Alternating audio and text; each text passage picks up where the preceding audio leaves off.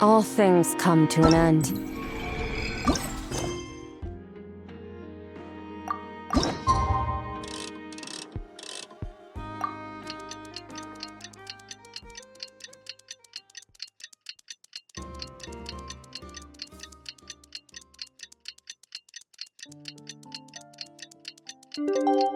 Even time itself. It's about time we headed over to the Curatorium of Secrets. We have something super important to discuss. You remember, right?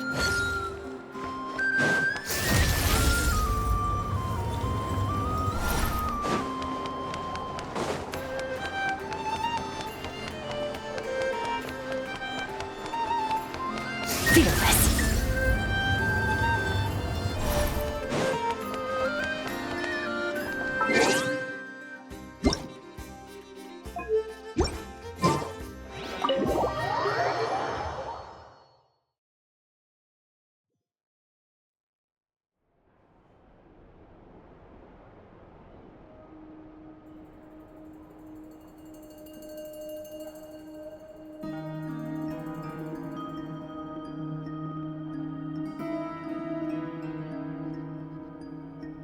Looks like the gang's all here!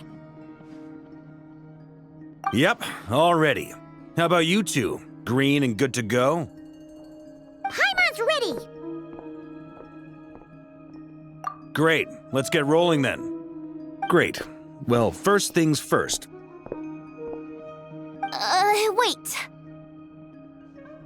Someone's here. We heard your footsteps. Although... You've been here for a while now. I take it you followed the Traveler, but I don't sense any ill intent in you. Come on.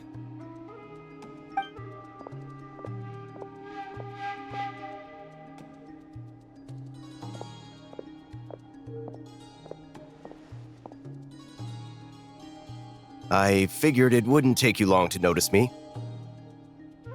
I come bearing news from my lady, the Knave. Dottore went through the motions of returning to Snezhnaya, but it was obviously a facade. However, he has not returned to the Kuvaki Experimental Design Bureau, nor has he made an appearance in Nasha Town. Well, in that case, he'll be in his lab way up north. I always wondered why he applied for his own private pad. He was planning this all along. Tell them that Sandrone and I will go on ahead. If they still intend to pursue this matter, they should meet us at the research center in the northern tip of Nodcry. Nice of Columbina's two best friends to think of us. We appreciate the heads up.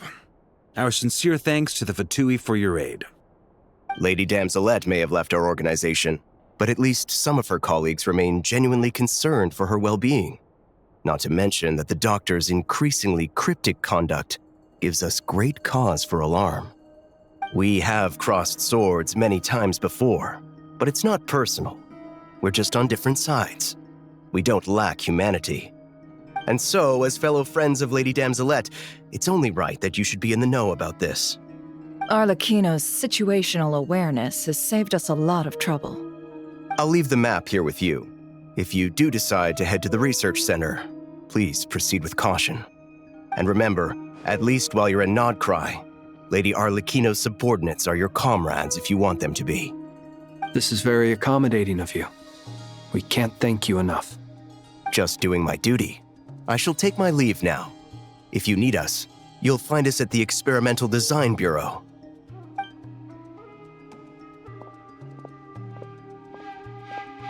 So, the Doctors left the Experimental Design Bureau and headed to some research center up north. Marionette seems to think he's been planning this for a long time. But when did it start? Before he even arrived in Nodcry? It seems his loyalty to the Tsaritsa is lip service at most. Behind the scenes, he may even be working against her. Whatever his motives, we know that he's decisive and incredibly ruthless. Facing him unprepared would be a recipe for disaster. At this stage, it's difficult to predict his next steps. I suggest we split into two groups. We need some people to stay behind and guard Nasha Town. Well, as much as I'd love to help, infiltrating research labs isn't really my area of expertise. But at least take Cool Your Jet's ducky with you. It should be some help during the battle. And as for Miss Inefa, I suppose you will stay to protect Miss Aino? Detecting operational logic. Protect Aino. Priority. High. Just in case, Servarka, I think it would be best if you stayed behind as well. You can leave the research center to us. I mean, I would have said the Knight of Berea should probably be out on the front line, but okay, fine. Leave Nasha Town to me. Be careful out there, okay? If things get out of hand, fall back right away. Yehoda will be on hand to assist you. In my absence, she can handle any intel gathering work. You got it, boss. You guys make sure to get back here in one piece, all right? We will. Things are moving fast. We'd better head off soon if we hope to keep pace. So, it's infiltrate a secret research facility, or... Yeah, alright. Paimon will help out here instead. Sounds like it's gonna be a pretty intense fight. We all have to bring our A game here. So, anything you need to wrap up before we leave?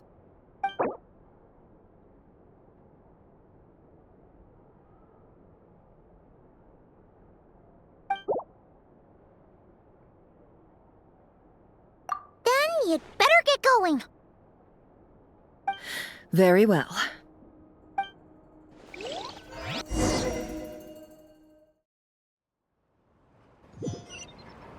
All these broken machines on the ground. Someone got here before us. Could it be Arlecchino and Sandrone?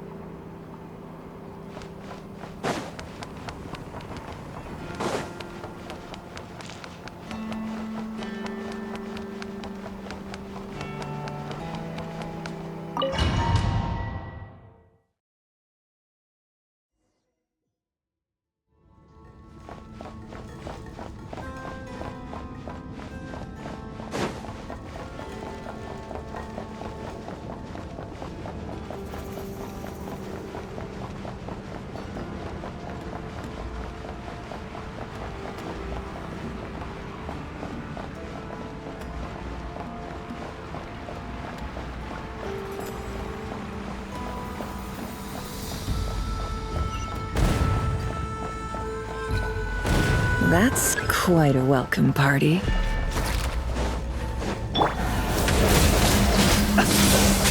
Close your eyes. Leave this place with one heart. The long sleep beckons.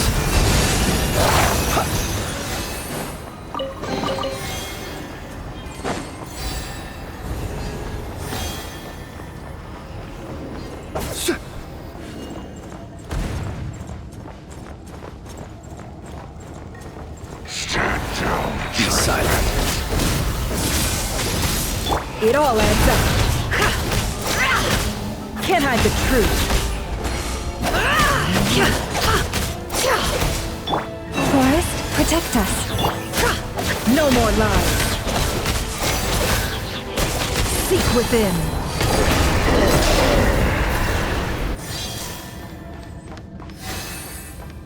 Get back! I said get back! Do you hear me?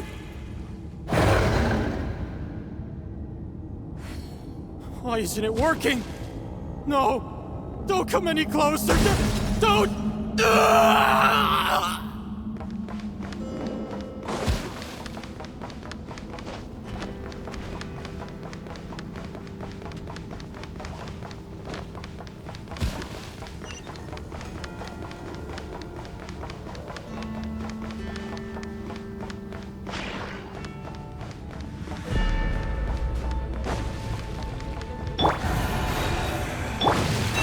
By the Frostman of old.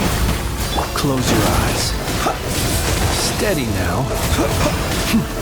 Observe. Night falls.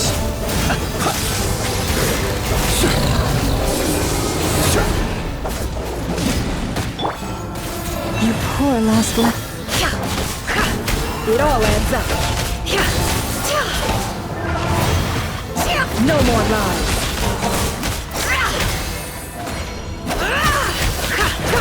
Can't hide the truth.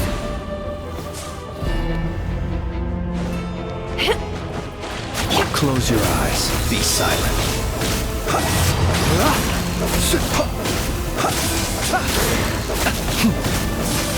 You poor souls. May your spirits find peace. Grab that key on the ground. We'll probably need it at some point.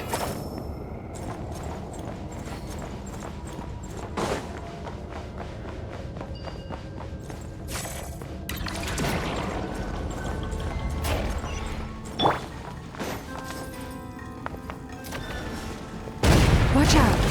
There's no way through. Let's go around.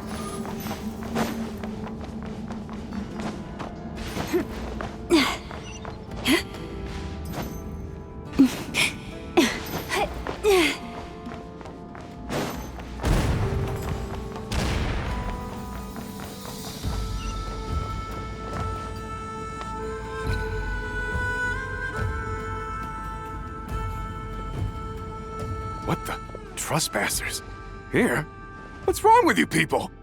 We're looking for the doctor, and we understand he might be here. I see you're fleeing the facility. You looking to settle a score with the doctor? Good luck with that. I don't think you have many chances left. Perhaps. But you might have a chance to live if you start talking. 2 other Harbingers had the same idea as you. They're already inside. But what good is it gonna do? The doctor wouldn't do something like this unprepared. Seems to me that you're not too thrilled about being his subordinate. Also, is it just me, or do I sense monsters nearby? If you'd prefer their company to ours, that can easily be arranged. We need to know what the doctor is up to. Please, if you know anything at all, tell me. This is about more than us versus the doctor. His actions could have consequences for all of Nodcry. And perhaps even your homeland, Snezhnaya.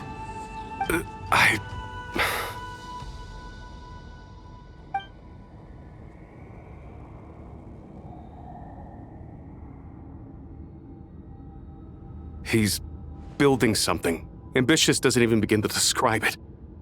Feels like this could be the big one. God knows how long he's been planning it. A while back, he told us he'd be returning to Snezhnaya. We weren't expecting him back so soon.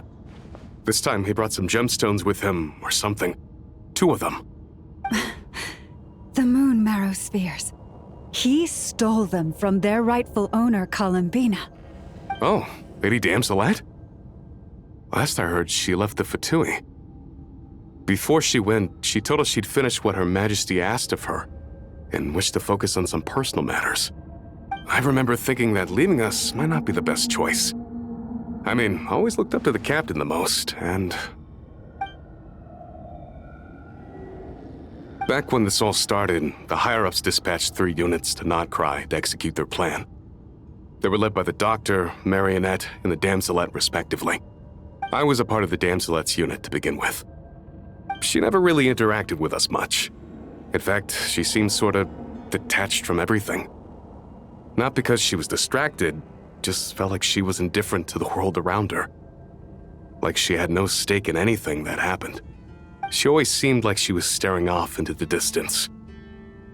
Almost as if she didn't see anything worth living for in the present, so she had to look further afield. That's right. She always used to stare up at the sky. The Doctor used to stand nearby and watch her. Apparently they got along well at first, but somewhere along the way, she grew wary of him, started avoiding him as much as possible. After she left, everyone in our unit merged with the Doctor's. He's similarly indifferent to the world, except when it comes to the moons. He seems to have big plans for them. Right now, obtaining the 3 moons is his #1 priority. He even said if he can only get his hands on 2 of them, he'll create a 3rd one himself. How would he create an artificial moon marrow? Maybe the knowledge he gained from the Hyperborean phantoms has something to do with it. Thank you for cooperating. We appreciate the level of detail. I get the sense that you'd serve under Columbina again if you had the chance. Would that be fair? No, she's no longer a harbinger. As a member of the VIII, my loyalty will always belong to the Tsaritsa. I'm only telling you all this because I don't completely trust the Doctor. His actions do not align with the goals that first brought us to Nodcry. I understand. We'll do everything within our power to stop him. The Knaves unit is based at the Kuvaki Experimental Design Bureau. Maybe you can seek refuge with them. Well, now we know what's going on here. Artificial moon marrow. He's likely well on the way to completing it. Dottore's technological capabilities are far more advanced than I thought. I fear this could get ugly. Everyone, prepare yourselves.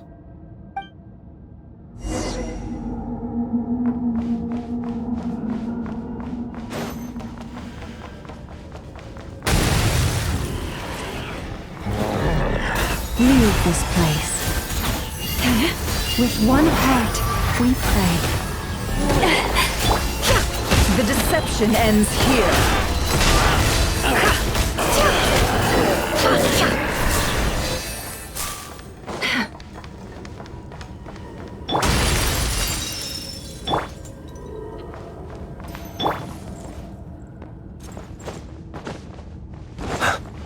The night cometh.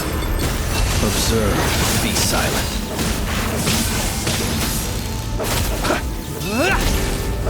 Close your eyes. Forest, protect us. The mystery unravels. It all adds up. By the frost moon of old. Be silent.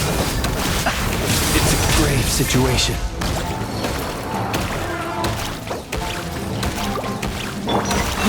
Stay your hand. Can't hide the truth.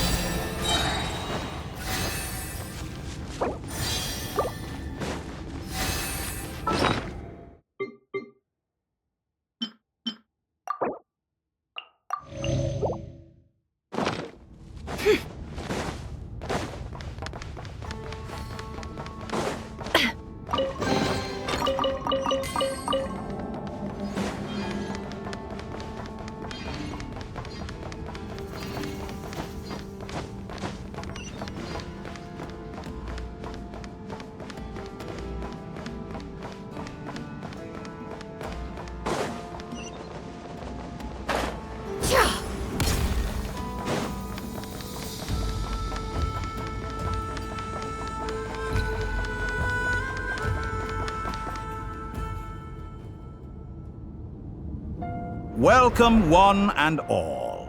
I've been expecting you. I hope my humble research facility is to your liking. Yeah, we really appreciated fighting our way in through a horde of monsters. The gall. You expect us to believe you've just been patiently waiting for us? Of course I have. Should I be worried about something? Everything seems to be going quite smoothly so far, and you've shown up right on schedule. First Sandrone and Arlecchino, now you. Quite a surfeit of guests I've had today.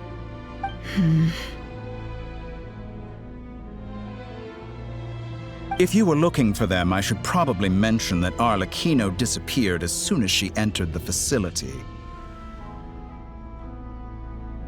As for Sandrone, why, she stood right here only moments ago demanding answers from me at the top of her voice. Hardly out of character. She never was one for basic courtesy. But I have to admit, I was a little surprised to see her showing concern for someone besides herself. Does everyone you associate with undergo such a change in temperament? Speaking as a researcher, I have to say, it is not a change for the better. It threatens one's ability to remain objective. Well, since you ask... So you've got your hands on the moon marrow, and now you're claiming godhood. Don't you think that's a bit of a stretch, Dottore? I must protest what you are insinuating with that phrase, claiming godhood. I am not claiming anything. I am stating a fact. You're a researcher. I'm sure you appreciate the distinction between the two. Huh? Wait, you really think you're all that? You'll excuse me if I'm not being a polite little lady for you. We're colleagues. We both know what kind of person you are. By the same token, I knew you'd respond along those lines. You and I both understand that facts speak louder than words. To that end, I've had my people send you a small gift. It should go some way toward helping you understand my present position. What gift?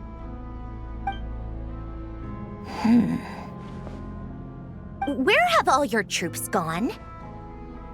Who knows? Perhaps they are already marching toward a new world, following in the footsteps of an unknown god. As vulgar and arrogant as you may be, dear Sandrone, I have no intention of taking out my displeasure on your subordinates. They will enjoy equal rights to my own. You sent your people to the Experimental Design Bureau? That's the Tsaritsa's property. Yes, and I am very mindful of Her Majesty's instructions. But you know full well that they do not conflict with my present goals. In which case, all I'm doing is conducting another one of my experiments. Is there a problem with that? Now then, you have a judgment call to make. Am I simply lying to stall you? Or is it possible that every word I am saying is the truth? In which case, your subordinates really are in danger. So now you've turned on fellow Fatui soldiers. You're completely insane. I have set a new rule for myself. Each person gets one chance. Naturally, that includes you, Sandrone. If you wish to leave, I won't stop you. We are colleagues, after all. Scumbag!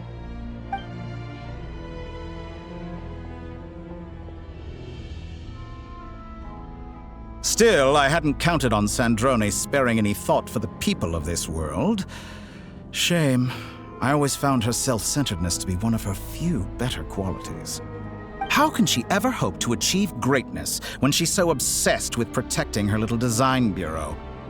It's more than a little disingenuous to speak of achieving greatness while taking hostages. Or does honor no longer mean anything to you? Honor? I have the marrow of 2 moons in my possession and will soon complete the construction of a 3rd. I will be the god of a new world. And you speak to me of honor? How charmingly naive. Those are sacred relics. You do not deserve them. In my view, many in this world do not deserve to be alive. And yet, I mercifully permit them to go on living, do I not? You'll come to regret your actions. Will I now? Let's see if you can make me.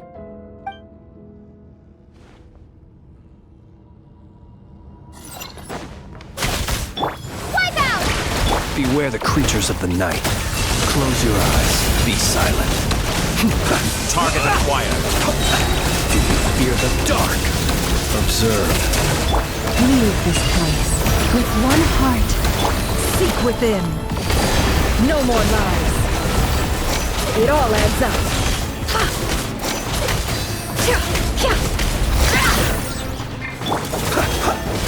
Close your eyes.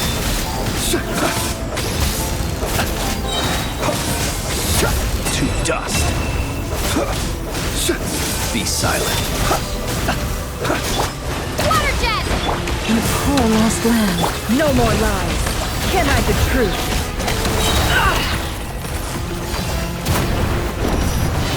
Arlecchino. Thanks for the assistance. Arlecchino. They see you as an ally. What a farce. You're clearly here to destroy my research. I'd say research is more valuable. Am I wrong? Everlasting as the moon! Laid bare. Go! Close your eyes. Your actions betray your fear of the dark. Is this all it takes to tire? Night falls. No more lies. Shatter like a reflection. Is that the best you can do? With one heart. Seek within. Get lost. Bombs away! Your actions betray your fear of me.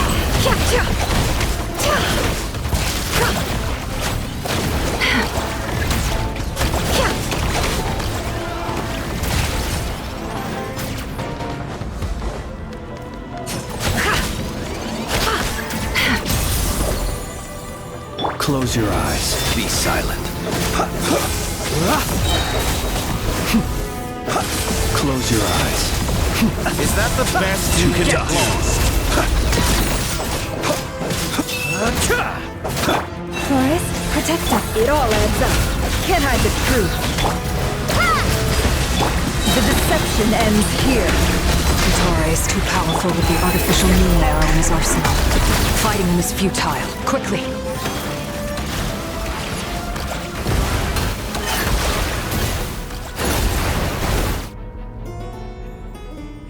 Let's go. I've always thought it is wiser to flee than surrender.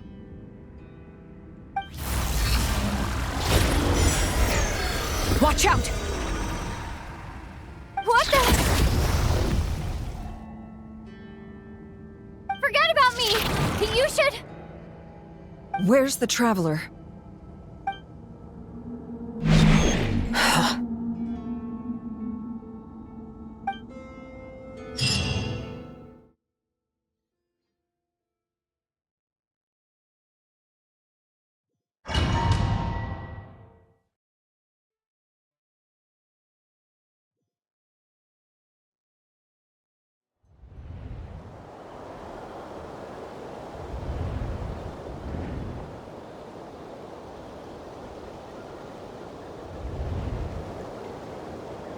What just happened? Nasha Town? How did I get here?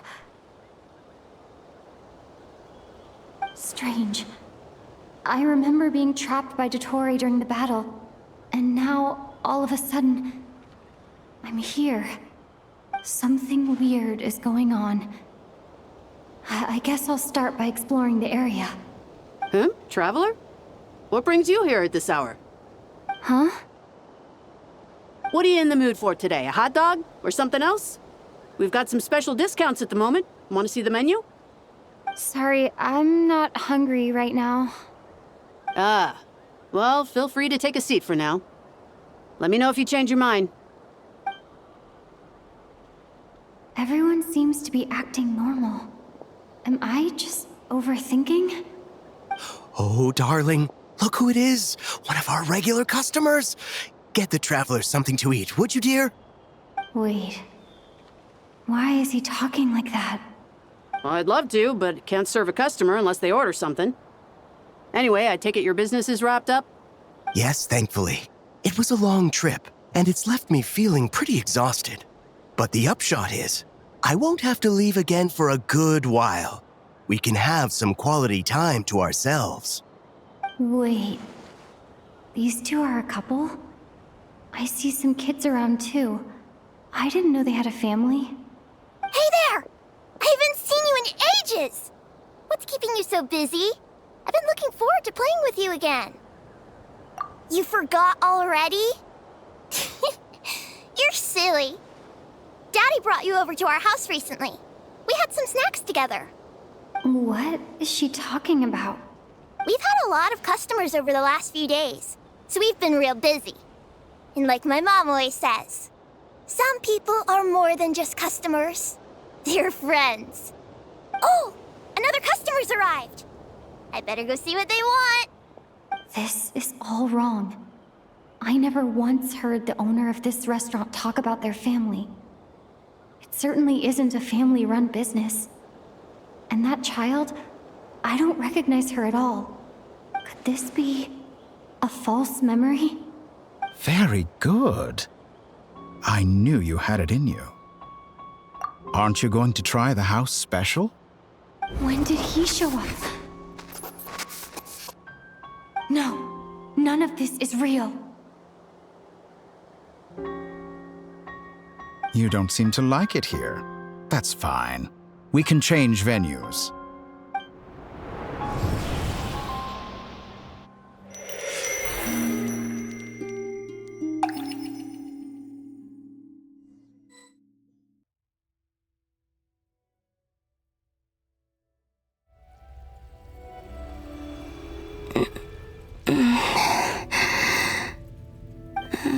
I'm still alive. Where is this place? It took all my strength to open the moon gate, and then I leapt into it. So this is the moon's reflection? The mysterious realm beyond the gate?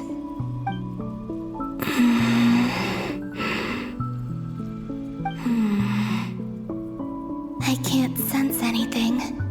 I guess I could try opening the gate once more.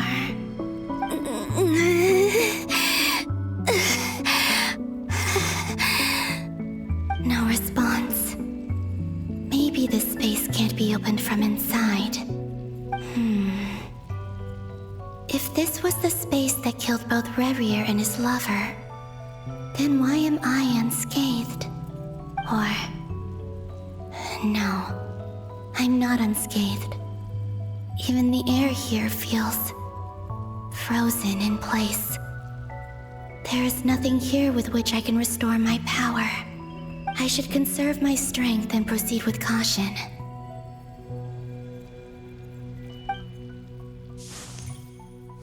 I don't believe Dotori's scheming will stop just because I escaped. If there is any chance that I can get back to the others, any chance at all, I must return.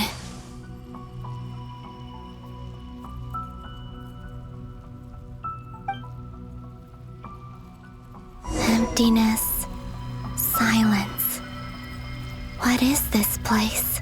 Or maybe the real question is, what is it for? What's this? Looks like it responds to my power.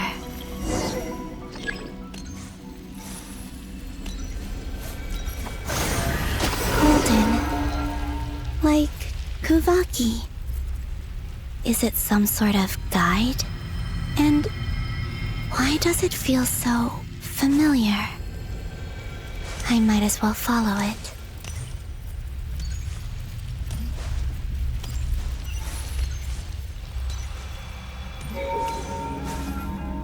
Where does this lead? Could it be the exit?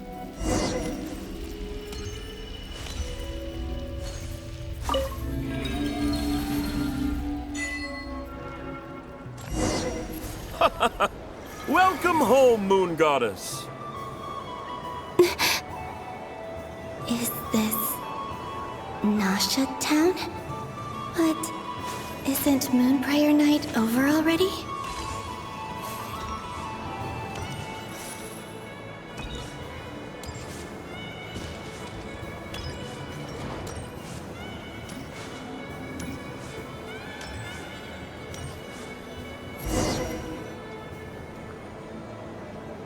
Goodbye for now, Columbina. I hope you have a wonderful night. I will. Llama, everyone else, and me? Are these my memories?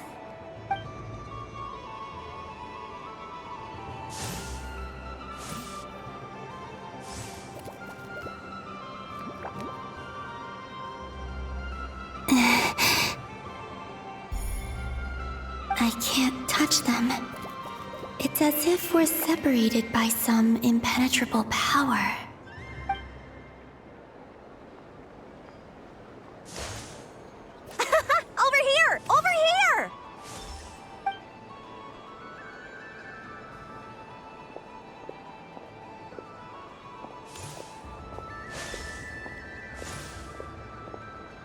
But the people in these memories pass right through me. Just like when I disappeared. If only I had known what would come to pass after that. Even so, I should still take a look around. Just being back here, it gives me the strength to keep going.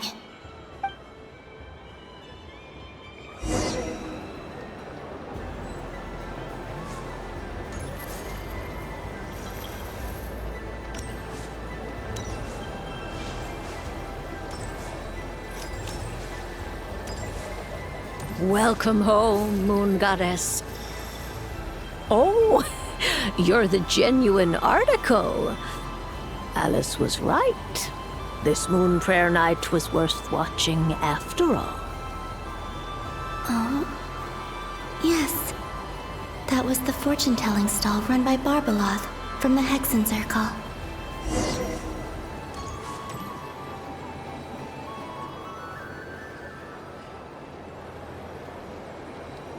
Please, draw the first lunar arcana. This represents destiny and is the foundation for the divination as a whole.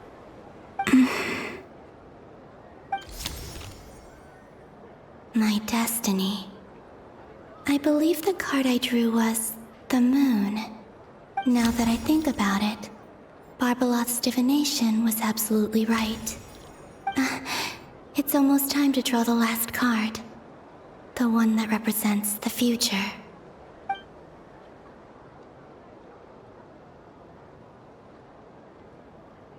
That was the card that popped out on its own. From here, I think.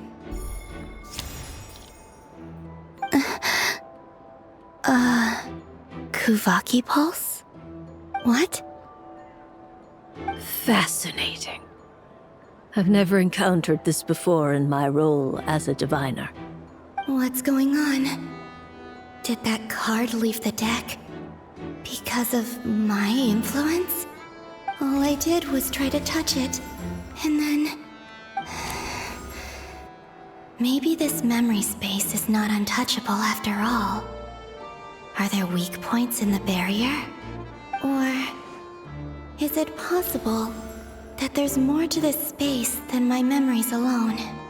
This card is death. I need to get to the bottom of this. I'll try touching something else.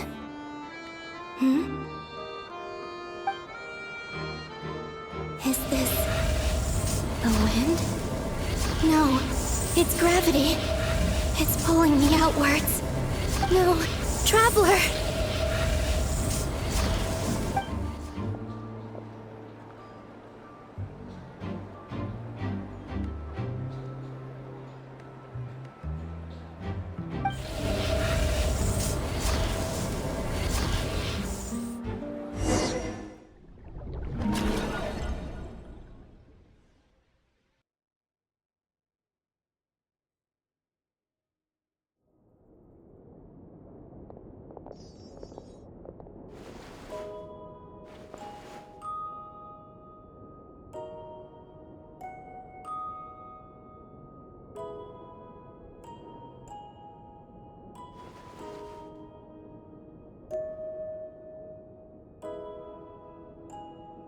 Paimon, listen to me. From the bottom of our hearts, we are so sorry. We completely understand how you must feel. The Traveler is trapped, and we all feel responsible for it. Don't say that! Paimon's not a little kid! You didn't leave her behind on purpose! There was nothing you could do! But... She's all alone in there! What if something happens to her? What are we gonna do then? We've barely spent any time apart since we met. Is she gonna die? We must find a way to rescue her. We were all involved in the operation where she was captured, and we do not abandon our comrades. That being said, it won't be easy. Through conversation with the others on our return, we've arrived at a basic idea of what we're up against. Dottore lab has clearly been in operation for a lot longer than we realized. We found many monster samples stored there. In all likelihood, They were materials he used to research his latest technology. We also know that through his contact with the phantoms of Hyperborea, he gained knowledge about the moons and certain Hyperborean technologies. Using this knowledge, he then fashioned an artificial moon marrow to serve as a replacement for the frost moon beyond the sky. Unlike Columbina, Dottore is not being rejected by Teyvat. And even with 2 of the 3 moon marrows, his power far exceeds all of ours combined. Once his 3rd moon marrow is complete, Dottore will have completely seized the authority of the 3 moons. Teyvat's most primordial powers will then be in his grasp. Does that mean... I'm afraid so. No one could have predicted this level of insanity, not even from Dottore. And unfortunately, his insanity is coupled with an intellect and ambition that not even his peers in the VIII can match. This is dire. Sounds like the world is done for. The 3 moons' authority can influence the very fabric of time and space. I dare not imagine what a monster like him would do with that kind of power. The trouble's already begun, I'm afraid. On our way back, we discovered that part of Nodcry is being enveloped by an unknown energy. We cannot ascertain what is happening inside. I'm convinced this is Dottore's doing. Not that there's any way to prove it. The issue is, we have no idea what his intentions are. The only thing more frustrating than facing down evil is knowing that it will surely come, but not knowing when. The doctor is guilty of numerous crimes in Mondstadt as well. One of our knights, well, former knights, his father was murdered by Dottore. His ideology and methodology are a danger to everything in his path, from individuals to entire nations. He does not feel guilt, even when he acts against his own people. He doesn't see them as his own people, that's why. People like him see everyone else as beneath them. Right. He views other people only in terms of how they can benefit him. That's the basis of all his social connections. Granted, he's hardly the only harbinger to pursue their own interests. We all do. And Her Majesty is gracious enough to permit it. Still, her mercy has its limits. Dottore's actions have gone beyond even what the VIII could have imagined. Usurping divine authority to become a god. For a servant of the Tsaritsa, that goes beyond being disloyal. It's treason of the highest order. We can't expect him to heed the Tsaritsa's will once he gains the 3 moons' authority. Even we harbingers consider him the most self-interested among us. Poor Traveler. Of all the people to get caught by... We have to go save her! Right now! Please! We gotta find a way! Paimon, I promise you, we are with you all the way. I get how you feel. I do. But it's gonna take more than strong emotions to take down an enemy like Dottore. What we need now is more information. Right. We can't even guarantee he's still at his research center. Before we can think about mounting a rescue operation, we need to confirm the Traveler's location. I'll find a way. Paimon knows, but... She's so scared. If anything happens to the Traveler... She might be the strongest person Paimon knows, but she's still human. She feels pain and bleeds just like anyone else. Then think things through before you stick your neck out. Unless you want to lose your head. Sandrone. Miss Sandrone, you're okay? Put the stuff over there, and be gentle with it. Am I okay? As you can see, I've had to move my whole livelihood out of the Experimental Design Bureau. It's been swallowed up by Dottore's energy field. If I'd left it any longer, I probably would have gotten stuck there. Ugh, Dottore always goes a little loco when he finds a shiny new toy. Not that he'd ever admit that. But this time, he's gone full psycho.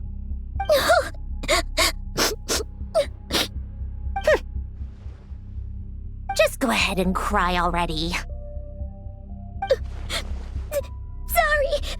Paimon's not trying to make a scene. It's just, she can't. Oh, Paimon. Let it all out. There's no shame in it. When you're overwhelmed by fear and despair, crying can help get it out of your system. You'll feel better for it. Okay then, while the baby of the group is having a moment, how about the grown-ups get to work? Give me your hand. You've made a discovery? Polonia, scan.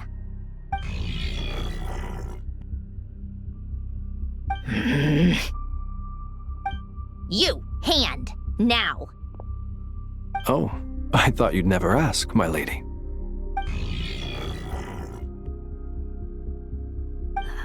Curses! You're next, then you.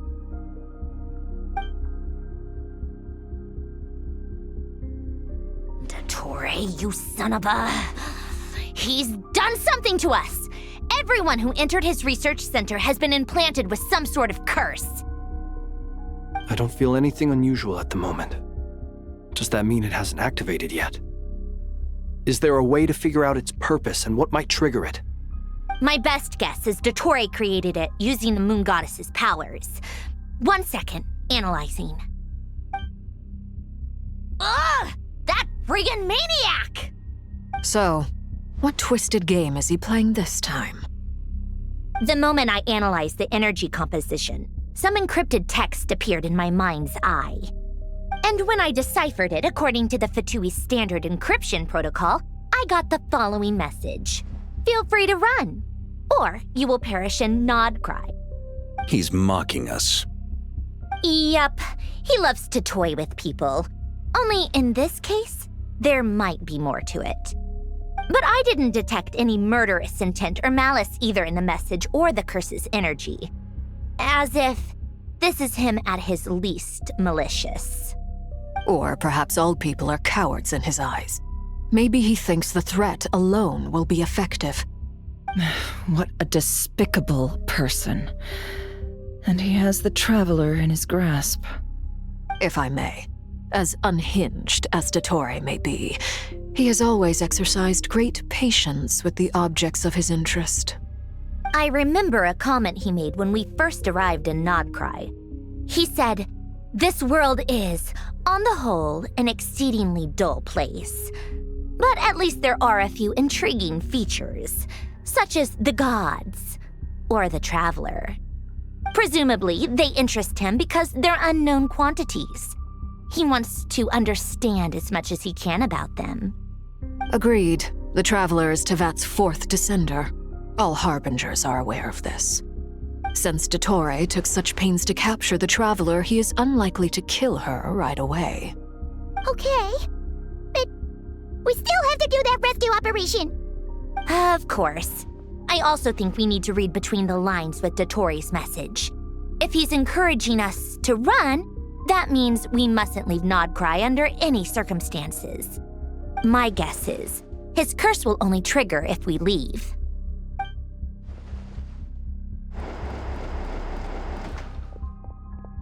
We've discovered multiple energy fields. Albedo is still attempting to analyze their structure. He told me to report back first. Each field is slowly growing, swallowing up more of the surrounding area in the process. And the pace of their expansion has increased since we first examined them. He's probably trying to swallow Nodcry whole. His nefarious ambition knows no bounds. If this continues, the whole of Tevat will be in trouble, not just Nodcry. The loss of Columbina could not have come at a worse time. Do we think she's truly gone for good? She entered the space beyond the Moon Gate, knowing what became of Rerir and Thalindus. I'm sorry, but I fear the odds aren't good. Don't be ridiculous. If I know her, she's busy finding a way back as we speak just so she can annoy me. She isn't dead. Whatever has become of her, the fact remains that we are 2 comrades short on the eve of a decisive battle. We need to find out the Traveler's location. But there is also other work to be done. Agreed. Whatever Dottore planning, we have to get the local populace somewhere safe. So, as well as a rescue mission, we have to organize a mass evacuation at the same time. It would be best if someone could approach leaders of neighboring nations and negotiate emergency asylum for Nodcry's inhabitants. Can anyone handle that? Snezhnaya is one option. I'll see what I can do. This would be so much easier if the Traveler was here. No! Stop thinking like that, Paimon. Paimon will join you. She's pretty well connected thanks to the Traveler. Maybe it'll come in handy. Either way, that's what the Traveler would do if she was here.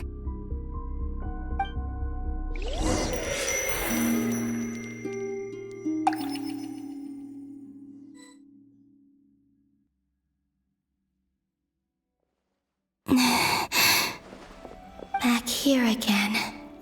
That gravitational force that pulled me back. Is this where it came from? When I saw that memory of Moon Prayer Night, I think I influenced reality. Was it just a coincidence?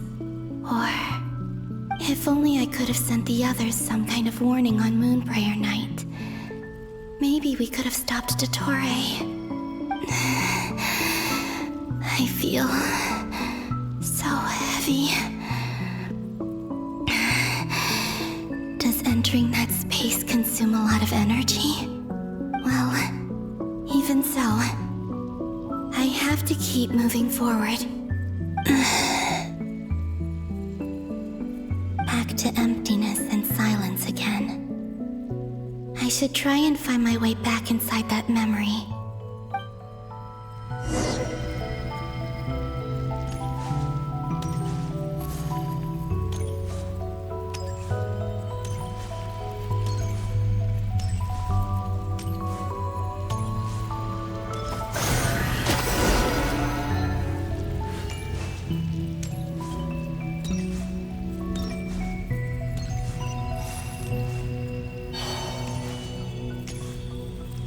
Entrance from last time isn't showing up.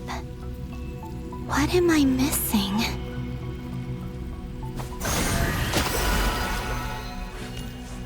Looks like I need to gather these scattered fragments.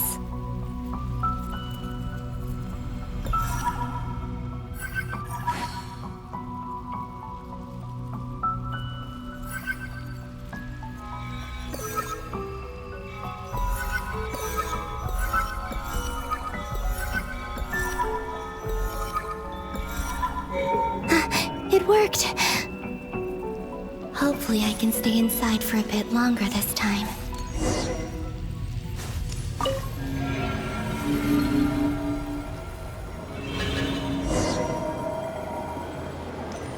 Ad Astra Abyssosque. Welcome to the Adventurers Guild. What?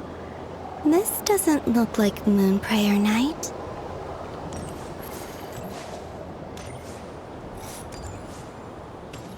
Extra, extra! Latest issue of the Nasha Express! I don't think I've ever been here. Maybe this space isn't comprised of my memories after all.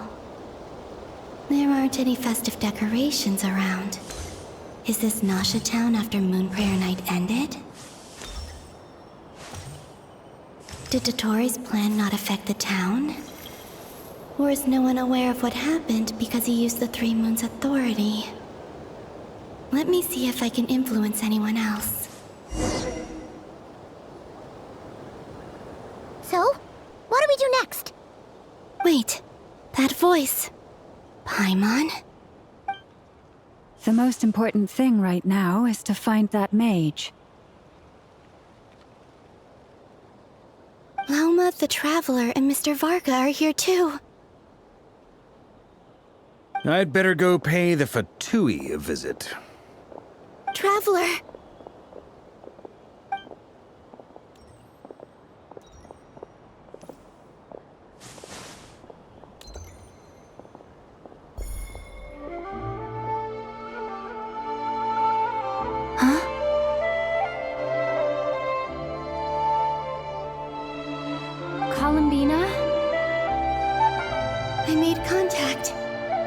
It's me, Columbina. Huh?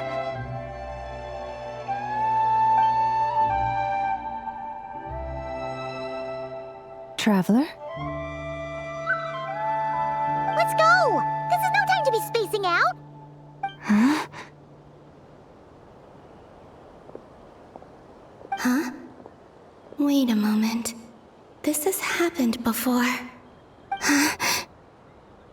This is what happened when I disappeared. I stood right over there, thinking that no one would ever find me again. It was only when she called my name that I decided to follow them. But did she turn around because she sensed my touch just now?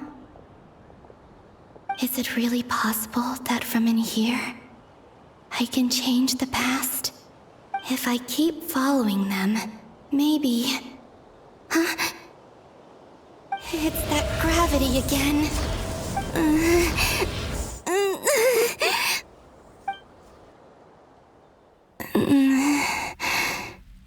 Every time I influence reality within that space, this force intervenes and pulls me back.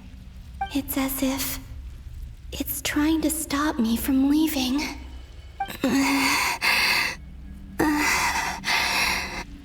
I'm getting weaker and weaker. I'll just have to try another approach next time. Come on, Columbina. Keep going. You have to tell everyone what happened.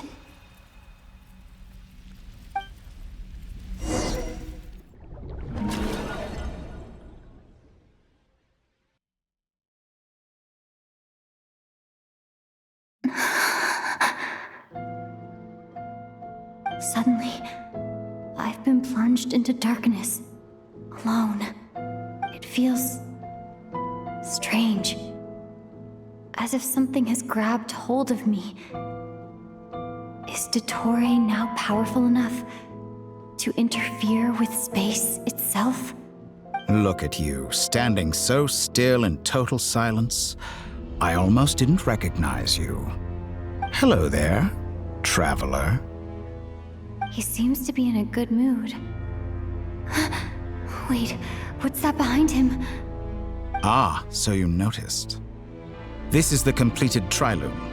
2 primordial moon marrows and 1 artificial specimen. You are wary of it. Good. Maintain that reverence. You performed well in that recent battle. Brave and reckless as always. Courage is the sign of a true hero, and impulsiveness is the hallmark of those who strive to advance. I say this not to belittle you. Most creatures are far more timid by comparison. 3 moon marrows. Does that mean the artificial one is now complete too? Well spotted. What do you think? For a replica I built myself, I dare say it looks the part. Dottore, are you planting illusions in my mind? I have no interest in fooling your eyes. On the contrary, I hope to show you the true essence of all that you see before you. Is this not a beautiful city? People live in peace and find joy in their work. The streets are safe. People can even leave their doors unlocked at night. You might say it is the Elysium everyone dreams of. All available data indicates your values and worldview conform with the mainstream. This kind of society should be quite to your taste. False beauty is deceitful. Lies are to no one's taste. I wonder, is it your moral standards that are too high? Or your expectations of reality? Answer me this. If someone existed in a sweet dream from the moment they were born, a dream in which they never once felt pain, which do you think they would consider superior? The dream or the reality? That's pure sophistry. It has nothing to do with your actions. As I suspected. You have yet to understand all of this for what it really is. What do you want from me? You sound impatient. Do you think the only reason I'm keeping you is because I want something from you? If it's not, then why haven't you killed me yet? No one can stop you if you're as powerful as a god. I'm delighted you recognize that fact. I believe we last squared off in Sumeru. Ah, the memories. How time flies. You and I have both grown. I'm not surprised that Arlecchino and Sandrone worked with you. You've always a way of slowly but surely ingratiating yourself with all levels of society. People laud you as a hero, but I suspect there's more to it than that. Oh, but to be clear, I don't say that to flatter you. Do you always give your opponent an appraisal before you deal the final blow? Call it a long-time habit. I'm a researcher, and one of my duties is to give an objective assessment of my subjects. But you misunderstand. We are not opponents. Not at this moment. I just want to talk. Think back to Tartaglia, Arlecchino, Capitano, Colombina, and now even Sandrone.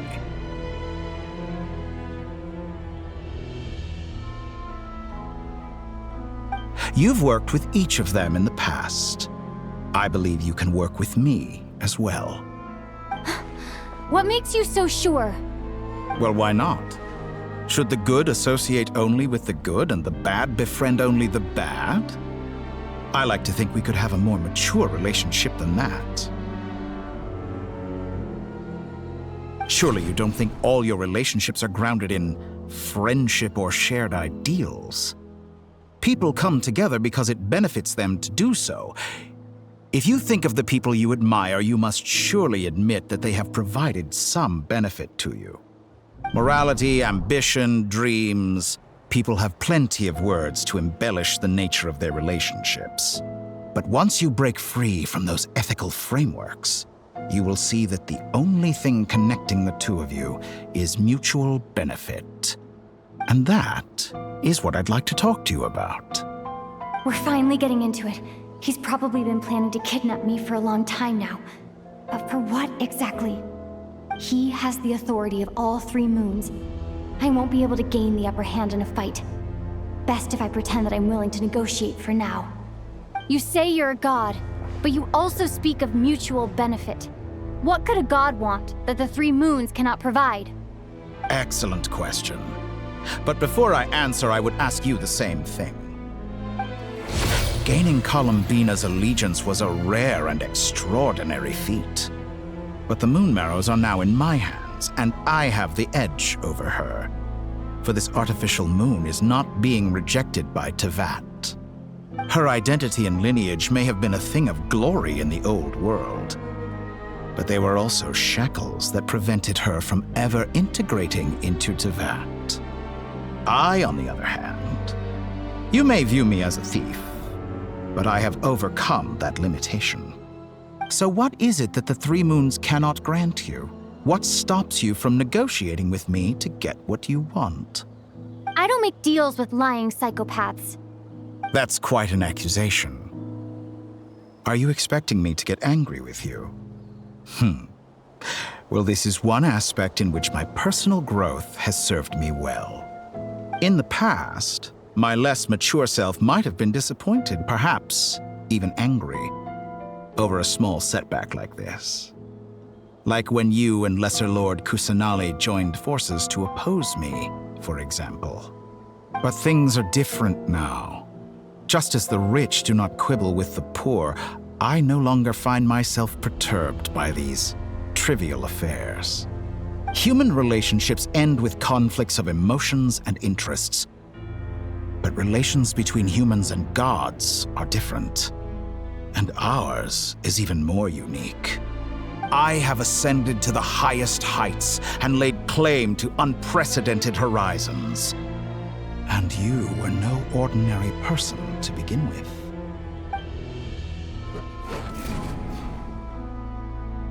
Allow me to show you the world, Descender.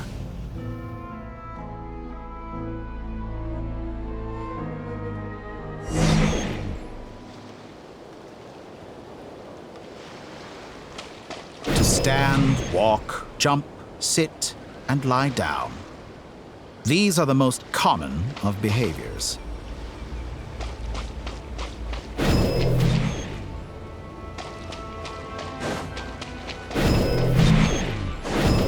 Have you ever wondered why we were born following such laws? Who stipulated that we could not fly instead of walk?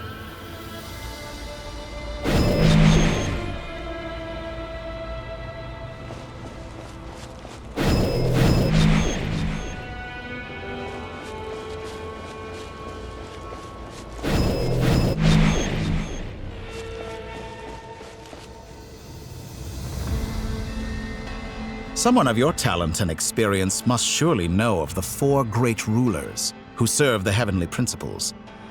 They govern life, death, time, and space. One wounded by a blade will die from blood loss or infection, and one who falls into a lake will drown in agony. The elderly wallow in solitude, and the solitary age faster. Eventually, new life is born, only to embark on the same path of suffering. These 4 divisions anchor the world and shackle those who live in it. But they themselves transcend its boundaries, squandering the power bestowed by the heavens. All who live yearn for equality, but unless the gods prostrate themselves and profess that they are mere servants of the living, equality can never exist. Who makes the rules we must live by? Who has the right to restrict us? The limits of the body can be rejected.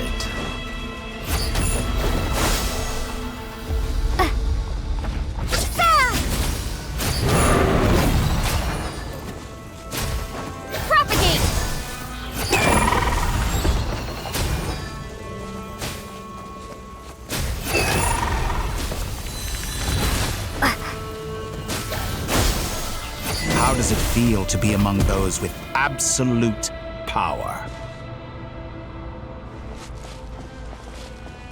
You cannot conceive the extent to which your flesh hinders your mind and spirit.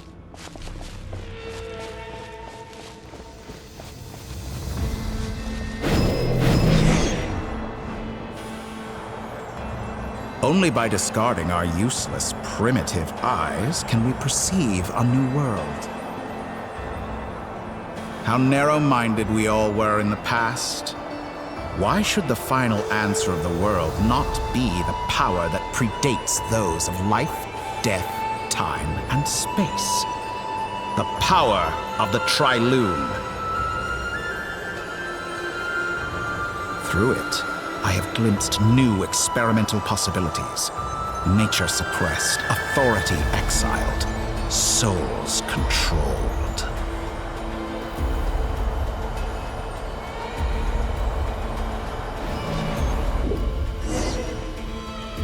You know, I heard recently that a group of critics reviewed countless stories and drew an interesting conclusion. They found that it is more often than not the villains who strive tirelessly to push the boundaries of progress. In fact, long before this, someone voiced a similar idea in an academia editorial. I felt a great affinity with this perspective. I have never been afraid to step up and play the role of the villain. Fanatics are trampled down for their transgressions, and those who transcend are rebuked for their audacity. And so, the majority of creatures are too timid to follow my lead. But all sacrifices made during my experiments have been worthwhile, as you can now see. I can offer you something new, something unique, precisely because I am a villain. Think about it. We are eternally bound through mutual interest. Can you truly say you would never turn to malice if it could give you the life you dream of? After all, what value do perfection and purity really have? They are fragile and feeble things, utterly tedious. I say, better to be governed by a flawed humanity than a gnosis. The true seeker of knowledge is the villain who undergoes countless tribulations in pursuit of their goal. I'm sure many people have told you that you're different. Because I'm a descender? Exactly. Very clever. But what has that got to do with you? I do not conceal my wicked deeds, my selfish desires, or my greed. A true researcher must act as I do if they are to understand and speak of the truth. And yet, a knowledge seeker like myself will inevitably grow tired of studying Tevat beyond a point. You have traveled to all corners of the world and met many people. Along the way, there have been moments when you were misunderstood or even became a wanted criminal. And all the while, you have spent your days doing some of the most mundane jobs in the world. You fight and toil, claim minuscule rewards from my friend Pantalone, then you fight some more, winning some battles and losing others as your search goes on. And this cycle continues, with no end in sight. Surely you must sometimes grow weary of being stuck in this same loop day after day. We're completely different. I embrace everything that life throws at me. I am engaged in every step of my journey. How does that make us different? I too embrace what life brings, researching everything that interests me. Think of all the novel things I've managed to create, like the artificial moon marrow. Don't you see?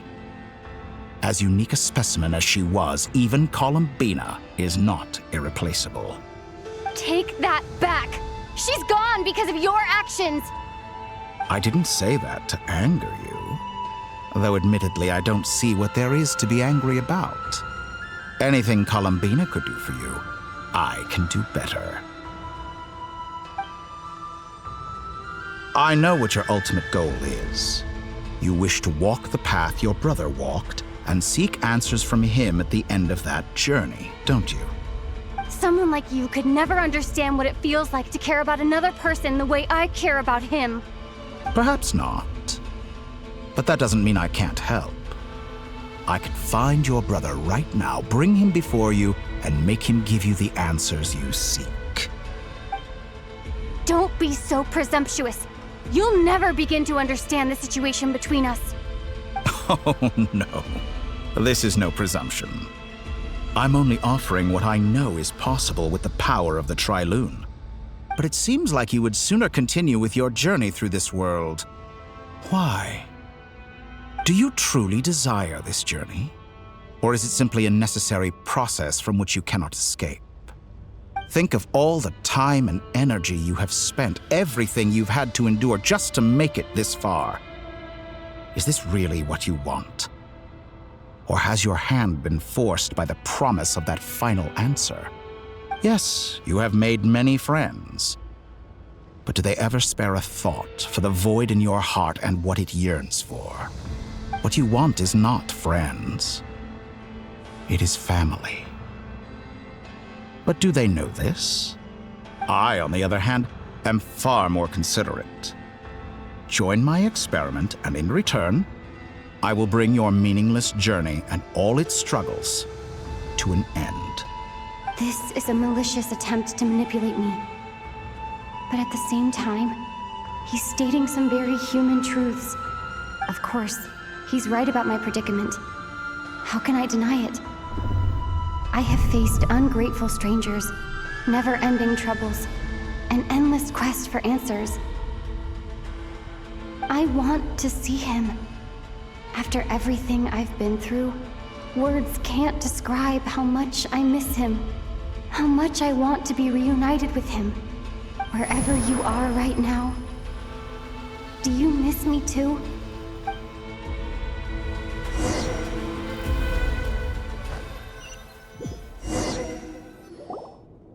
All right, everyone. Our next mission is clear. We need to contact all the major organizations, explain the situation to the public, and then begin the evacuation. The residents of Notcry are quite dispersed. The two most populated areas are the Southern Isles and Pyramida. Miss Lauma, I will leave Hisi Island and Nasha Town in your hands.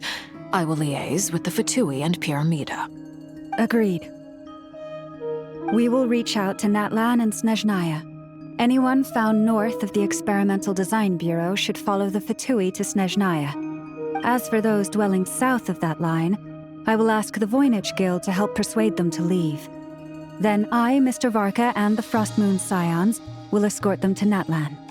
The Voynich Guild has dealings with the Curatorium of Secrets. I will send them a letter vouching for your credibility. Yehoda, you should help Lauma. This is too big of a task for one person. My wish has come true. You're willingly lending me your most capable employee for the day. Well, good for you if all this only takes a day. Of course, if it takes any longer, I'll be charging a fee. Boss, wait! Don't I get a say in this? Oh, I'm sorry. Something to add, Yehoda?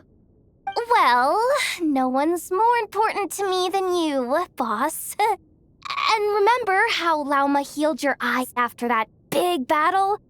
I think that's worth at least 2 or 3 days' work for the Frostmoon Scions.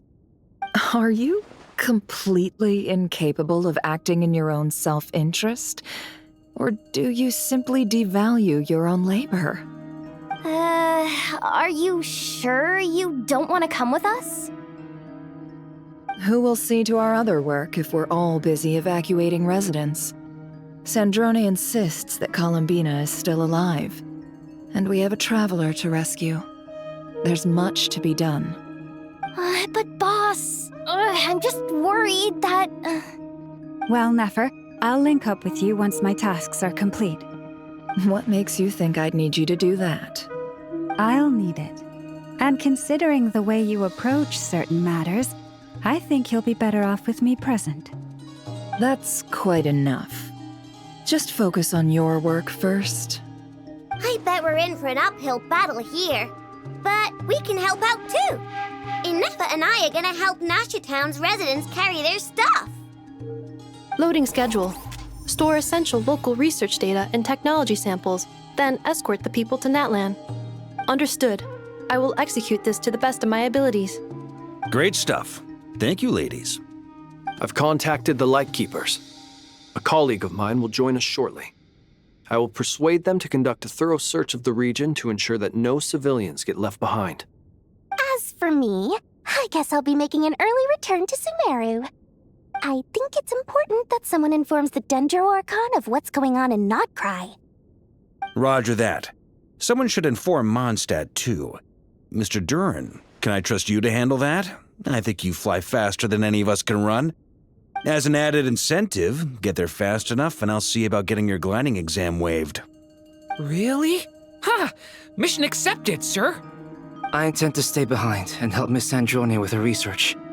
She has some alchemy-related questions that she'd like me to explore. She recognizes your expertise, then. I wish you a fruitful collaboration. Thank you. In truth, I was surprised to hear her express an interest in subject matter outside of machines. I believe she has been investigating some Fontanian technology recently. She made a point of bringing the relevant materials with her when she left the Experimental Design Bureau. She's sorting through everything in her room as we speak. I should mention that we have one other friend who isn't present. He hasn't made his position in all of this clear. But if we know anything about him, he's likely investigating on his own. Paimon's been very quiet today. But I know how close she and the Traveler are with the Natlanese. She should come with us to the border. Okay. Paimon will do her best. Make sure to heed Sandrone's warning. Many of us have been cursed by Dottore. As such, under no circumstances should anyone cross national borders. Remain within Nodcry.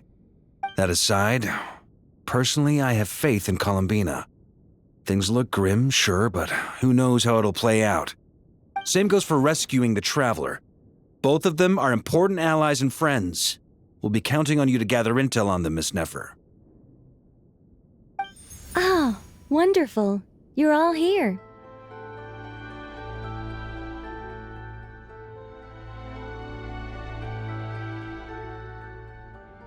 That voice again! Nicole? Whoa, that was loud! And it came out of nowhere. So mysterious. Sorry, This is the only way I can speak to you all right now. Please accept my apology. Anyway, time is short. I'll cut to the chase. We're still facing quite a catastrophe here at the world's borders. Alice has roped in every Hexen Circle member she can get a hold of. Except for me. She told me I had to come and help you all out as a matter of urgency. I quote, "You love talking, don't you? Well, now it's finally your time to shine.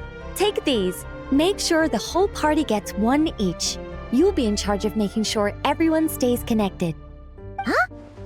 Is this a Dodo communication device? Scanning. Unknown device. Analyzing. Unknown device. Conclusion. Cute. Affirmative. It is cute and good. I believe that I quite like it. This is no ordinary Dodo communication device. It's my very own special modified version, specifically... sorry. I almost went off on another tangent there. Anyway, help yourselves. It will allow us to communicate over long distances within Nodcry. No more worrying about shuttling messages back and forth. What astounding technology. Am I right in assuming that it relies on your personal abilities to function, Miss Nicole? Yes, exactly. Right on cue, Albedo. I'd love to brag to you all about how it all works. But no, next time. Anyway, I'll be right with you all, serving as a communication hub. That's all from me. Head off as soon as you're ready. I'll be staying here to keep watch, and I'll be sending you my blessings.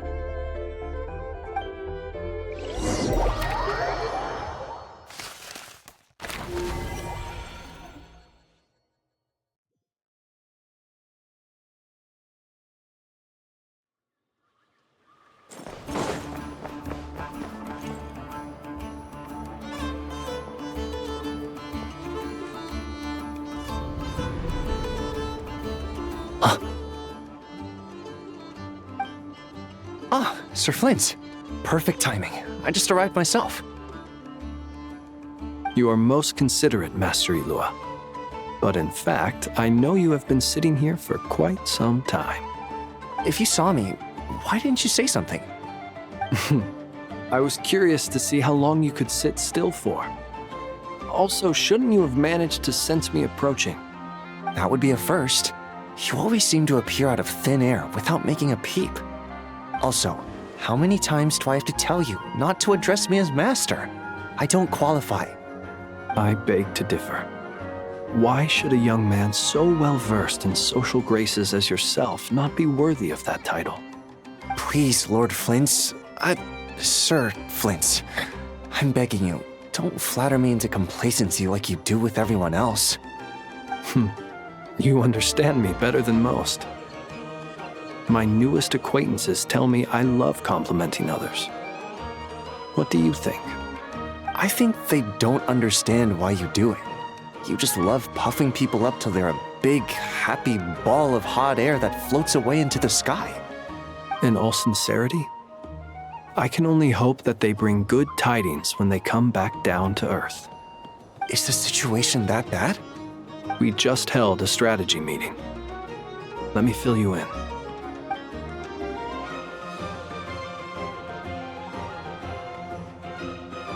In short, we need everyone gone from Pyramida.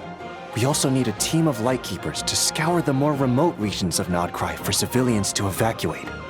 I only hope we have enough personnel. We do.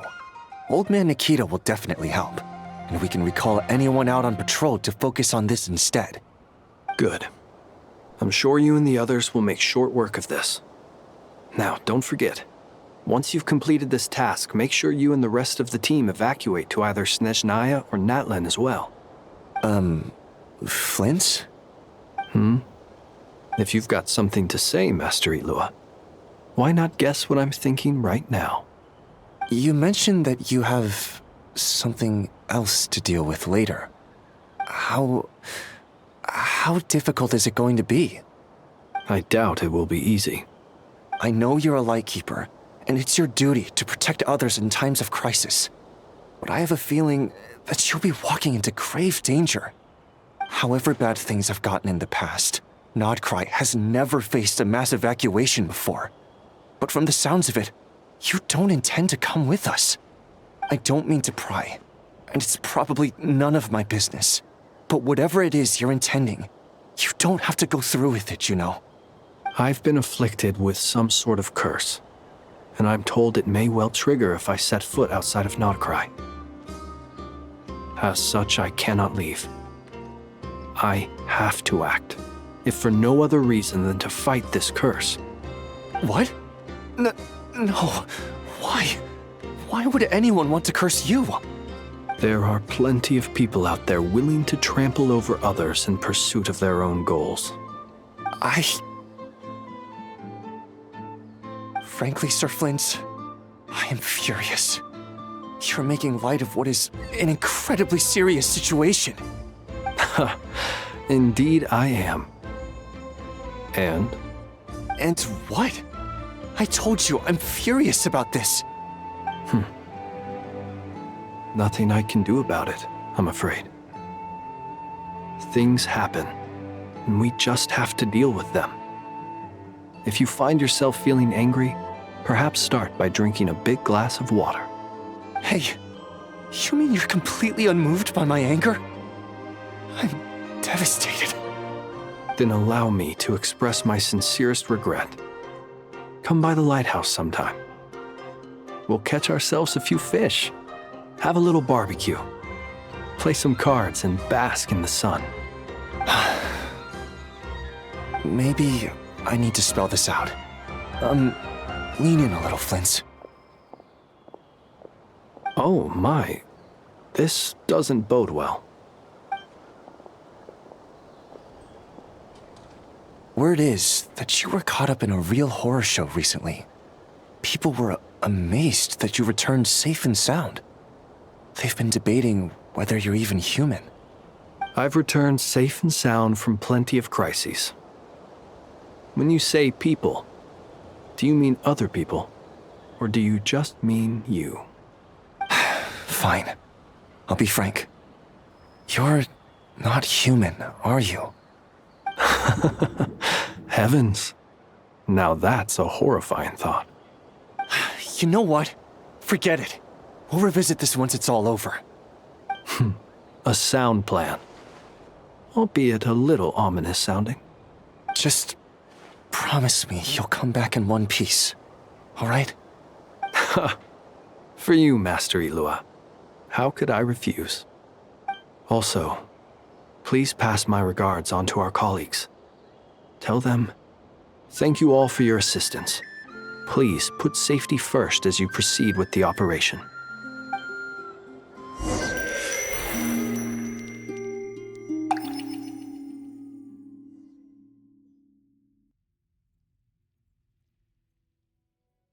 I have to keep searching for a path toward reality.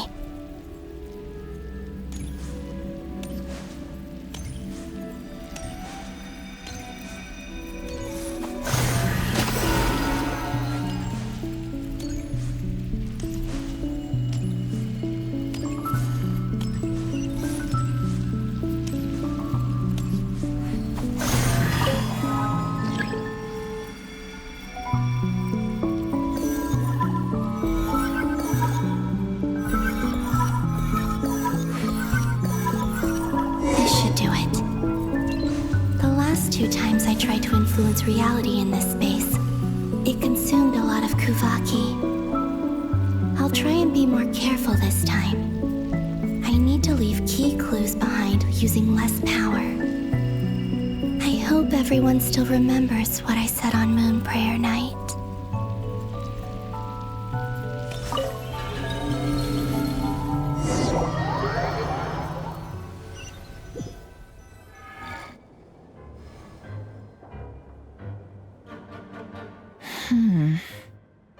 Nothing here either.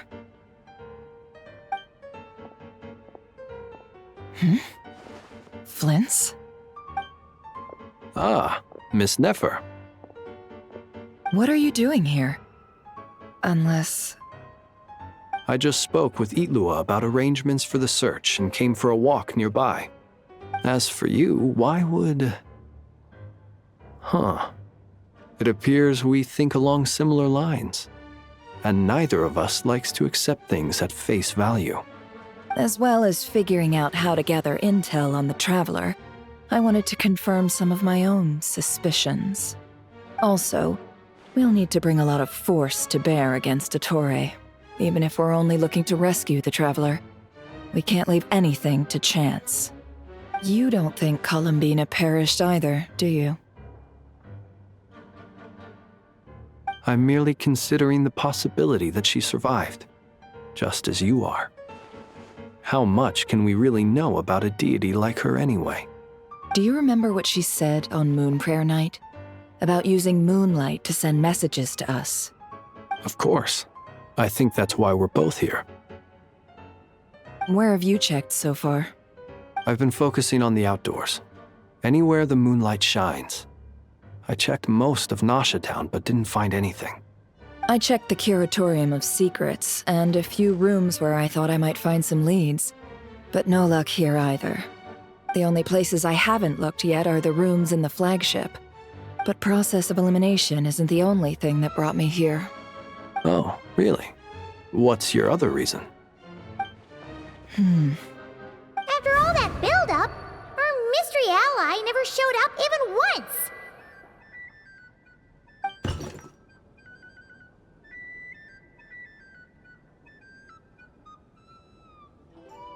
Huh? Am I imagining things?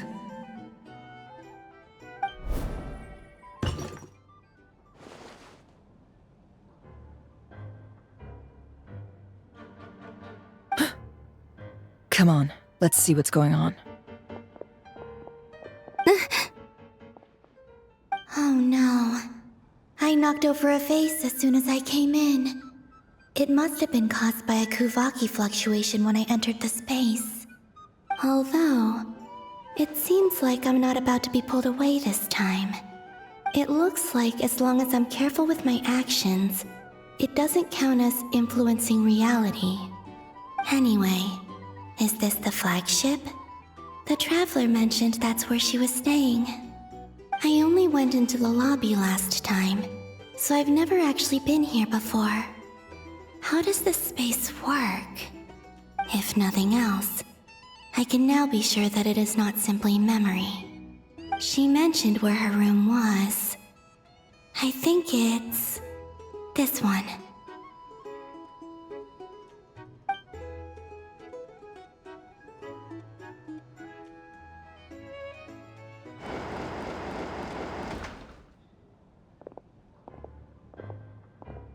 The door is closed.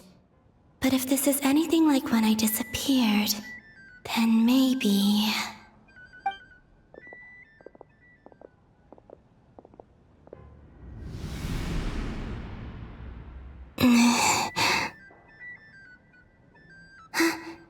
I'm in. She and Paimon aren't here at the moment. I hope she's okay. I wonder what happened to her after that battle with Ettore. Best not to dwell on that for now. I need to try and leave them some clues.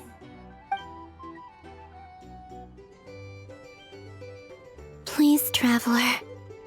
I really hope you find this.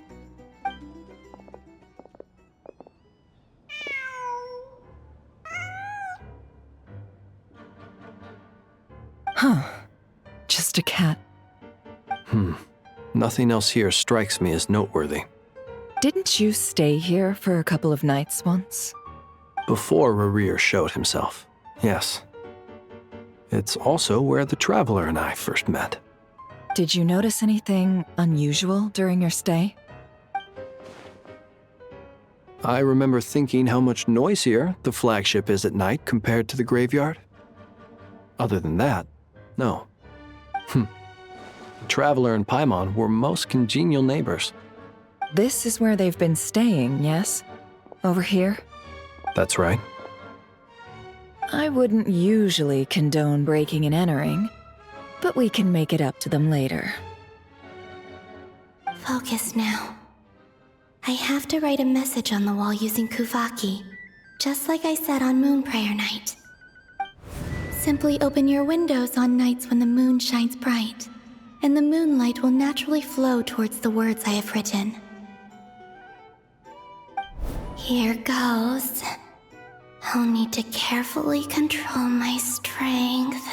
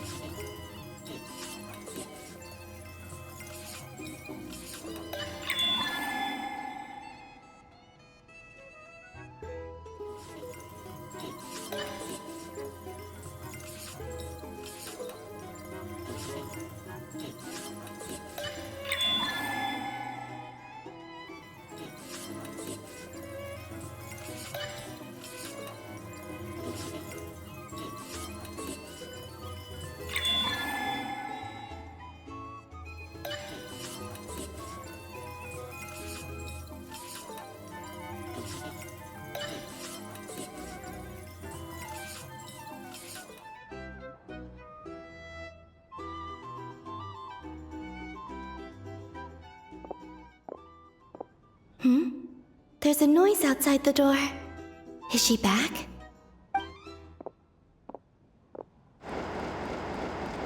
Please, you have to see these words.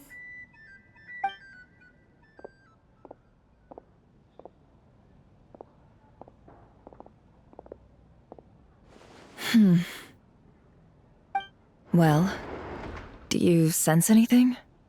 Unfortunately, no. And this place was our last chance. Not necessarily. We've only looked in Nasha Town so far. Miss Columbina said she would leave messages at her friends' dwellings. It's still worth checking where Miss Lauma lives and where I live. Let's try and make some time to look into those then. Wait. What are you waiting for? Paimon might have overeaten slightly. What's that look for? This is a victory feast. It's normal to eat a little more than usual. The Traveler in Paimon.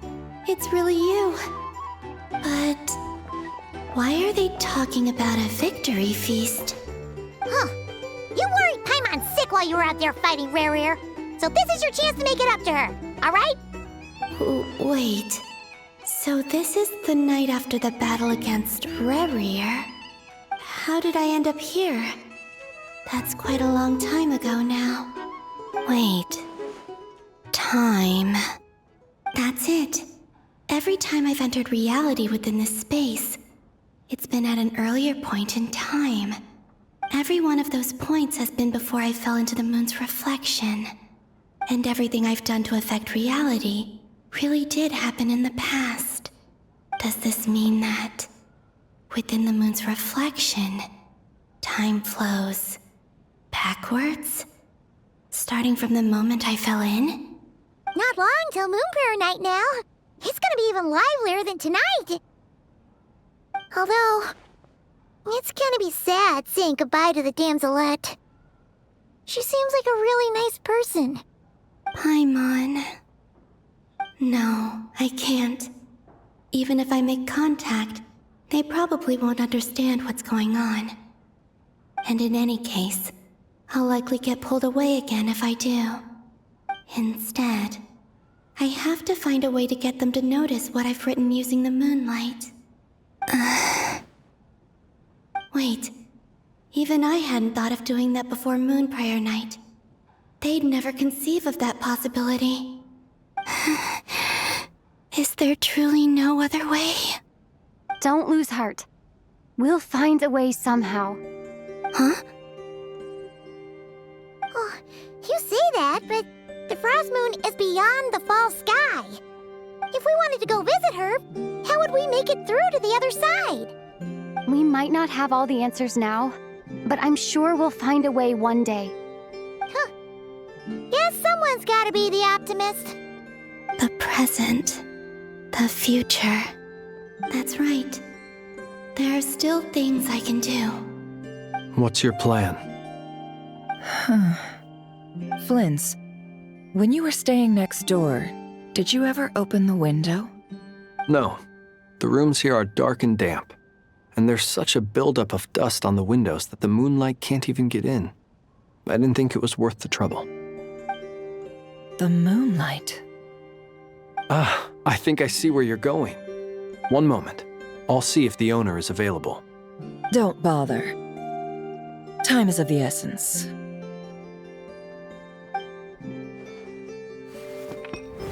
Time. Even if no one sees what I've written at this moment, maybe someone will remember what I said after Moon Prayer Night. I need to write down as much information as I can. And maybe one day...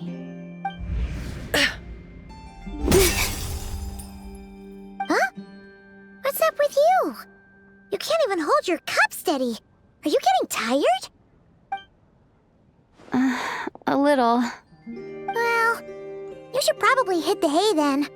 You've had a really tough couple of days for you.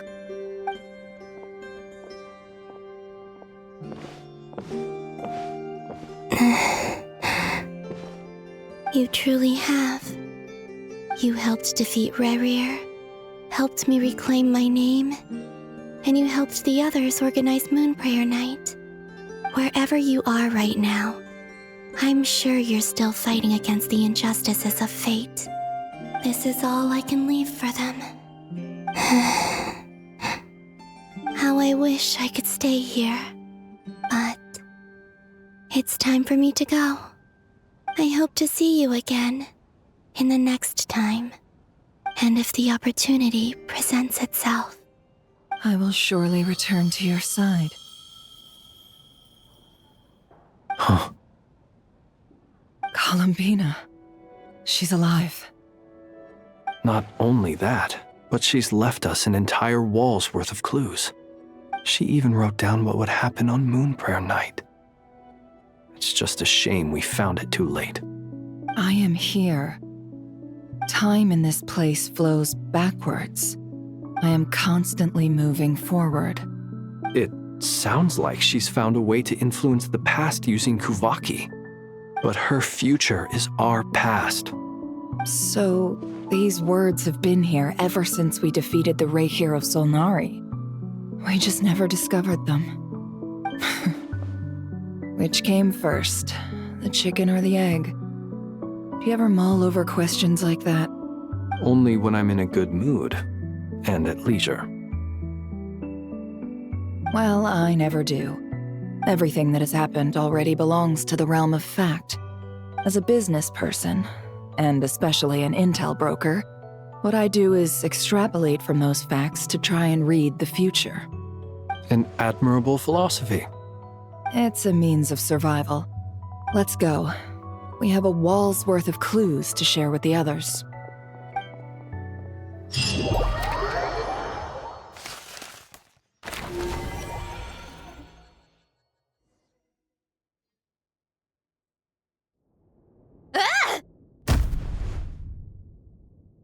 It appears that the doctor's energy signature has changed to something similar to Kuvaki, but not like the Kuvaki we're used to.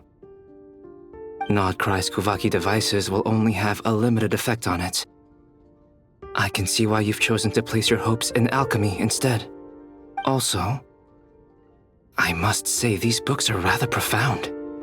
My subordinates just shipped them in from Fontaine.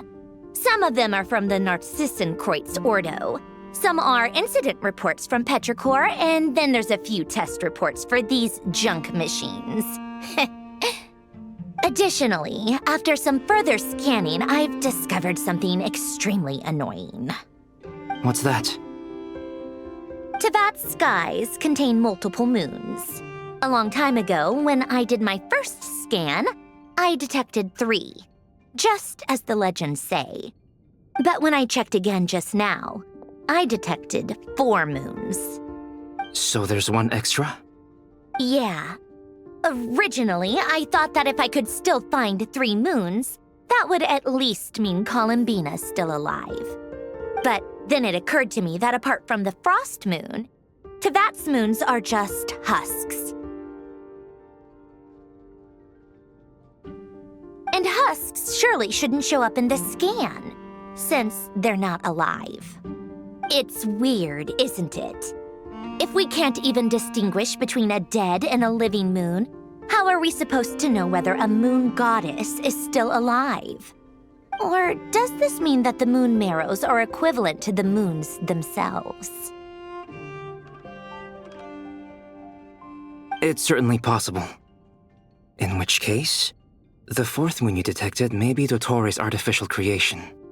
So he wasn't bluffing. He really built his own moon marrow. Ugh! I'm so mad right now! It's easy to get overwhelmed when you have too much on your plate. Maybe you need to relax. Perhaps try going for a walk, or simply take a few deep breaths. Nothing can calm me down at a time like this.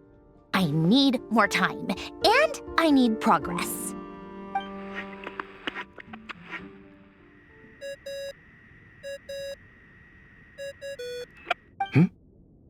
It's Mr. Flynn's.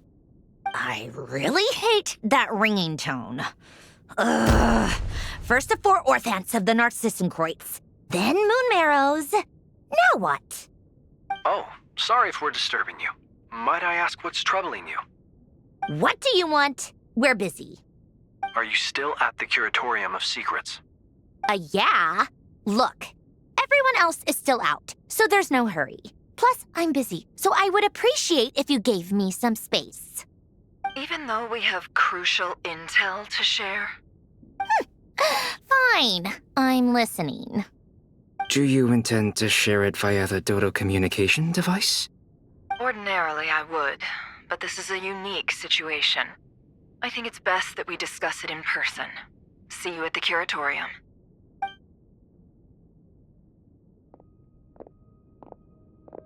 All right then. So, what's the situation? The rest of the team is still out working on their missions and evacuations, but we've decided to fill you in on the most crucial information first. Sandrone, you were right. Columbina is most likely still alive.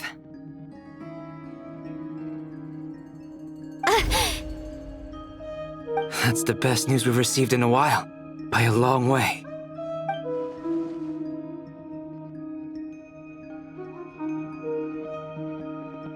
Random locations.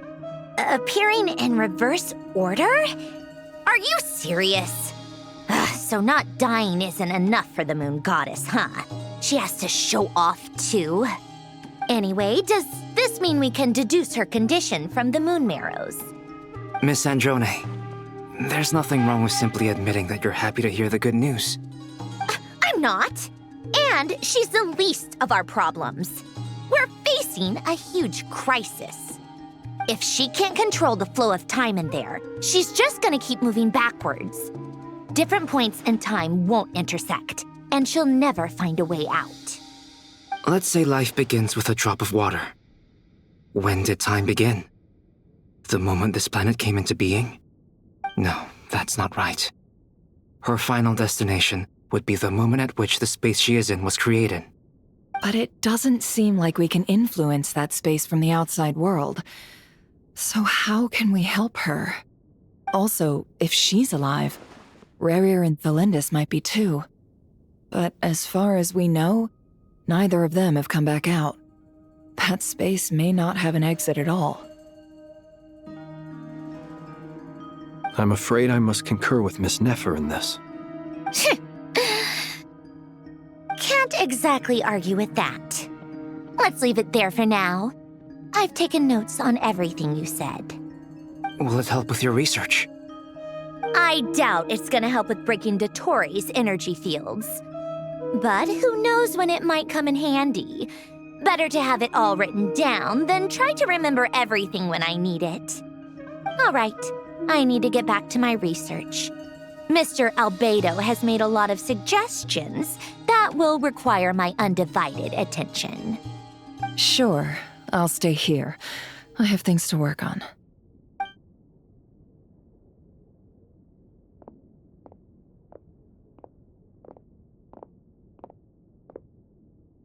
Paimon, are you there?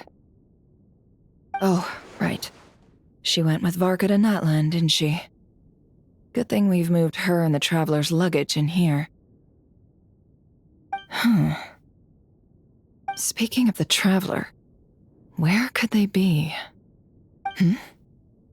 There's a note from Paimon. Paimon here.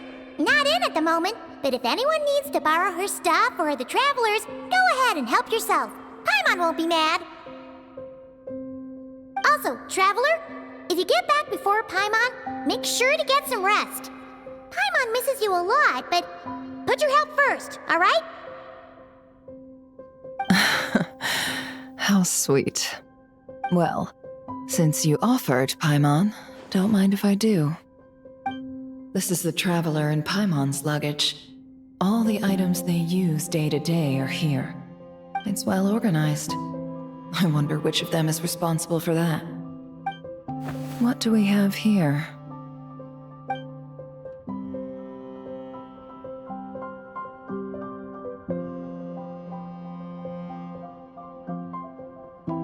The camera captured a special moment that can only occur between people who are close to one another. You can really sense how the photographer feels about their subject. I wonder why this picture was placed outside. Is it because Paimon recently looked at it?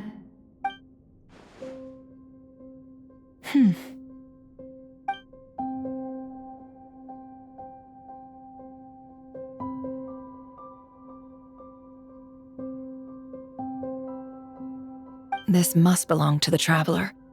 Perfect. I'll use this. Hang in there.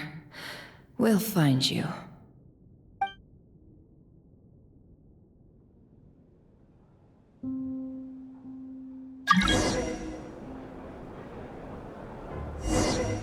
Polonia. Search keyword world formula and bring me all relevant books.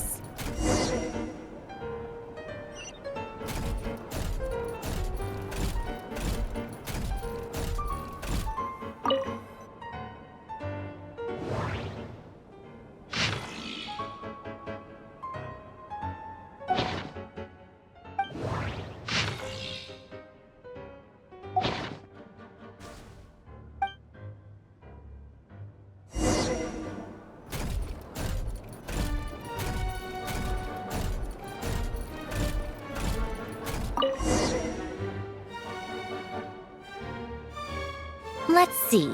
This one is Ontonki's sermon dictation concerning the apocalypse.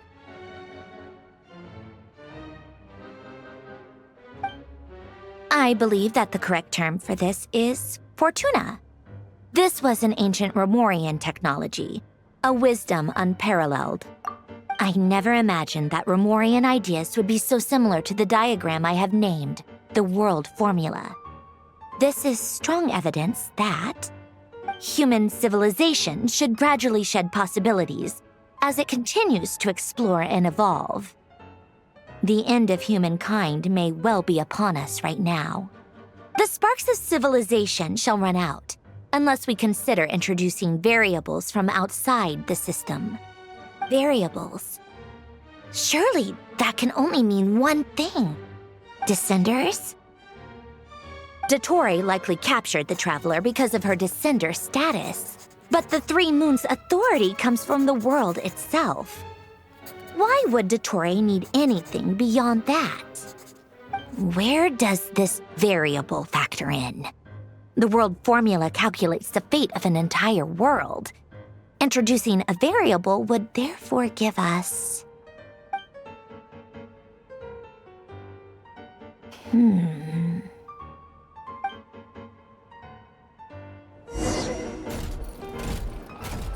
Polonia. Search keyword pathway and bring me all relevant books.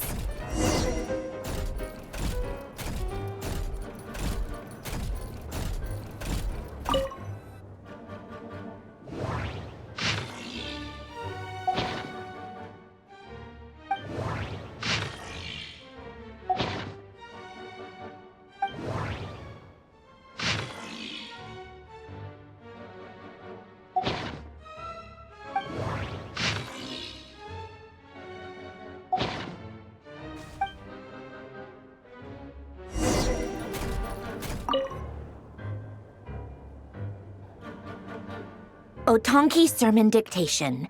Explications on the Chemical Marriage. These titles are pretty esoteric. Observe and compute the pathway displayed in the guidance diagram. Deconstructing and reversing its effects could generate potential ideas.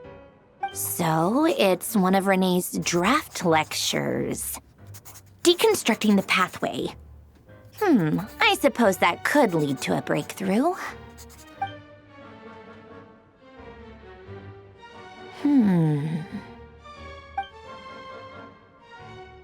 This is so long. This guy sure loves showing off his knowledge.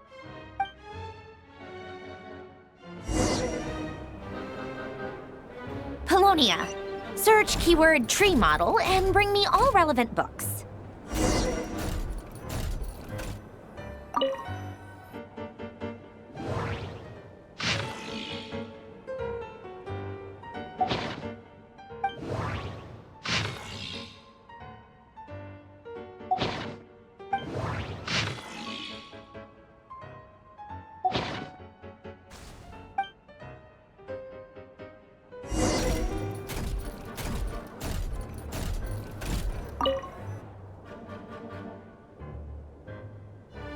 Most of the experimental devices proposed by the Lilia Crucis Ordo are built based on the simple and basic logical structure of a tree model.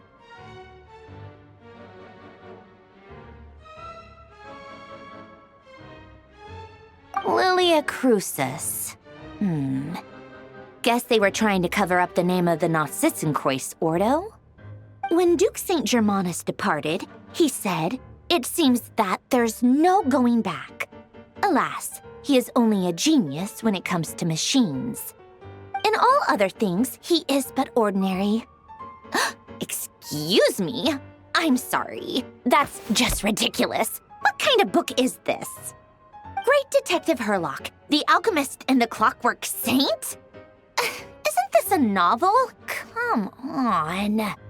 Still, the author swears that they knew Renee well. Whatever. I guess it's not beyond the realms of possibility that Renee would say nonsense like that on occasion. Memory, wishes, souls, and persona. Frankly, this sounds more like occultism, but if Albedo vouches for it, I suppose there must be some alchemical basis to these techniques. The way Alain Guillotin saw it, the world was comprised of machines. The universe needed machines, and thus his technologies were created. That's why I was born. René, his full name was René de Petrichor, if I recall correctly. Sounds like he and the town must be intricately connected. That place was also the source of most of our information regarding Remurian civilization. Seems like some of his projects were based on their technology. The cutting of souls and storing them in vessels. These seemingly unrelated techniques underpinned René's research. Assuming that the 4 orthants correspond to alchemical categories. The chemical marriage model? Alain would have scoffed at that. He never would have let those theories or parameters anywhere near his mathematical formulas.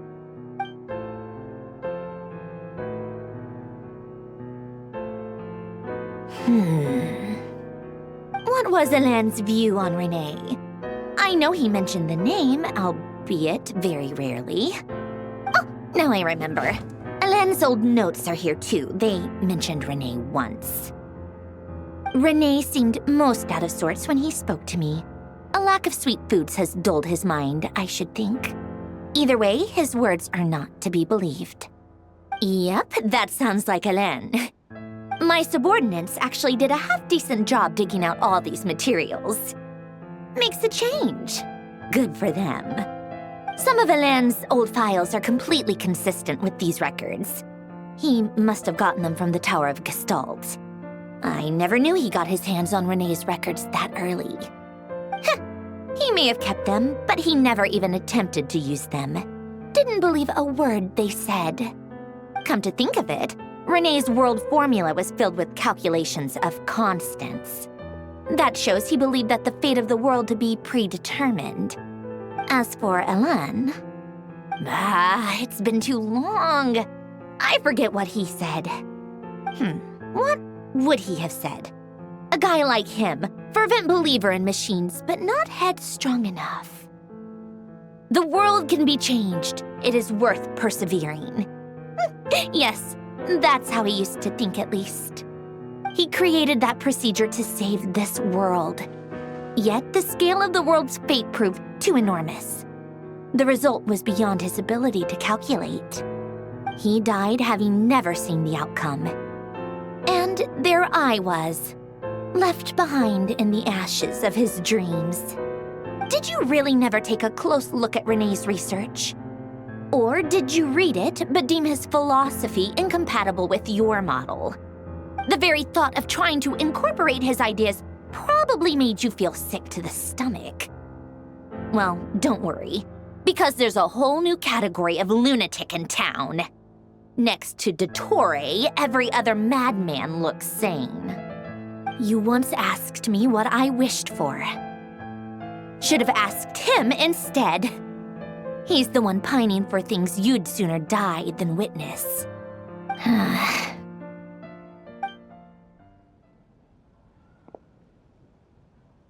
Even the tiniest variable can make big waves in the present.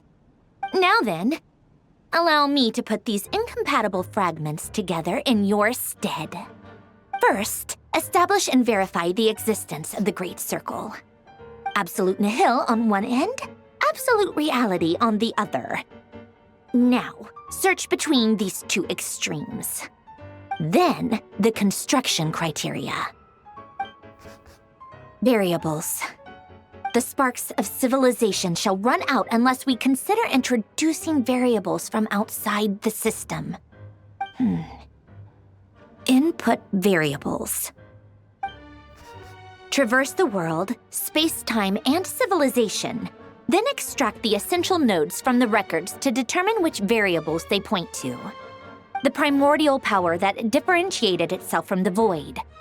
The power of light. Yes, light. Records. Hyperborea. This is horrendously complicated. After all that, I'm still missing a few variables. I need to think this through again. How do you think it looks, Polonia? Like the frenzied scrawlings of a madwoman? Fine, keep it to yourself. It's not like you can talk anyway. I'll assume you gave it a passing grade. I jest.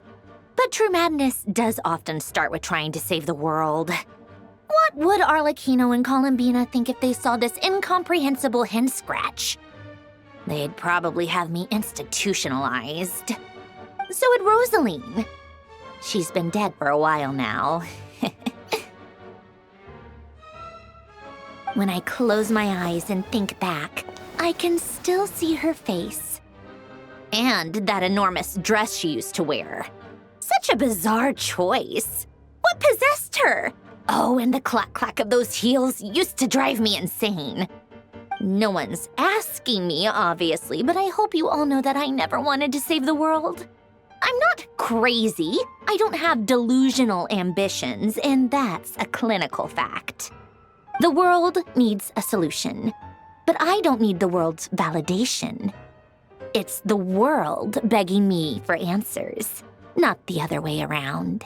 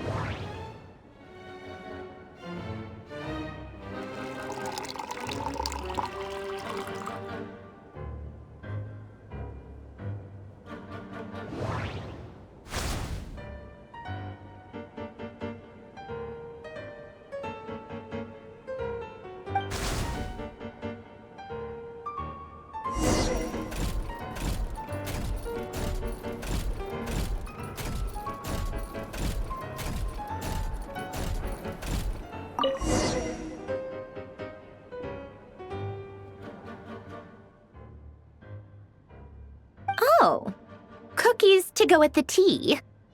Let's see. They must be from that person who brought those documents. I see they're from Hotel de Boer. Something's written on the box.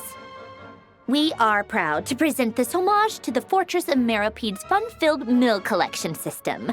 Fortune cookies. Have a lucky start to your day. Sounds like a dumb gimmick to me. Be early to bed and early to rise. Get plenty of sun and drink plenty of water. Then things will surely go well for you. What? Are you kidding me?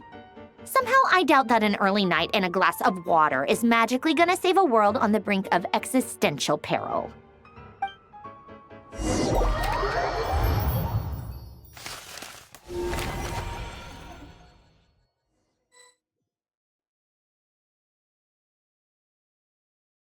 Lady Arlecchino, word has reached us that Lady Marionette's troops are all in position. They are ready to act as soon as the order is given. Excellent. The only thing is, they are fewer in number than we expected. It looks like many of them must have lost their lives at the hand of the monsters released by the Doctor. Can't be helped. Allow them to join our ranks and keep in contact. As you wish.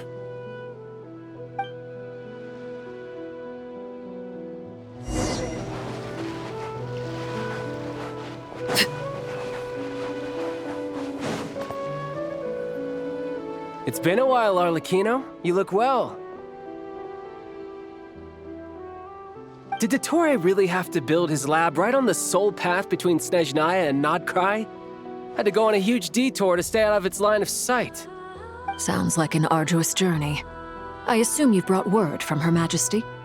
Of course, all part of the job. Firstly, the Tsaritsa has authorized Fatui Internal Affairs to review Dottore's case. They will reach a formal verdict on whether he has turned traitor and whether he poses a threat to Snezhnaya. While they're working on that, I've been ordered to come and receive the refugees from Nodcry. They are nearby. My team will escort you to them shortly. Great.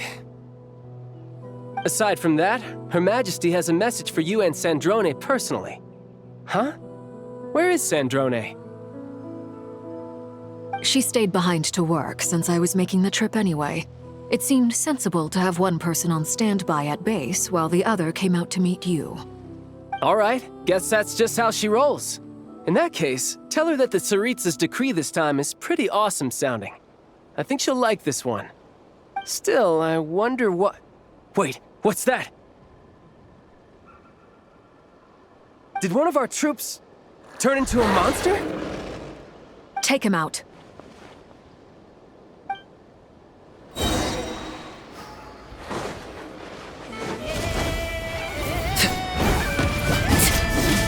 Witness my rise.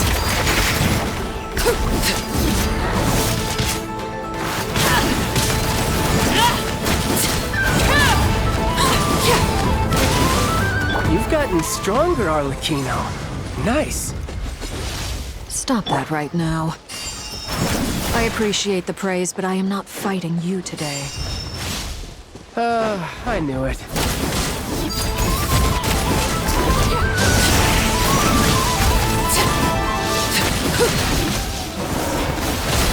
You're mine!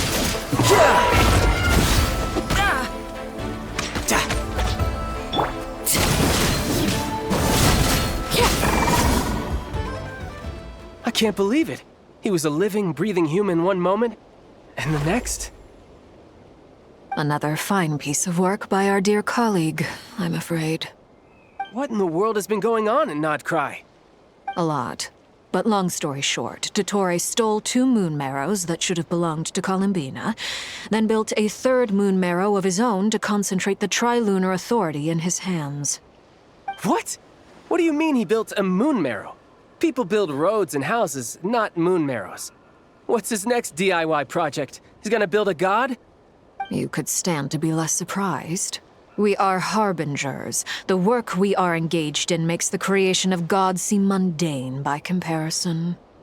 I tell everyone who asks that you once crossed swords with Rex Lapis while serving as a key supporter for Rosaline's plan. But right now, you're acting like a common adventurer. Thanks for speaking up for me. Those two really took me for a ride back then. Then again, surely no common adventurer would manage to get tangled up with them the way I did. That's gotta count in my favor, right? It almost sounds like you wish to repeat the experience. I might have to lower my opinion of you. No. I'll stop talking. Please, go on. Dottore is currently still experimenting with his newfound power in ways that continue to corrode the outside world. As for the human mutation, I believe this is simply a consequence of his experiments, and not a strategic move. That radiant beast was once a subordinate of Sandrone's. I suspect he was only allowed to live so that he could become an experimental subject. Also, those of us who fought Dottore have been afflicted with a curse. As such, I cannot leave Nodcry. This is so much worse than I thought.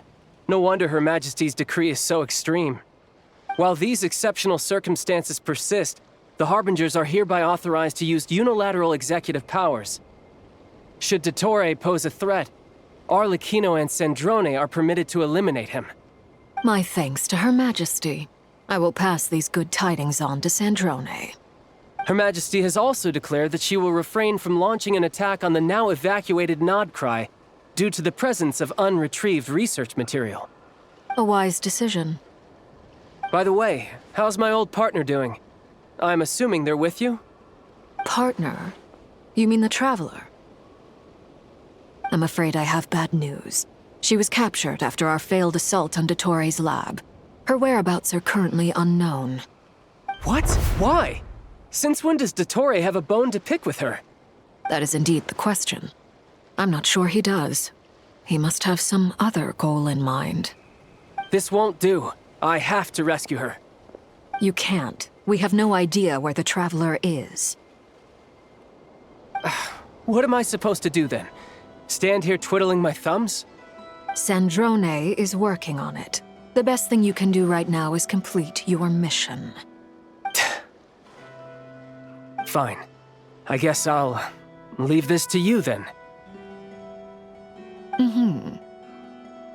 One last thing. Tell the Rooster to get the message out to the gods and citizens of every nation in Teyvat. Beware. An uncontrollable pollution is spreading forth from Nodcry. The source of that pollution is a madman drunk on the success of his experiments. The Fatui and our allies will endeavor to contain the threat. However, if Nodcry falls, things are likely to escalate. Considering Dottore is one of our own, all Fatui stationed in Nodcry consider it our duty to stay and fight him to the bitter end.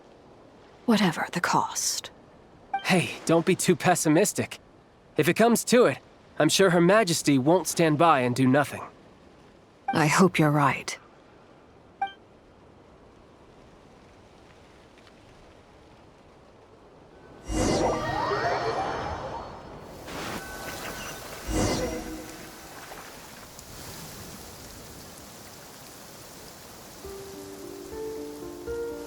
You're right on time. Thanks. Hey, do you think I'll get that gliding exam exemption? I made sure I was on my best behavior in Mondstadt. I landed well outside the city and walked in through the gates. I'll help you apply, don't worry. For now, let's see what we have here.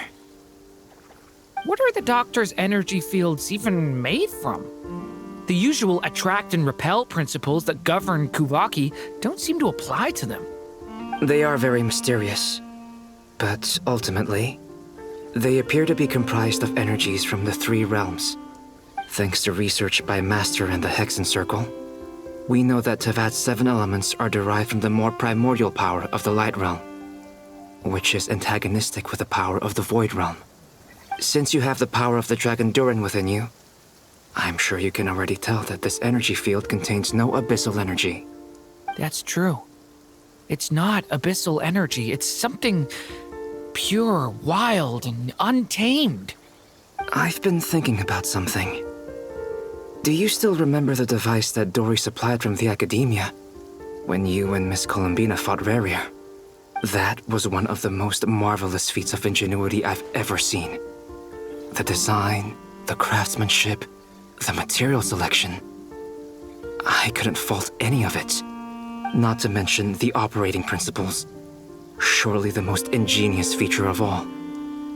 Dory didn't go into detail on how it functions, but I have a working theory. The clue was that Miss Columbina was somehow able to use the pyro energy that you provided, despite the fact that, as a moon goddess, she should only be able to use light realm energy in principle. Now, all elemental energy is, of course, derived from light realm energy to begin with. Hence, I suspect that the device works by restoring elemental energy to its original state. This presumes a theoretical model of the 7 elements akin to that of light refracted through a prism. Perhaps it is no mere analogy. Maybe there is indeed a prism in this model. I almost wonder if the idea for the device was conceived based on direct observations of said prism. It would explain how such an ironclad design concept was achieved. It is at once a masterwork of engineering and a groundbreaking application of the Academia's latest elemental theories. I suspect only Lesser Lord Kusanali herself could have devised such an ambitious technology. But back to the energy field before us. If this is pure light realm energy, its relation to elemental energy is one of integration versus division. Or you could say that the former contains the latter. Could this mean that elemental energy can dilute the power of the light realm? Should we give it a try? We should.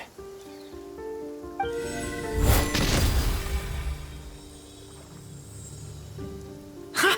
It works! Clear signs of disruption were detected at the periphery of the energy field. This indicates that elemental energy can disturb or even negate the field. Now you try. All right, here goes. It's working! Switch to abyssal energy and attack again. No surprises there. Abyssal power drains the energy field to a significantly greater extent. I now feel confident in asserting that the energy field is indeed pure light realm energy, and that elemental energy can dilute it. But the energy field is huge. How much elemental energy will it take to neutralize it? We don't have to neutralize it completely. We can try other approaches. That's all for theory. Would you like to continue watching? So you knew I was here. Huh? When did you get here? A while ago. But Albedo sounded like he was working on his thesis defense back there. Back in Sumeru. You can end a person's whole career by interrupting them mid-speech. Very thoughtful of you. I'm truly touched. Could I ask you to lend me a hand? With what? A little test. Try using Anima to unleash a concentrated assault with circular blades, with the goal of breaking through at a singular point. Nice! This time it tore through the field. Tremendous. This is a major breakthrough. Should we go through? We probably shouldn't risk having mutually antagonistic energies in such close proximity. Durin, you stay here and watch the entrance. Hat Guy and I will go in to investigate. Sounds sensible to me. Keep your eyes peeled, Durin. Don't worry, I got this. You two be careful in there. Just give me the signal if you need help and I'll dive right in. What do you mean, signal? It's based on a new alchemical concoction I developed last month. When 2 bottles of it are smashed on the ground together, they emit a blinding burst of light. If it comes to that, remember to shield your eyes with your hat. Glad I asked. Thanks for the heads up.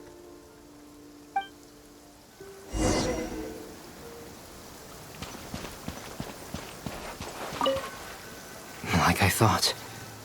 Beyond a certain distance, we can't see the opening where we came in. Maybe that's to prevent people from escaping. Sounds like Dottore style to me. Not much has changed. Things are basically the same here as they were before the energy field appeared.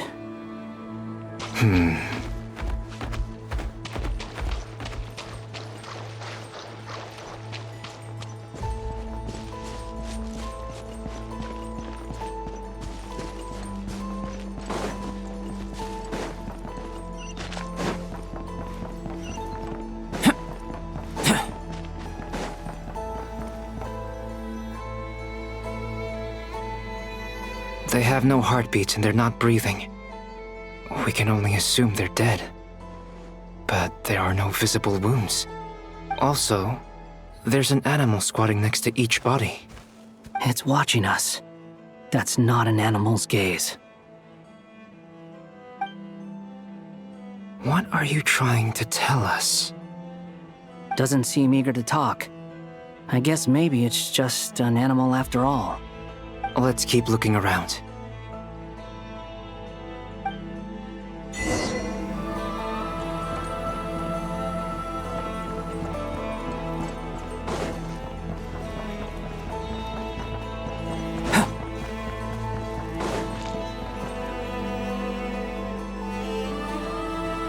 Same situation everywhere.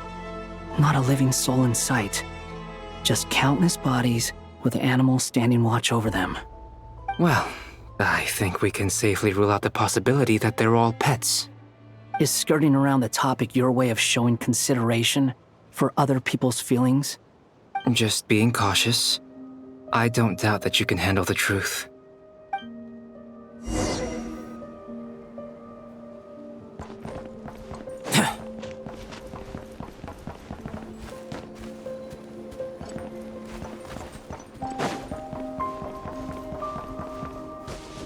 Careful. Please, help us. Please. Over there, I hear a voice.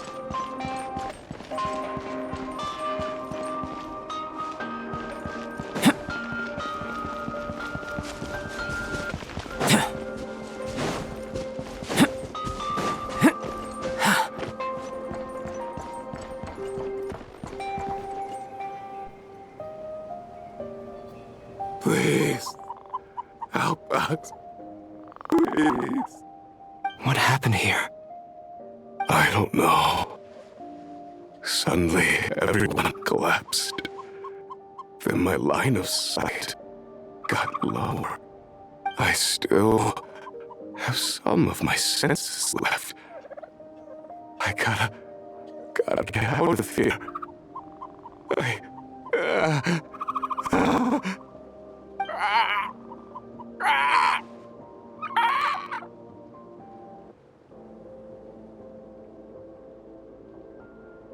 It looks like there's a huge experiment going on inside this energy field. Maybe each energy field is its own giant experiment. Vile. He's swapping human minds with those of animals.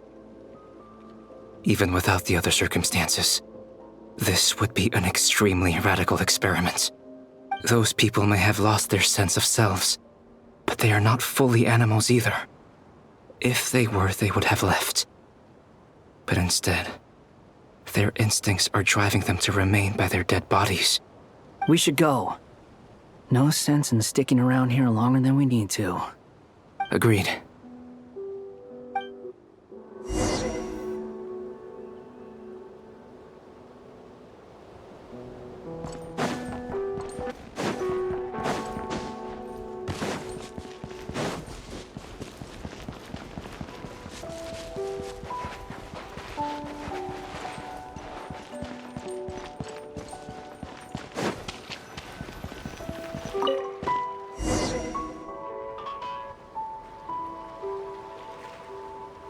You're back!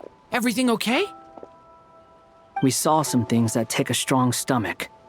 Otherwise, we're fine. We should share our findings with the others.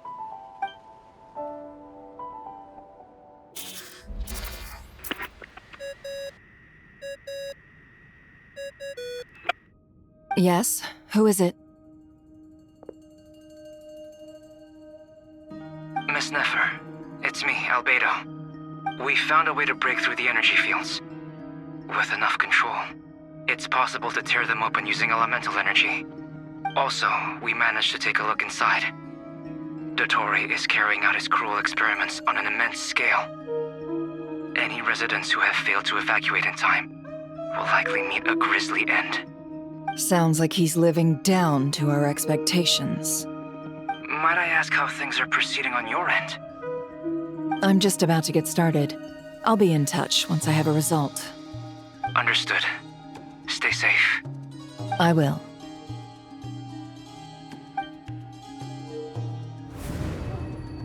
Well, Nefer, I'll link up with you once my tasks are complete. What makes you think I'd need you to do that? I'll need it. And considering the way you approach certain matters, I think you'll be better off with me present.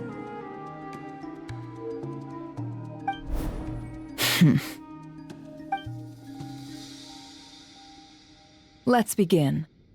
Entering simulation mode. A vast wasteland. Is this the Traveler's inner world? I was expecting something more vibrant, to be honest. Wait, someone's there. What are you looking at? In that case, I'll look at it with you. I want to know all about everything you've seen and experienced. Is there somewhere I should return to? Or should I stay here and be the hero everyone says I am? I don't dislike my current life. Roaming the land, fighting battles, accomplishing missions, earning a living, looking after Paimon. It's not so bad. I guess the only thing that's missing is that you're not here with me. This is the conscious layer, which contains a person's true feelings. It is filled with both longing and kindness. I suppose anyone who lives long enough ends up wishing for someone who can't be there. Maybe it's the only way we can feel truly alive. Time to delve a little deeper.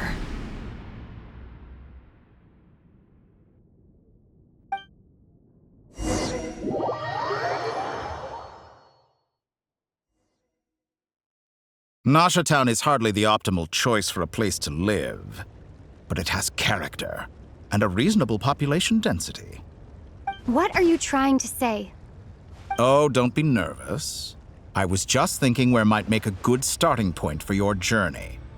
Perhaps I should send you further afield. Conria, perhaps. Conria ceased to exist long ago. Once again, you fail to understand the possibilities that the Trilune creates. Anything that has existed in the past, I can now recreate. You simply do not wish to see that happen. That might be because you miss your sibling and fear getting answers that you are not ready to learn. But this is not for me to judge. If we are to collaborate, we need to maintain an amicable relationship. In a moment, you will be able to... Oh no. What are you...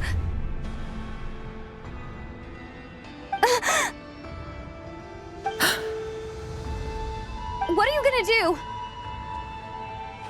Don't move. Something unwanted has crept into... Oh? Gone as quickly as it came.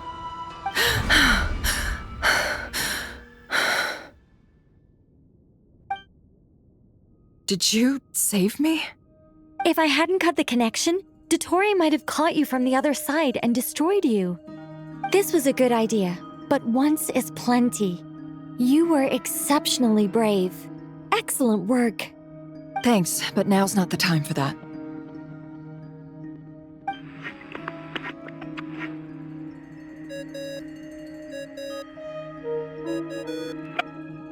Albedo speaking.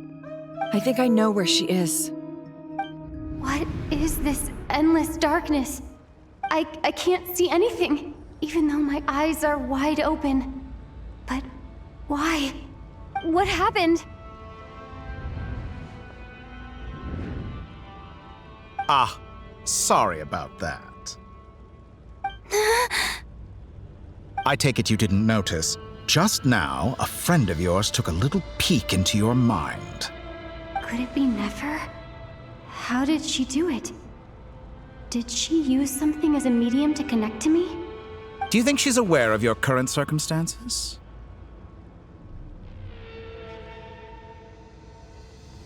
Oh dear. Have I stunned you into silence? I only wanted to slow down your time a little so I could stop your intruder in her tracks. It would have been nice to capture the spy. I must say, I'm finding the ability to adjust the flow of time rather intriguing. The moment you closed your eyes, time seemed to grow impossibly viscous, didn't it? A whole month passed before you opened your eyes again, but only for you. No one else was affected. I dare say this is something only a god can achieve. Point taken. You've proven once again that you have god-tier powers. Oh, you misunderstand. This wasn't about proving a point. I was testing things out. I find I learn best by doing, and I have to admit, time is not the easiest dimension to control. I only wanted to make you sleep for a short while, but it ended up lasting a whole month. Clearly some finesse is required to wield the authority over time as I wish. I hope you're not angry with me. It was only a month's discrepancy, nothing too serious. Had I been off by a year, a decade, or even a century, that would have been quite a different story. You could have frozen me for millions of years. So much for collaboration. You aren't showing much sincerity. Millions of years? To what end? I wonder if you don't understand humans all that well. They are very pragmatic creatures who understand only that which they can perceive with their senses. If I had you sit here for a week, I imagine people might sympathize. But if I left you here for 100, 1,000, or 10,000 years, the sheer size of that number would cause it to lose all meaning to them. They would not have the capacity to comprehend your suffering, and thus they could not empathize. Unfortunately, while gods do exist in Teyvat, it is ordinary humans that account for most of the population. Their lifespans are so limited, their bodies so fragile. Did you ever really hope that they could begin to understand someone like you? Your long life and unique origins make you fundamentally different from them. How long will it be before they start to treat you like the alien you are? Before you are ostracized, outcast? Alien. Even I feel bad for you sometimes. This world has made you into a slave. So many times you have served its will, and not once have the powers that be ever thought to grant you the one simple thing you wish for. You have been treated most unfairly. I can change that. I will grant you special privileges and give you back the status you rightly deserve as a descender.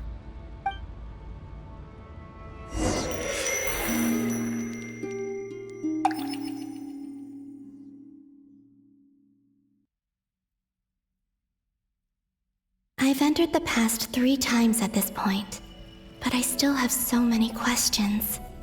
For instance, beyond each point being further back in time than the last, what determines the specific locations at which I can make entry? So far, the common thread linking all 3 scenarios is that the Traveler has been present. But it's more than that.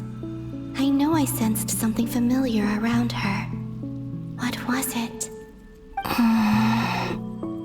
I'll keep this question in mind as I carry on.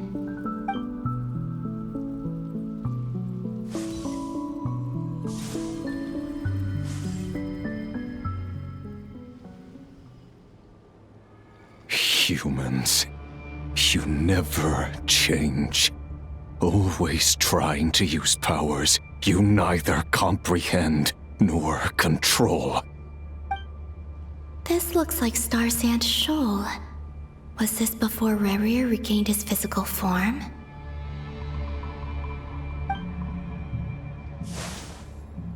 You've messed with the cannon again, huh? Sorry, but this round's not gonna go your way. The cannon. That's right. I was at Silvermoon Hall and I sensed an abnormal Kuvaki fluctuation coming from Nasha Town. And right after that, came an ominous power emanating from Star Sand Shoal. My body. was once torn into countless pieces and hurled into the swirling chaos of time itself. But even so, my life and will were not extinguished. I wonder if I could try to prevent his resurrection. But how would I do it? What can I do, here and now? Traveler! Behind you! Look at that light!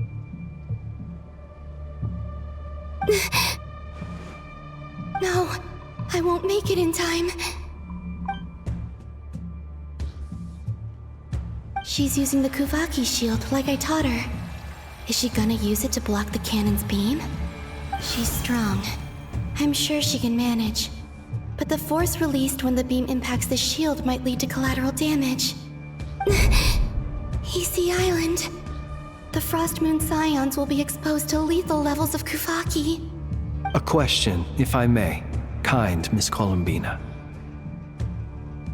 When the cannon's Kuvaki beam was deflected earlier, I saw several bolts of energy streak toward VIII Island, only to be blocked. Did you also have a hand in that?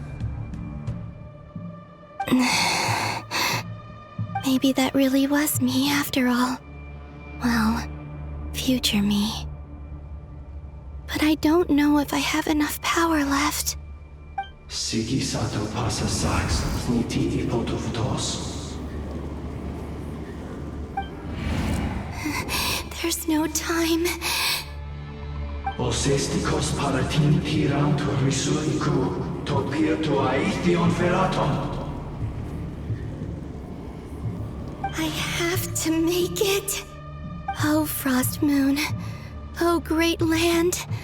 Oh, slumbering moonlight of Nodcry. If you can hear me, if you can sense my call, then please, heed me once more!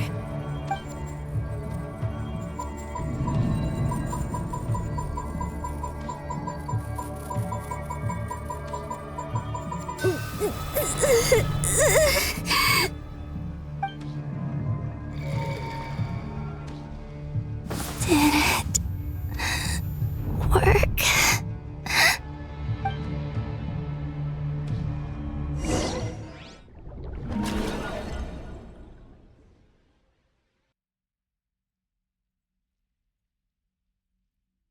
Hey, wake up. Hey, did you hear me? Columbina, I said wake up now! Oh, good morning, Sandrone. It's 3 in the afternoon, actually. And could you kindly not use my quarters as your personal nap room next time? But I feel so safe here. And your coffee, right? It's so bitter, but it smells lovely. It's like you were raised by wolves in a forest or something. What did you drink growing up? Grass tea? The Frost Moon Scions certainly led a more frugal existence than the Fatui. Then I'll bet you've never eaten one of these before. It smells delicious. That's because it's a Fontanian recipe. I had a little free time today, so I made a batch. Rosaline will be here shortly, but if you really can't wait, I guess you can go ahead and... Hey, at least let me finish before you start eating! Did the Frost Moon Scions not teach you basic table manners? Or did the rules not apply to you because you're the high and mighty moon goddess? These are so tasty. Of course they are. I made them. I was worried they might contain traces of machine oil. What?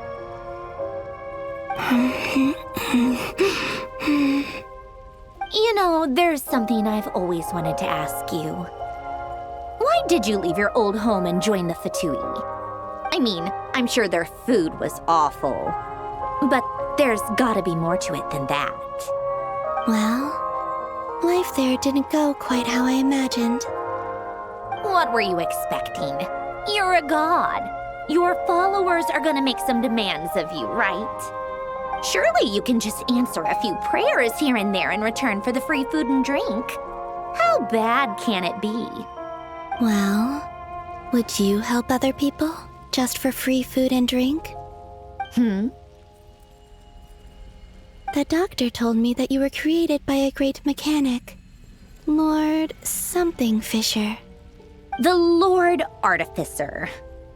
Ugh, some people can't keep their mouths shut. Oh, Lord Artificer. And didn't he have something to do with the, narcissist? Narcissenkreuz Ordo. Yes, that was it. Narcissenkreuz Ordo. So, would you try to fulfill their wishes? You must be joking. I wouldn't go even if they paid me. I don't even know them. Exactly. Well, I felt the same way. I did not know the people who made demands of me. What do you know? We're on the same page for once. In his later years, Alan did ask me if there was anything I wanted to do. If I had any wishes of my own. Well, I don't. And I'm not in any mood to fulfill someone else's either. Who's Alain? He was the... You know what? Never mind. You're not gonna remember. Anyway, the point I'm trying to make is, neither of us is the self-sacrificing type. Let me ask you this.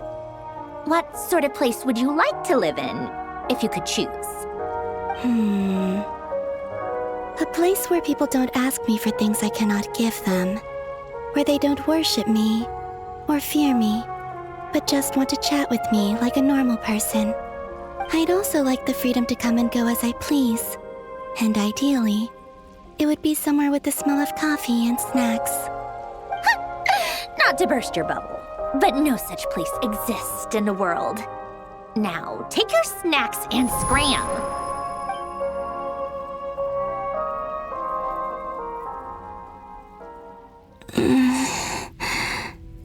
Did I pass out?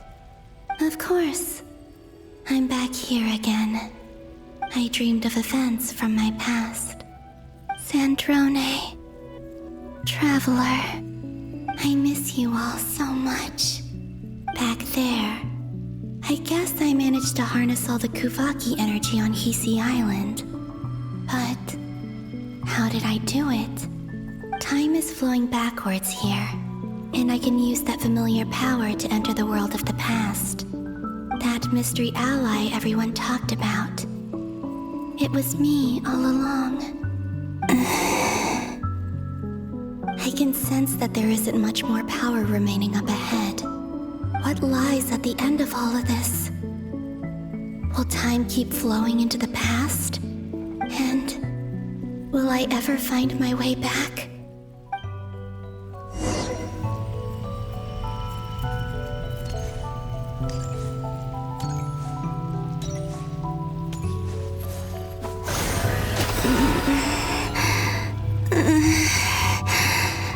It's getting harder and harder to use my power.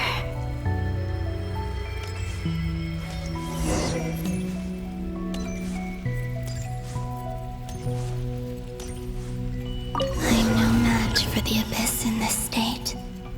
I need to avoid the contaminated fragments.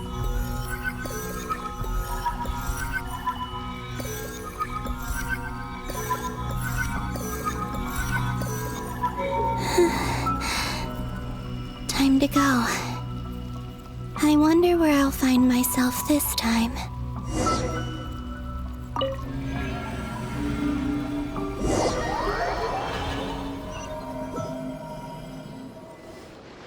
The Final Night Cemetery. This is where Flint's is based. Or not! How are we supposed to read through this many files? Difficult, yes, but it is also our most efficient option. Seems like they're searching for information. Oh, I remember. Flint and Varga talked about some files on the Wild Hunt. Was this my doing too? To expose the true intentions of this Rerir, we need to dive into Notcry's history. Are my actions changing the past? Or are they simply completing a process? Is all of this inevitable? Or am I the one making these decisions? If I choose not to help them now, will it change how things turn out? Hope we don't land on our heads then. They're my friends. I can't not help them.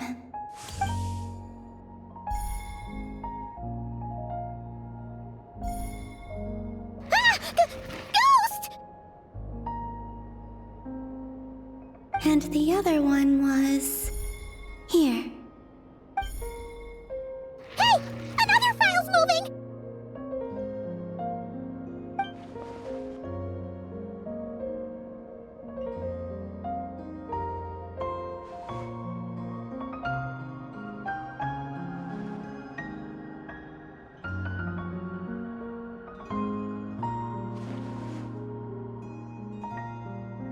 That should do it.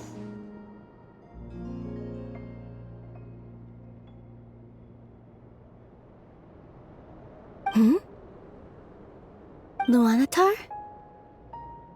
You can sense my presence? Wait!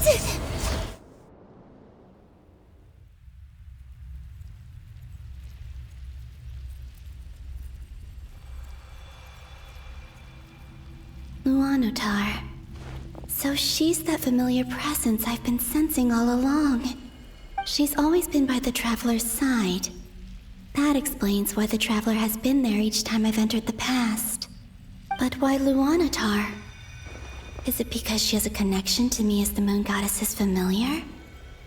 If so, why not any other Kuhenki? That's...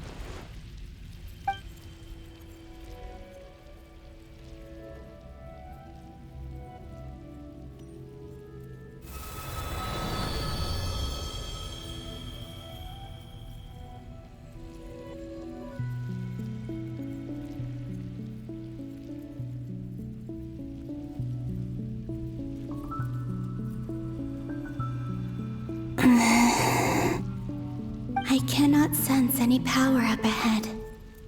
Just a void, stretching out into infinity. This is likely my final chance to enter the past. It's now or never. I have to find a way back.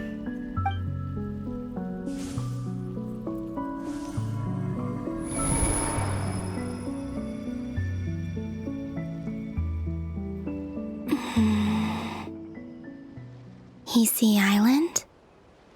How far back in time is this? Where's Luanatar? I can't sense her presence this time.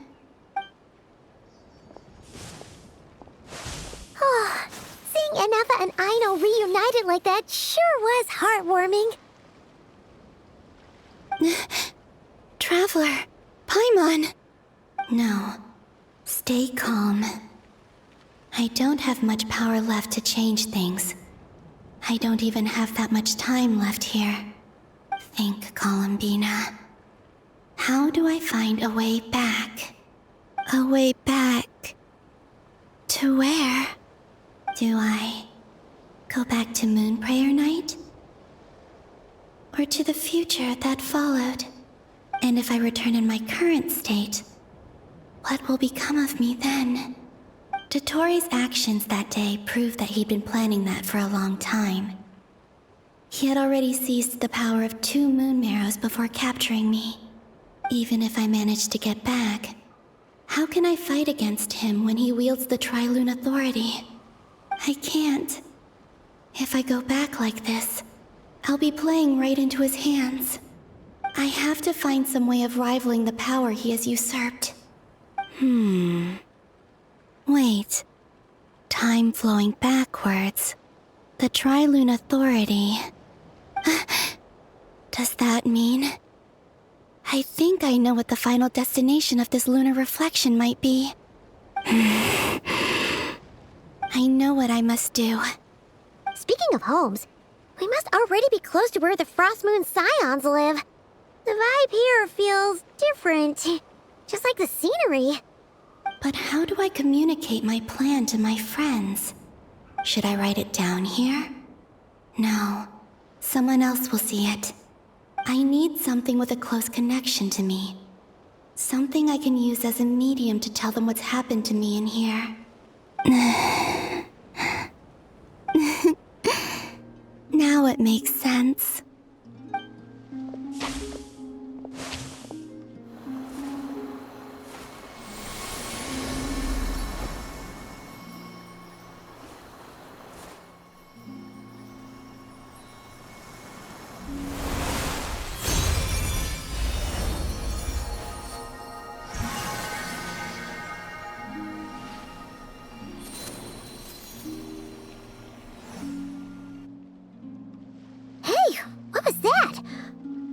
Some sort of breeze blew by, and then the petals suddenly turned into... Huh? It was I who brought Luanatar into being. I gave up a piece of my own soul to create her. That's why I could sense a familiar power from the moment I entered this space. It also explains why she's been present in every past location that I've entered. Because we have a deep connection. Hey there! What's your name? And the reason why there are no more gates to the past after this point is that Luanatar hadn't been born then. No wonder I sensed the trace of a blessing when we first met. But I still didn't recognize the soul hidden within you. Back then, I was just a little lost dove. I had yet to become Columbina Hyposelenia. Go on now. We've got stuff to do. Best you find someone else to hang out with. Hey, you scared it off. I'll be counting on you. Remember to stay by the traveler's side, guide her, and help her in my stead. Oh, and bring her to the garden where the moon prayer blossoms grow. There's a little lost dove there who will need her help.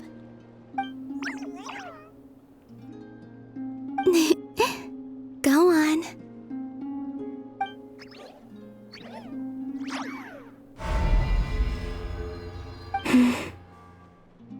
You too. Go and live your story. As for mine must go in a different direction.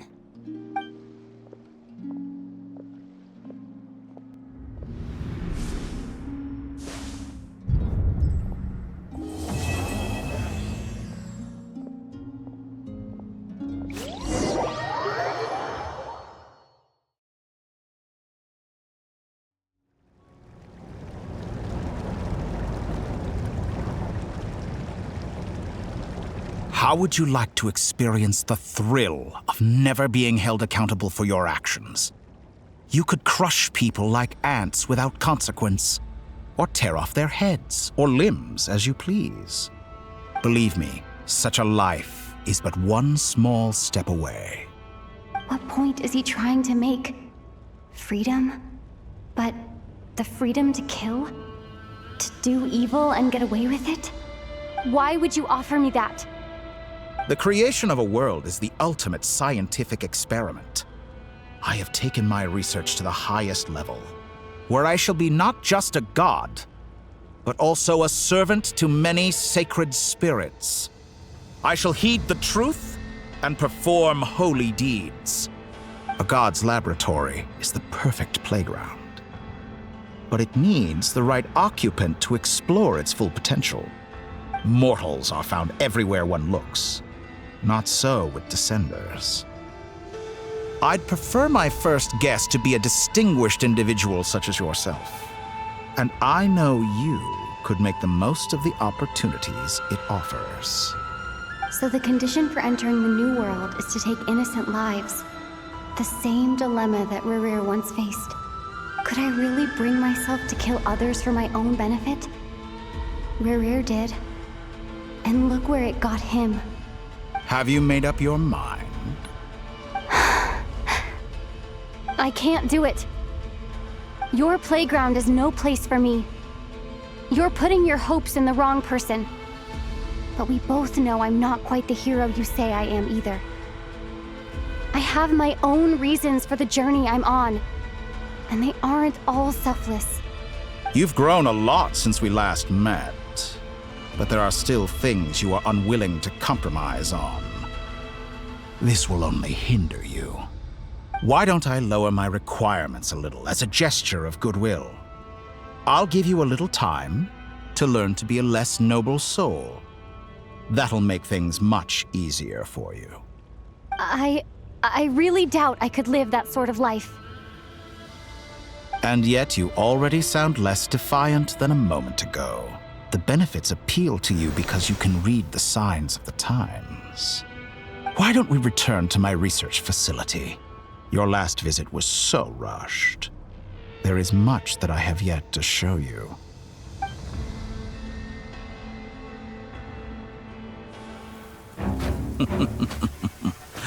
Now to that question, Heroes don't attack from behind. Guess I'm no hero. This is most disappointing.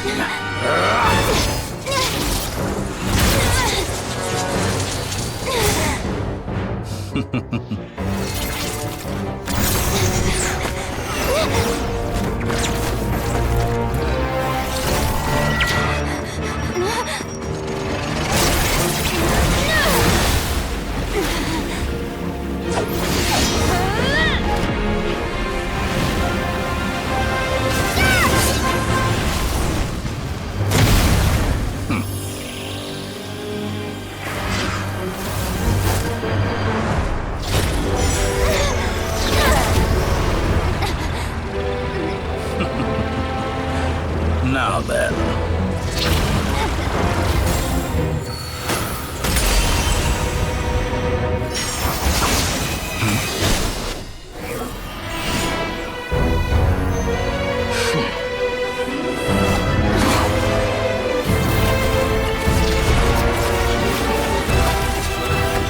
A new face.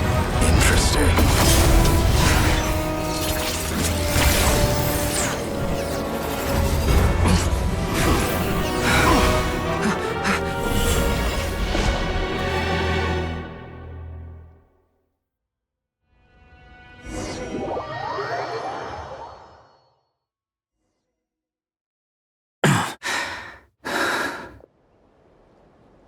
You're still gonna call me Hat Guy after that, huh? I didn't see anyone else in there who needed saving.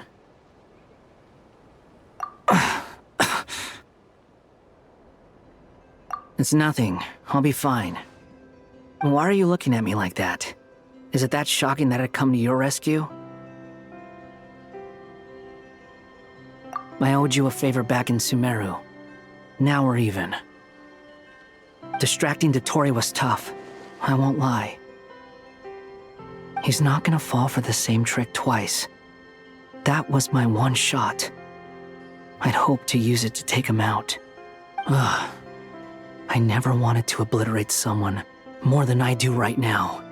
Dotori doesn't recognize me, but his segments were originally made based on an analysis of my operational principles. I expect it's only a matter of time before he figures out what I am. So Dotori doesn't recognize Wanderer because he deleted himself from Irminsul. Did he really miss his only chance for revenge by saving me? Why the long face? Hey, I'm not blaming you, okay? And I'm not complaining either. Rescuing you and killing Dotori are equally important goals. Everyone would be pretty stuck without you. It's best you live to fight another day. How are you holding up? Are you all right? Hat Guy said to put safety first, so we agreed to run as far away as we could after leaving the energy field and only meet up once it was safe. You don't look injured. It seems that Dotori didn't do anything to you.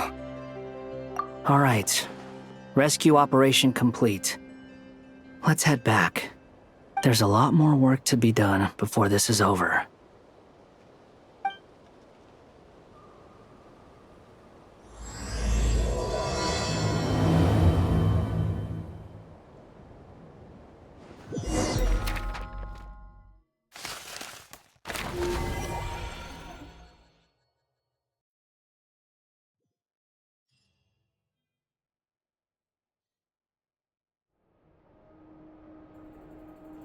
Understood. I will bear the Tsaritsa's decree in mind. I don't see what's so awesome about it, though. Does he really think everyone else is as immature as him? I'm not stooping to Tartaglia's level. I thought you might say that. How's your progress? Quite promising, actually. That alchemist Albedo gave me a few ideas. Remember how I asked you to look up some files for me? That stuff on the Nachtschitzenkreuz Institute. René de Petrichor and Jakob Ingold. Alain Guillotin despised René's theories and methods, but he never managed to come up with better alternatives either. So I adopted some of René's ideas. I thought Alain was like a father to you. He and René were mortal enemies, were they not? And what would you say if Lenny and his friends one day learned something useful from someone you utterly detested? I would applaud them for it. That would mean that they have surpassed me. For all we know, Alain Guillotin might have thought the same thing. Not that it matters, though. He's dead, and I'm alive. So it's my call to make. Once you die, it doesn't matter how great you were in life. Only the living get to decide what happens next. Hey, come on out. They're back. Huh?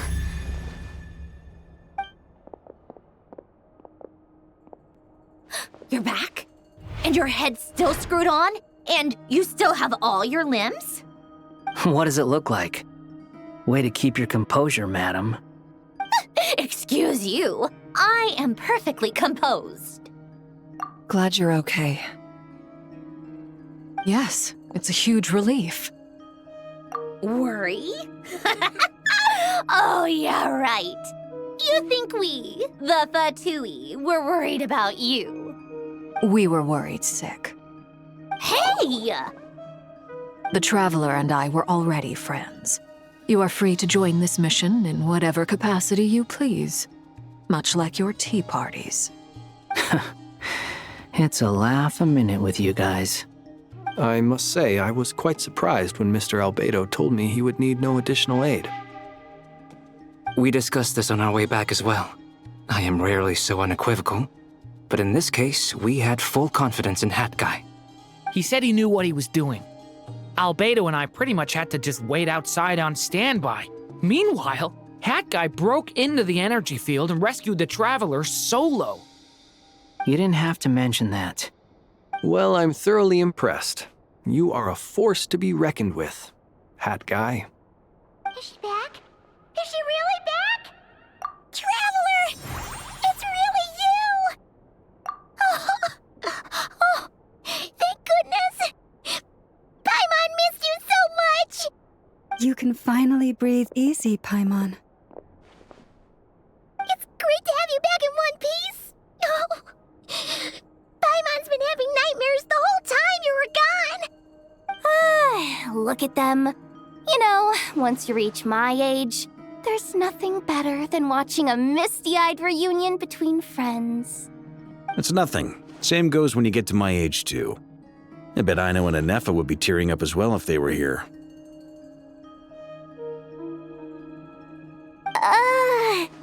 Varka, I'm not sure Anefa can cry. Oh, yeah, good point. Hey, your eyes are looking a little red and puffy. Come here, let's hug it out. What? Ew, no! No, thank you. You're not my dad, okay? Knock it off! Everyone, I'm sorry for all the trouble I caused you. But the silver lining is, I didn't come away from this ordeal empty-handed. While I was being held captive, I learned a lot about Dottoro's current capabilities and what he plans to do with them. Allow me to explain.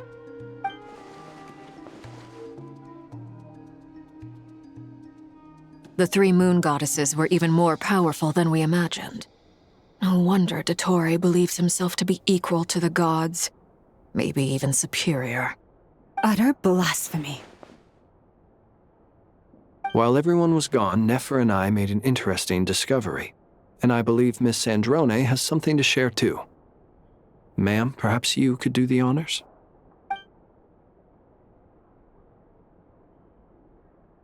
Called it. Getting rid of a pesky troublemaker like her is like trying to clean up after a crumbly cake. It always comes back to haunt you. Our next step is to find a way to bring her back. A place where time flows backwards, with no destination in sight. Surely it must have been created for a specific purpose. But I fear the answers are buried deep into VIII's history, held by great powers beyond our reach. It sounds like she's on a specific path through time, just traveling in the opposite direction to us. The question is, where does that path lead? Or will it keep going to infinity? We considered that question as well. Strictly speaking, time is not infinite. Indeed not. Every road has an end. Nicole! You sure love quietly sneaking in mid-conversation. I do, in fact. It's something I've always done at our mages' tea parties. Quiet, mysterious, and persuasive. You wonder what lies at the end of her road. Well, just as the world has a beginning and an end, so too does time. And so, the end of the road is the moment that Teyvat was born. But where Miss Columbina will end up along this road, that depends on where this particular river of reverse time began. What about the original moons and the moon goddesses? Do they have a beginning too? All things do. In the beginning, no moons adorned the sky. It was the Dragon King Nibelung who raised the three moons into the heavens, and thus were the moon goddesses born. They were shadows of the planet, born to wield Nibelung's authority and oversee the world on his behalf. They were extensions of his will, manifestations of his majesty. But then one day, they disappeared just as suddenly as they had once been brought into being. Nobody knew where they had gone.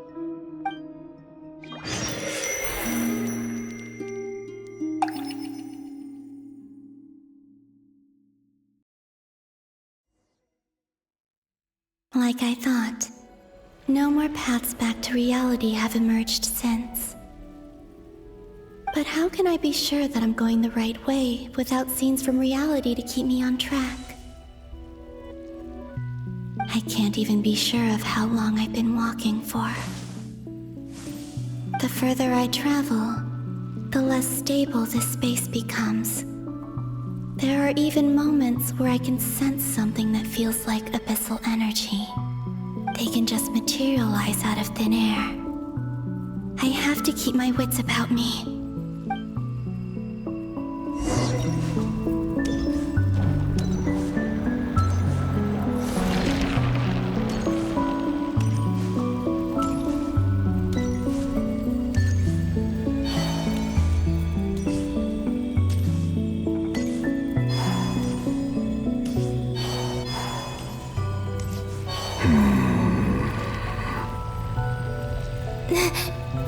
Is that the ray here of Solnari?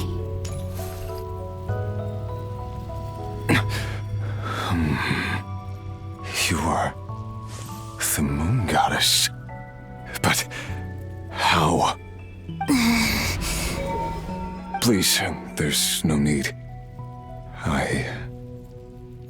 I'm not interested in fighting anymore.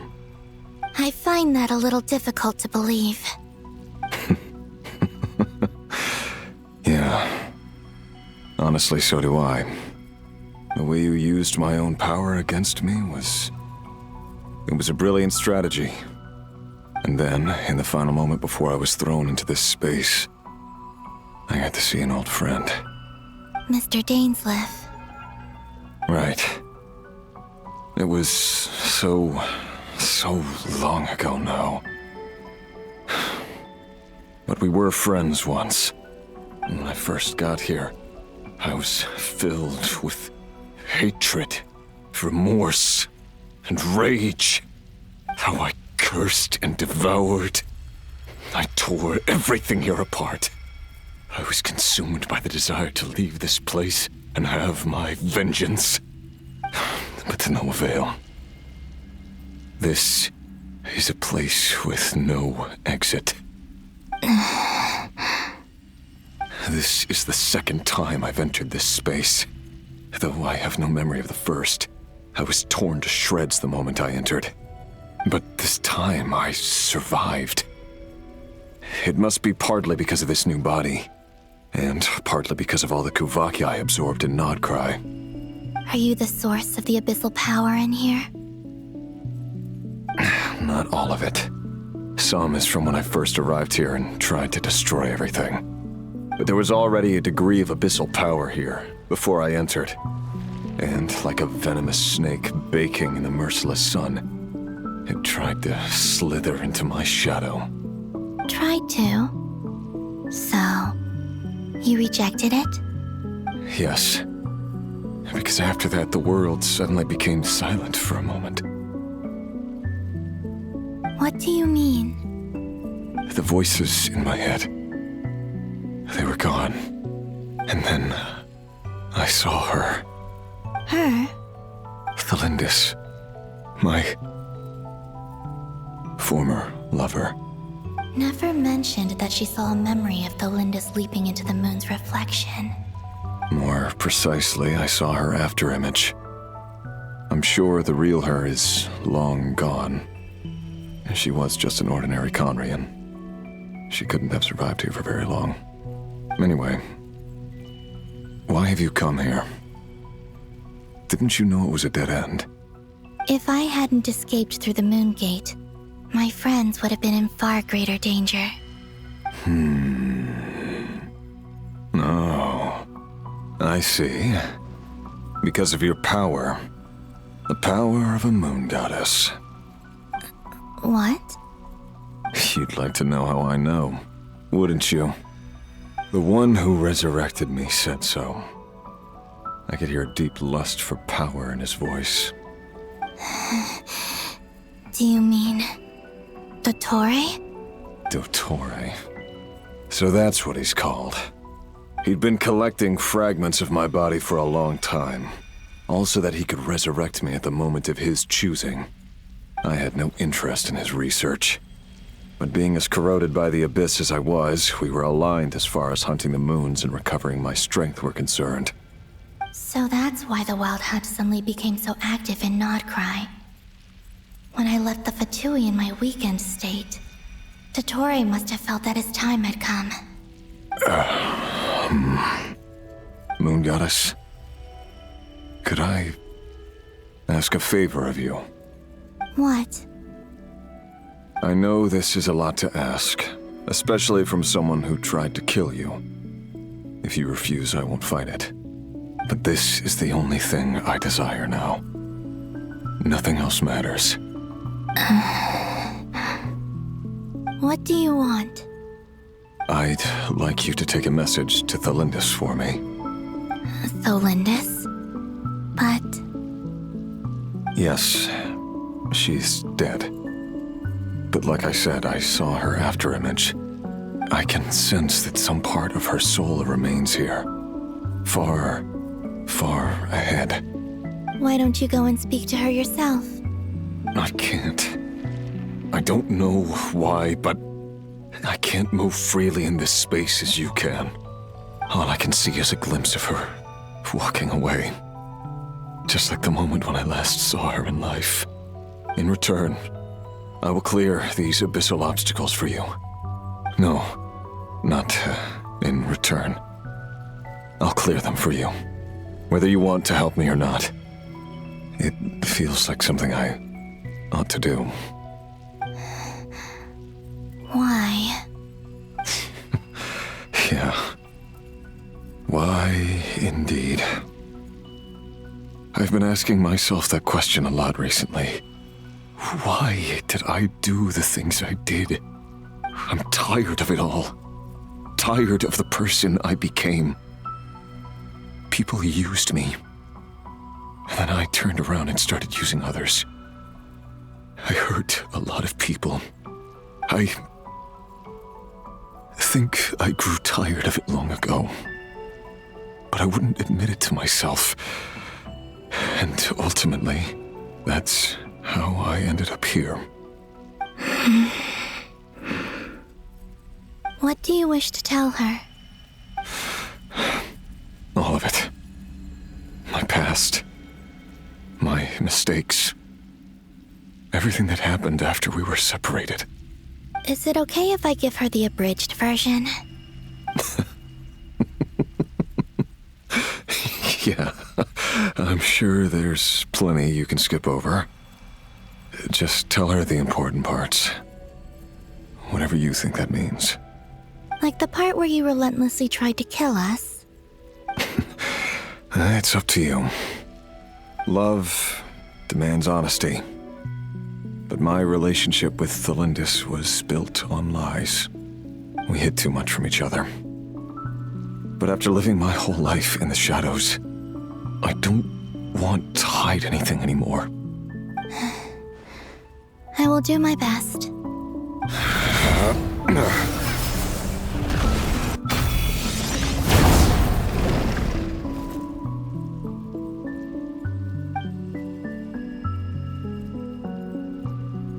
There. The abyss will no longer stand in your way. Even though Mr. Dainsleif felt he had to fight you, I think he still regarded you as a friend. Dane? He said that you betrayed him, but he also felt great remorse at never having understood what you were truly going through. Why tell me this? Because if he'd known that someone could take a message to you, I believe that's what he would have said. Thank you. It means a lot. I know this will sound strange coming from me, but don't die, Moon Goddess. I can tell that you're determined to get out of here.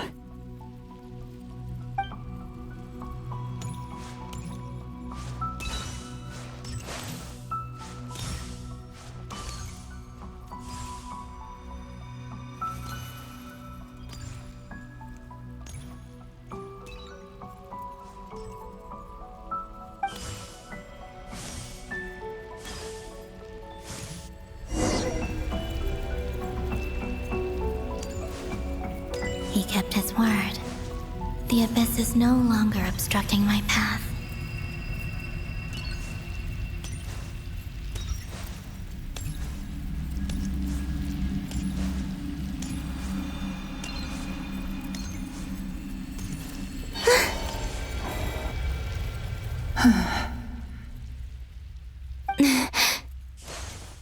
Is that Thelindis? She wasn't far off at all. And yet, they can never meet. Hello, Miss Thelindis. Who are you? How do you know my name? I've never seen anyone else here before. You can call me Columbina. I promised Rerir that I'd bring a message to you. Rerir? My Rerir? Is he well? He's doing better than he was. Better than he was, huh? Sounds like he's had a pretty rough time. Others have had a rough time on his account too. In many cases, their time ran out because of him. And I'm not just talking about the children of the Crimson Moon. So, things got worse before they got better. Could you tell me what happened, Miss Columbina? Are you sure you wish to know? Yes. This is my opportunity to learn the truth. No matter how hard it is to hear, I have to know. I admire your courage. However, time is short. I cannot stay here for long.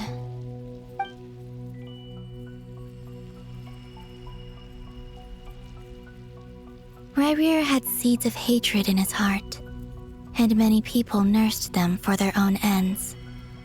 On some level, everything he did was to try and find a way to see you again. But in the end, he came to regret his mistakes. He wanted to apologize for hiding his past from you. Beyond that, he did not say specifically what it was he wished to convey to you, but I'm sure that you've always been on his mind. You are what has kept him going over all these years.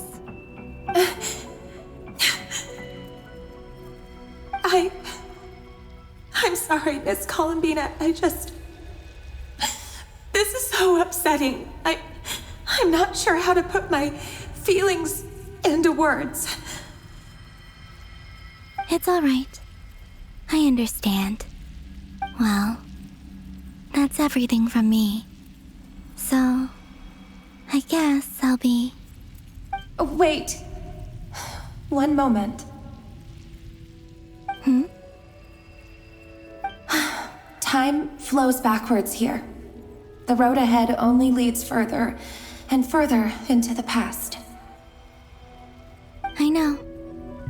I intend to reach the end of that road. Without a moon marrow, without the 3 moons' power, you won't make it far. Wait, unless... Are you one of the moon goddesses? You could say that. I see. I often think to myself, if life is like a train ride, why haven't I reached the terminus? Where am I even going? And it's not just me, it's this whole place. Wherever it is, it seems like it's existed forever. It's such a mystery. Where is it going? I must seem so ridiculous.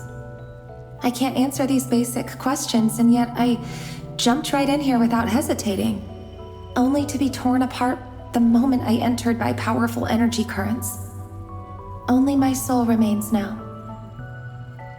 Thinking back, I was suddenly overcome with fear and terror in that moment.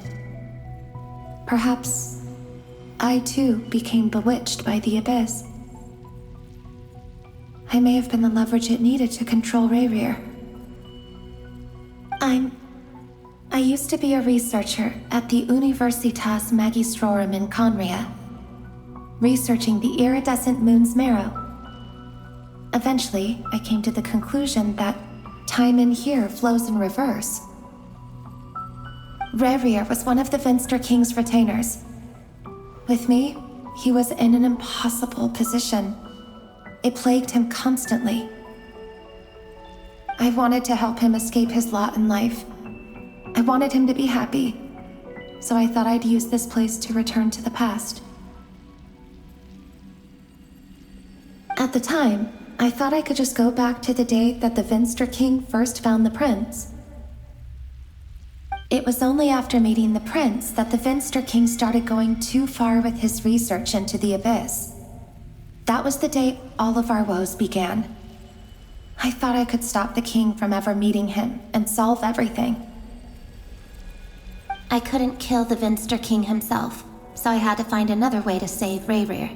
That's why I wanted to go back, to kill the person who had brought new possibilities to our realm. I'm sure it was a futile endeavor, but the abyss probably enhances the basest human desires. So I naively hoped I could change everything. But I was simply too weak, like a speck of dust against the whole universe. Look at me. I didn't even survive the journey here. Not physically, at least. I know I'm never getting out of here, but you're different. You can make it, and I want to help you. I owe you that much. How do you plan to help me? Have you noticed the golden energy that exists here? Based on my past research and my observations since coming here, I believe they carry you forward faster. I can share what I've learned and help you understand the pattern in which this energy appears.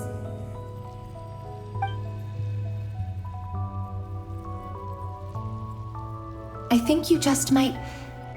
Now, I know you will be able to change the past. Also, I've been speculating about where this space ends. The documentation was scanned, but from what I know of the legends about the moons, the oldest ones seem to begin with Nibelung, king of dragonkind. I have no way of verifying any of it by this point, but if it's true, you might be able to reach that era if you keep walking. Understood. Thank you, Miss Delindis. I'm the one who should be thanking you. If you hadn't entered this realm of everlasting death, what use would my deductions be? Thanks to you, they have some meaning. About Rayrir, I'm so sorry. For everything. It wasn't your fault. That's not true. Because we both feared bringing trouble upon each other, neither of us ever told the truth. And that dishonesty sealed our fates. But enough about that. I wish you a safe journey, Miss Columbina.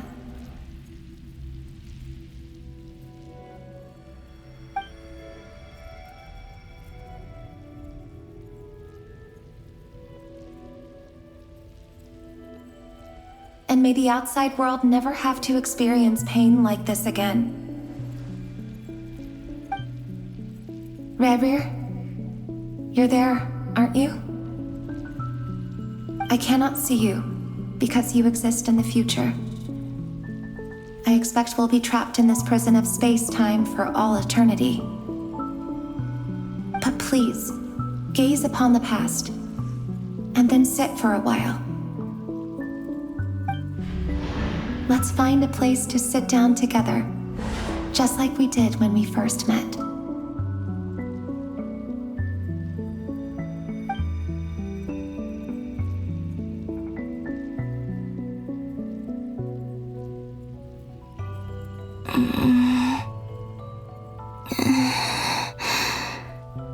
How long have I been walking? How much further till I reach the end? Is there even an end to be found? Everything's getting blurry.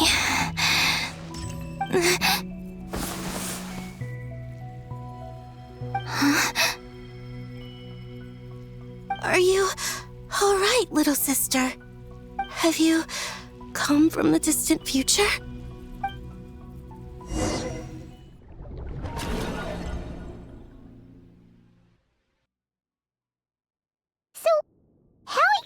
Did the moons just disappear? Shouldn't it be a little harder to get rid of major creations like moons? The world is a vast and ancient place. On a certain scale, all life lasts for but a fleeting moment. Miss Nicole explained that the moon goddesses likely perished in the War of Funerary Flame. The moons themselves were also destroyed at that time, save for the Frost Moon, from which a new moon goddess was later born. Am I missing something then? 'Cause the stories say that the moon goddesses were born on the moon, but doesn't Columbina say she was born in Nodcry? Huh, you're right! Why do their birthplaces differ? What's the difference between the two generations of moon goddesses? Also, remember what Sandrone said? Her scans detected 4 moons. In other words, 4 moon marrows. Technically, the result of the scan means that 4 moon marrows were detected and positively identified as moons in that moment. In other words, this piece of information alone isn't enough for us to know how Miss Columbina is doing right now. Yep, we have no way of staying up to date on whether she's dead or alive. She's on her own for now. But at least she's trying her best to get back to us. Yeah. She's a tough cookie. And a sore loser, too. We have to trust that she'll find a way. Because we really need her power. As much as it pains me to say it, we've got no chance of beating Dottore in a straight-up fight. He's much too powerful. It wouldn't even be close. That maniac is going to devour everything in his path until he reaches us. We need to find someone or something that can stop him before he does anything worse. I'll be frank. Our only hope of defeating this false god is with a real moon goddess on our side. I'm not just saying this because Columbina's a friend and I want her back safe and sound. It's just the truth. And I know that even she was no match for him when he attacked, but I don't have a better solution. We're not giving up on saving her, whether she can defeat Dottore or not. Right. Don't worry, Miss Sandrone. We're all aligned on saving Columbina. No one's trying to argue that we can only justify saving our friend because it will help save the world. This is about multitasking. We want to save both. So, she's more than just a moon goddess to you guys? Absolutely. Duh! She's part of the gang! And you are too, you know. Yes, I know. You don't need to labor the point. I knew that the moment I came running over with my documents that I was part of the in-group. I mean, if Arlecchino can fit in, I certainly can. Anyway, as for how we get Columbina back, I've been working on it constantly. But I think I'm still lacking certain information about the moon. I'd probably get there if I could continue my calculations, but the problem is, I've run out of computing power. Computing power? You mean you need more energy? No, the issue isn't energy, it's processing power. There's so much data to get through that the whole process has just ground to a halt. That's a tricky problem. René de Petrichor of the Nazissenkreuz Ordo once foretold the fate of the world. But I don't know how he did it. My guess is that he used the primordial sea's power. However, that won't work for me. His methodology was vastly different from my own. What's worse, they're incompatible. And to top it all off, we can't even leave Nodcry.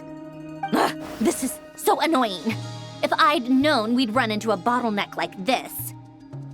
Well, no, the design bureau's a bust as well. Curse that Dottore! Couldn't have made this harder for me if he tried.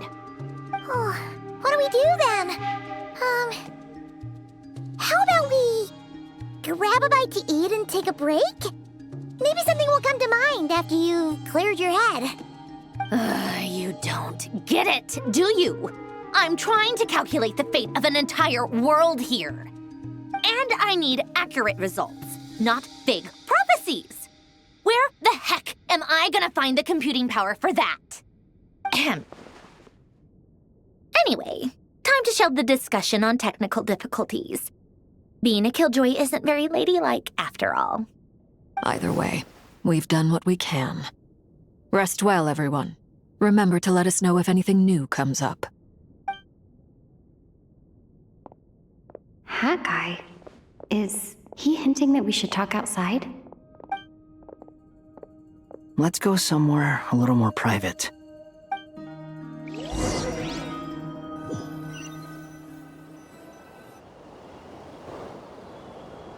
You know that Dory went back to Sumeru, right? Yeah. She mentioned she was planning to head back. Things aren't looking good for Nodcry. She's gone to spread the word so that Sumeru has a chance to prepare for the worst. From what I know of Dottore, there are two possible reasons why he hasn't made a move yet. One is that he's still working through some kinks in his new powers. The other is, he wants to see how we're going to react. He'll easily devour everything eventually, so I guess he's in no rush to make it happen. The first false god he made was me. Now it's his turn. Even though my records were erased from Irminsul, Dottore ideas haven't changed one bit. He once told me that becoming a god was like turning yourself into a hungry wolf or giant serpent to devour the moon. Clearly, he began studying the moon goddess's powers long before he even tried making a god. He's always wanted to get his greedy hands on divine authority one way or another. And in the end, he devoured the moon where I failed. In the desert of Sumeru, there is a chessboard built by King Deshret, also known as Al-Ahmar. I don't know if it was a real game, or if he was just trying to challenge his servants and citizens in some way. But creating games and setting rules, gods do that as a matter of course. That's the kind of power Dottore craves. Now he has the Trilunar Authority. His power is leagues beyond the common people. I don't think there's any point in other nations rushing to the front line. They're better off focusing on defense and hoping they can fend off any threats that spill out from Nodcry. Either way, Dori will inform Lesser Lord Kusanali, and she will contact the other gods in turn. The Seven will have some recourse available. If nothing else, their protection should keep the rest of the world from descending into chaos as quickly as Nodcry has. So on the bright side, even if Nodcry is doomed, your friends in other nations won't be in any immediate peril. That's good to know. But I'm not ready to give up on Nodcry yet. There's a word for people who refuse to let anything go. It's called being greedy. Maybe it sounds greedy to you, and probably naive too. But whatever you call it, that's what gives me the determination to keep fighting. Battles are fleeting, but the will to fight is a long-term commitment. Give up for even a moment, and your resolve will shatter. Why do you always feel the need to do the right thing? No one is born to be a savior. I mean, who's gonna criticize you if you fail or give up? Don't take this the wrong way, but Dottore said something similar to me. I guess the VIII attracts people who don't believe in saviors. Not necessarily. It's less about belief for me. I just want to know how determined you really are. After all, I don't owe anything to anyone else here. Only you. You look kinda worried. If your arch-nemesis was about to achieve their ultimate goal, I think you might feel a little worried too. That's true. Dottore is about to become an omniscient, omnipotent deity. That's gotta be a bitter pill to swallow. Still, you're calmer than I expected. Obviously. I have to admit that my past self was a reckless fool who misunderstood not only the point of revenge, but how to achieve it. And as much as I want my vengeance, I know I'm not gonna get it by acting alone. If the world's taught me anything, it's to think before I act. Too bad it never taught me any other virtues, though. So, I am going to destroy Dottore, no matter what it takes. So, what's your plan? I'll get to that. First, tell me, what do you think of Sandrone? Just like Paimon said, she's a friend, part of the gang. How much do you trust her? This is a serious question. Think carefully before you answer. Although she's with the VIII, she has her own values, and she's helped us a lot. If nothing else, she's clearly going the extra mile for Columbina. I see no reason not to trust her. If you say so. In that case, the three of us need to talk. I have some thoughts about her computing problem. It can be solved, but it will come with a cost. How much? If I can afford it, I'll cover it. Sometimes your heroism really backs me into a corner. You know that? Come on, let's go talk to her.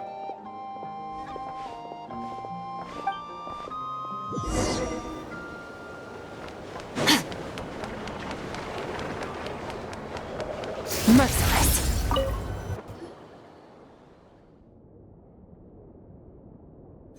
Miss Androne, Traveler. Hey there. Paimon's here too! She was just helping them sort through their things. How did your chat go? That was fast. The call only just ended. Well, you said it was urgent, so we got here as quickly as we could. Albedo, I have some alchemy questions for you. I see. Looks like my knowledge proved useful after all.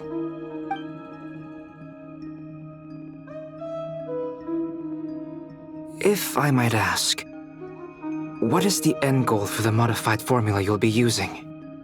I needed to predict the future of the entire world. But I've run into some teething issues since trying to implement Renee's theory of the 4 Orthants. I see.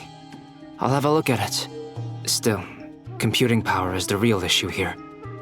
How do you plan to solve it? About that, it's been sorted. Oh, with the Traveler's help? Actually, you're not wrong. She found the person with the solution. Was it Hat Guy? Yeah, it was him. Wow! Go Hat Guy! Seems like all that time studying at the academia is paying off big time. But where is he? Wasn't he the one who asked Albedo and I to come here? Come with me.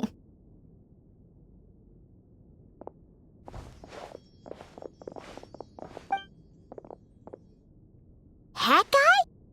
What's happened to him? Hat Guy! Can you hear us? No response. I guess he's in hibernation. Hat Guy mentioned that he was a puppet. It seems that his functions are currently shut down. I presume this has something to do with the solution to your computing problem. That's right. He and the Traveler came to see me. Wait, what? You have a solution? Would you calm down? Why do you always react so hysterically to everything? Excuse me? How would you know? You shouldn't be so quick to judge complete strangers. It's very bad manners. Oh, please. It doesn't take that long to figure out that you have a temper. Where does a mere student get that kind of confidence? I've actually published more papers than you. Not that status counts for much. Even Paimon's applied for academia admission. Huh? Are you serious? See? This is why I can't be bothered to explain myself. She recognizes no one's skills but her own. Okay, fine. I'll hear you out. So, tell me, how do you propose to solve my computing power problem? This world itself is constantly processing all kinds of information. If it's the world's future you're trying to calculate, you need a processing device that's designed to cope with that volume. Easier said than done. Only Irminsul can handle that kind of... Wait, is that what you're suggesting? But surely we can't just plug my formula directly into the ley lines. You should be able to tell that I'm not human, right? Yeah, I noticed. The technology, though, seems pretty ancient. Very different from Fontaine's. It's a completely different system.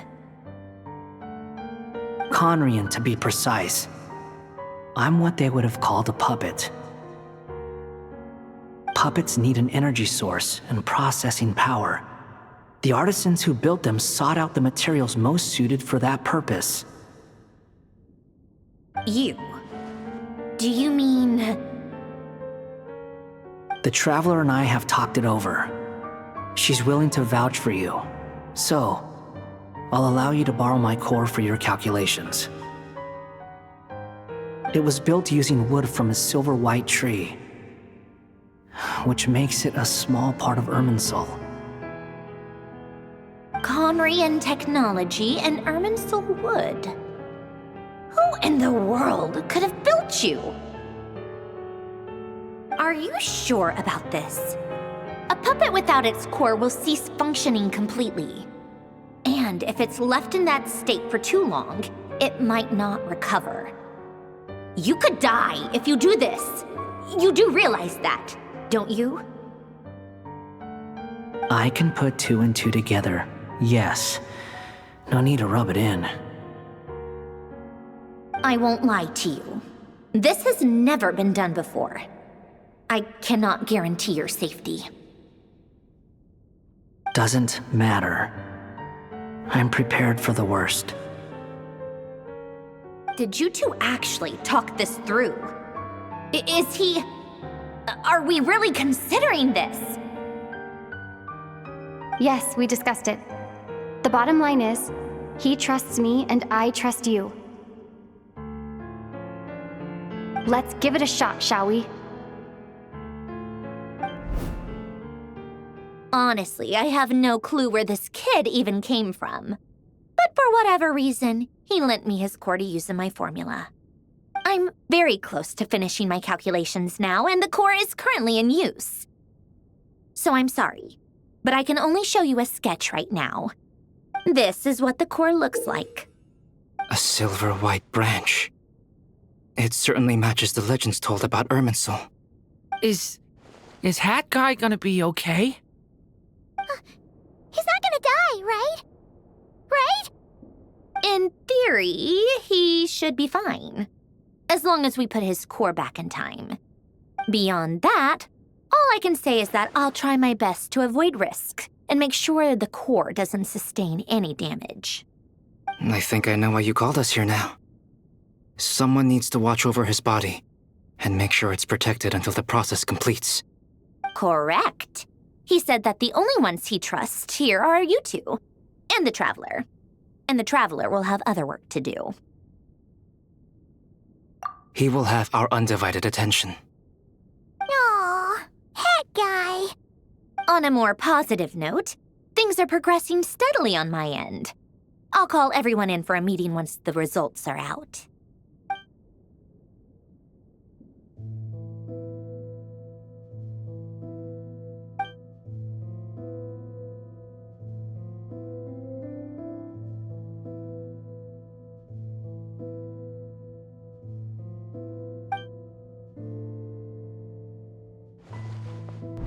The worst case scenario with the core removal is either a system reset or a total loss of function.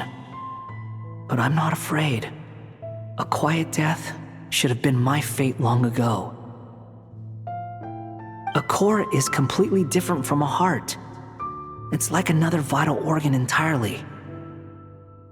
I never believed it could be a true replacement for what I sought. But in the end, it turns out the core was more useful to me. Pretty funny when you think about it.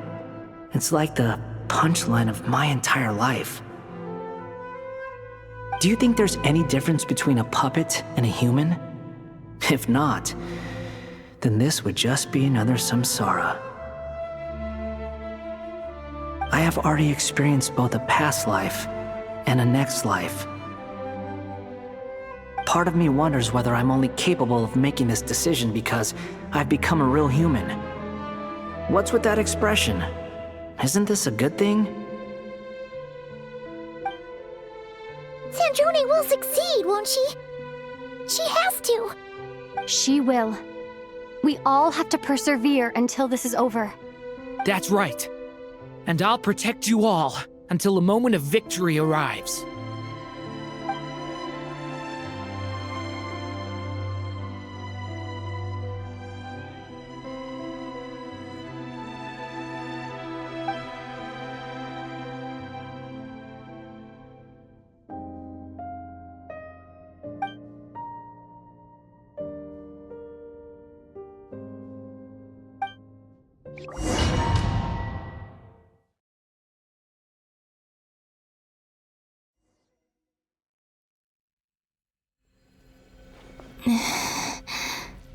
Who are you? Call me Sonnet. You have the same power as Canon. Sonnet. So, you're the goddess of the iridescent moon? Oh, goodness! You recognize me? Well then, what's your name? Columbina. Columbina Hyposelenia. Hyposelenia? What a lovely name. Did you choose it yourself? It was a joint effort between me and my friends. Friends? You mean your friends in the heavens? Huh? Oh, sorry. You must be exhausted. I apologize. Hang in there. Let me introduce you to my older sisters. Do you mean the other two moon goddesses? Arya and Canon? Wow, you sure know a lot. Hey, does that mean that our story goes on into the future? Oh, I guess that wasn't the best question to ask. It's all right. We were prepared for that possibility. You could say we were too prepared. I can't even remember how long my sisters and I have been here by this point. When did you get here? How long has it been? I can't say for sure, but it feels like it's been forever. I see. Are you feeling all right? You look a little unwell. I can hold out a while longer.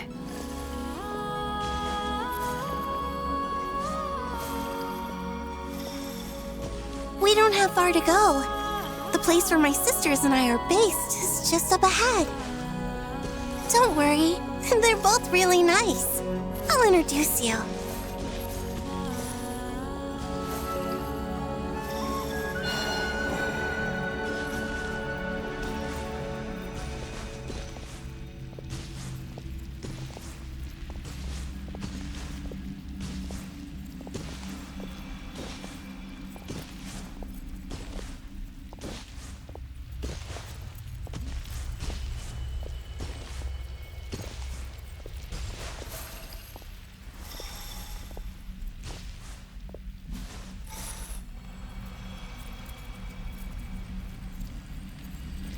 Sisters! I'm back!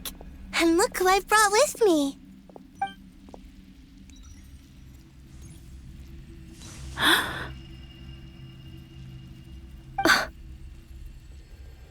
It's our lovely little sister, born in the far future.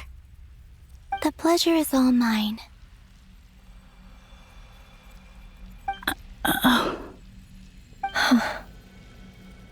Allow me to introduce you to Columbina Hyposelenia.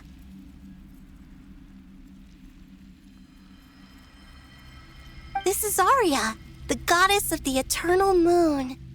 And this is Canon, goddess of the frost moon.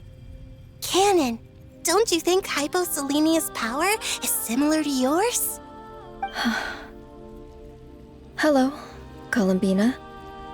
I apologize for our startled reaction just now. And please, forgive our little sister if she's been annoying you. She tends to talk a lot. It's fine. You seem shy. Don't worry, Columbina Hyposelenia. No one can hurt you here. Could you tell me where here is? Please. I must know.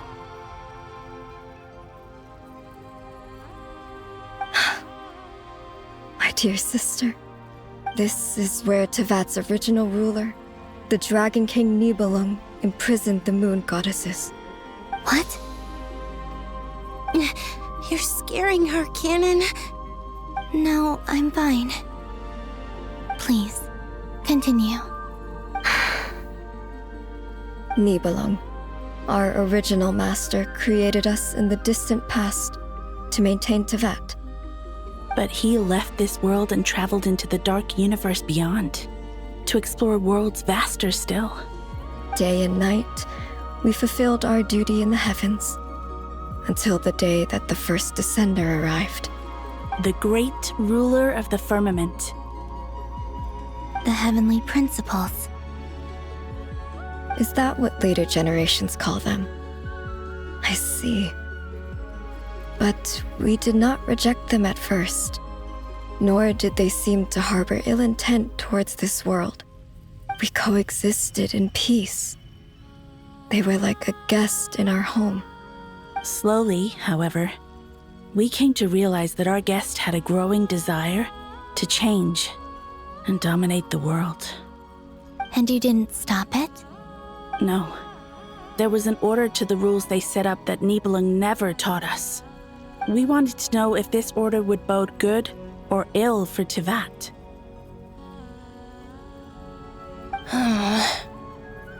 All right. Canon and I wanted to know. Sonnet was against it from the outset. Later, we discovered that this great ruler of the firmament bore an almost paranoid hostility toward the desire of certain life forms to seek power. Or perhaps they feared them. They would even cast down celestial nails as manifestations of their power, to punish the civilizations of the world below. Only this was far beyond mere punishment. Right. Their rules brought order, but the price people paid for merely testing the limits of those rules was far too great. I did everything in my power to help the punished escape catastrophe, but still, too many lives were lost. The ancestors of the Frost Moon Scions were some of the ones you helped. But just when we had decided to take countermeasures, the Dragon King, Nibelung, returned. And so began the War of Funerary Flame. So, that's the name the world gave that war in the future. Well, who won in the end? As far as I know, the Heavenly Principles won, although it came at a great cost. They remained in Teyvat, where they continue to rule to this day. And the world's original master, the Dragon King Nibelung, was destroyed. Then what of the moons? Are there still 3 moons in Teyvat's skies? You can tell us the truth, Columbina. We know we are but remnants of a bygone age. We are prepared for the answer. Only the Frost Moon remains. But it has been cast beyond the false firmament by the Heavenly Principles. The eternal and iridescent moons were both shattered during the war. So death finally came for us in the end. Sonnet. But you're still here, aren't you? A moon goddess cannot live without her moon, Columbina. She's right. That's why I began to disappear. Because the Frost Moon is cut off by the false sky. How much worse it would have been if it were outright destroyed. Our souls may endure within this lunar palace, but if our moons are destroyed, then we shall disappear the moment we depart from it. I'm sorry. There's no need to apologize to us, dear sister. If anything, we owe the world an apology. If only we'd decided to act sooner, rather than arguing amongst ourselves. all the more reason not to spend this time in regret and repentance. Instead, we should focus our efforts on how we might help our future sister. Sorry? Don't you see, Columbina, your story is not yet over. Is that not why you are here?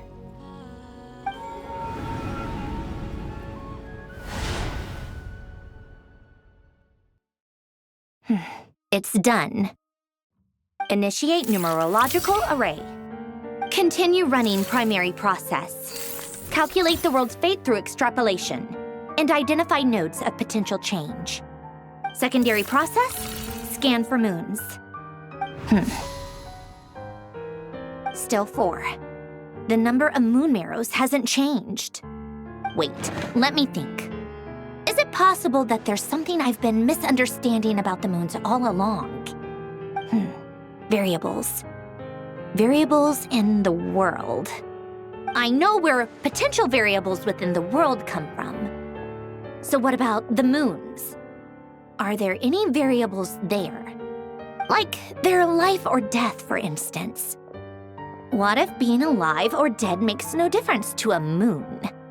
But that's so strange. Even immortal gods can die. Why would the moons alone be? Wait! I've got it!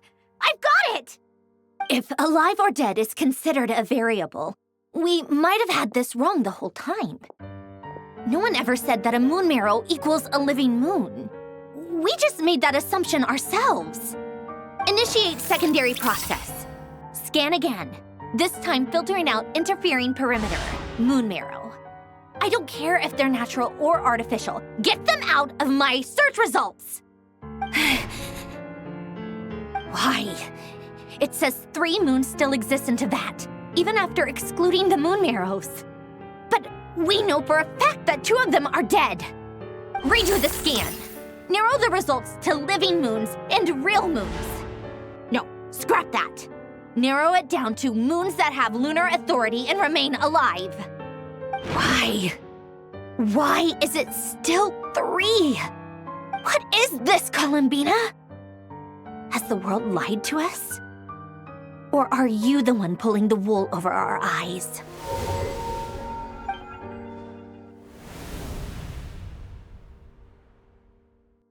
So, you think that the moon's reflection might be where Nibelung imprisoned the 3 moon sisters? Yes, it would explain a lot, such as why that space would respond to a moon goddess's power, opening the moon gate at her command. It would also explain why Miss Columbina has been unable to leave, and why time flows in reverse there. In the messages she sent, Columbina promised us she'd find a way to return, but we have no way of knowing how, when, or where this might happen. The fact that she still has yet to reappear in this world indicates that returning from that place is no easy feat. We cannot afford to simply wait for her.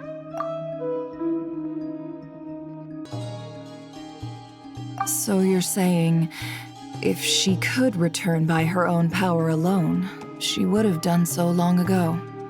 Yes, she certainly wouldn't leave it to this late stage when it's so touch and go.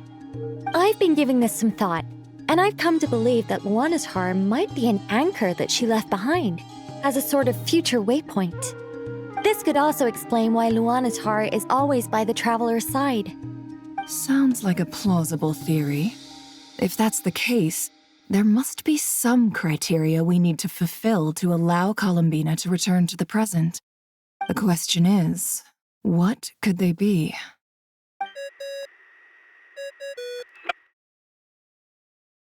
Hello? Listen up! This is extremely important!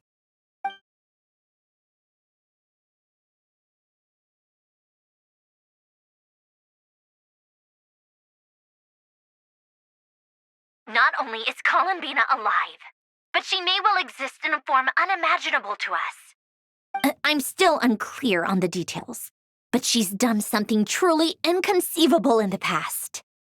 And the clue to what she's done lies in the moon and Teyvat sky. Truly amazing.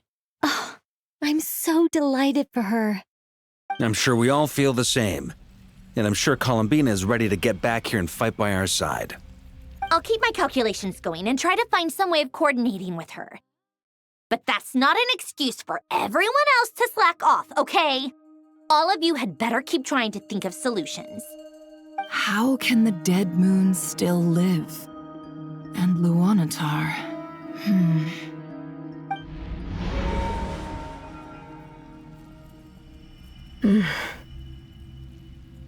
It's hard to believe that's what will happen in the distant future. Our authority is linked to the most fundamental rules of Teyvat. I suppose it's no wonder that many would covet that power. I didn't realize that when you said friends, you meant people who live down in Teyvat. That's so lovely. I always wanted to go down there and have some fun. Have you ever tried leaving this prison? Of course. Between us, we've tried everything. But no matter where we go, this space will eventually bring us back here. It's like the center of a whirlpool. Everything ultimately converges here, at the moment when Nibelung imprisoned us. In that case, have you tried using any of those pathways that connect this space to the real world? Sorry? What are those? They're passages through which you can make small-scale changes to reality by using Kuvaki. Or am I the only one who can use those passages? Because part of my soul remains in reality. Kuvaki. What is that? You don't know? It's a unique kind of elemental energy found only in Nodcry, the land from which the moons arose. Oh. Well, it's true that the moons first rose up from the part of Teyvat you say is called Nodcry. But there is no difference in the elemental energy between there and anywhere else. What? Could you show us some of this Kuvaki? Hyposelenia? Maybe if we see it, it'll make more sense. Okay. Isn't that just your power? What? But it's everywhere in Nodcry. In the air, in the land. Even the creatures who live there have adapted to its influence. How curious. This Kuvaki certainly did not exist anywhere in the world before we were imprisoned. Let alone influence living creatures. So, how exactly does it affect them anyway? Can they float in the air like us? This is so strange.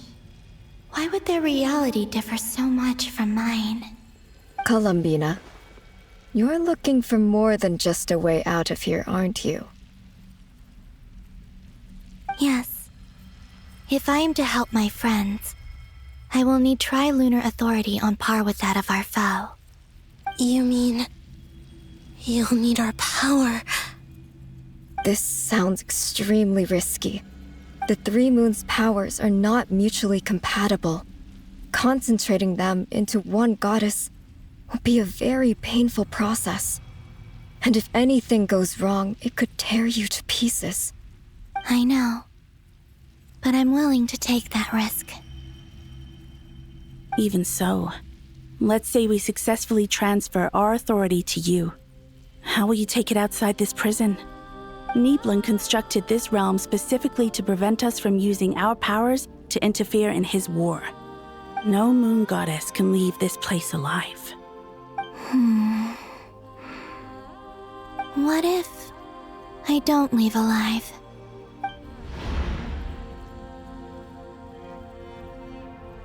Where do we even start? How are we supposed to figure out what we're meant to do to help Columbina?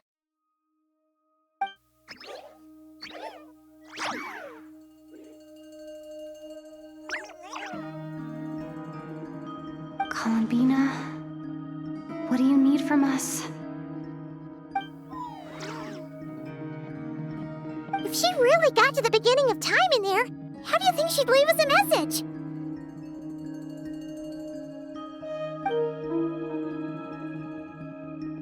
You don't think she'd write it down on a stone tablet somewhere in the hopes that we'd find it, do you? Seems unlikely.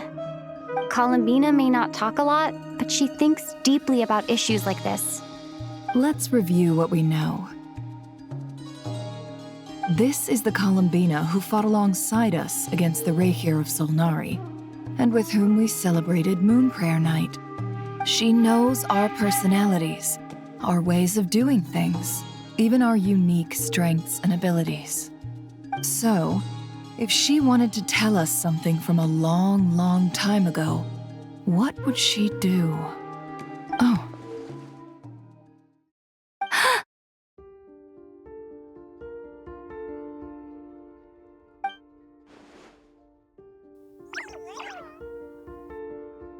Traveler, you once said that those golden ripples also appeared when Luanatar was born.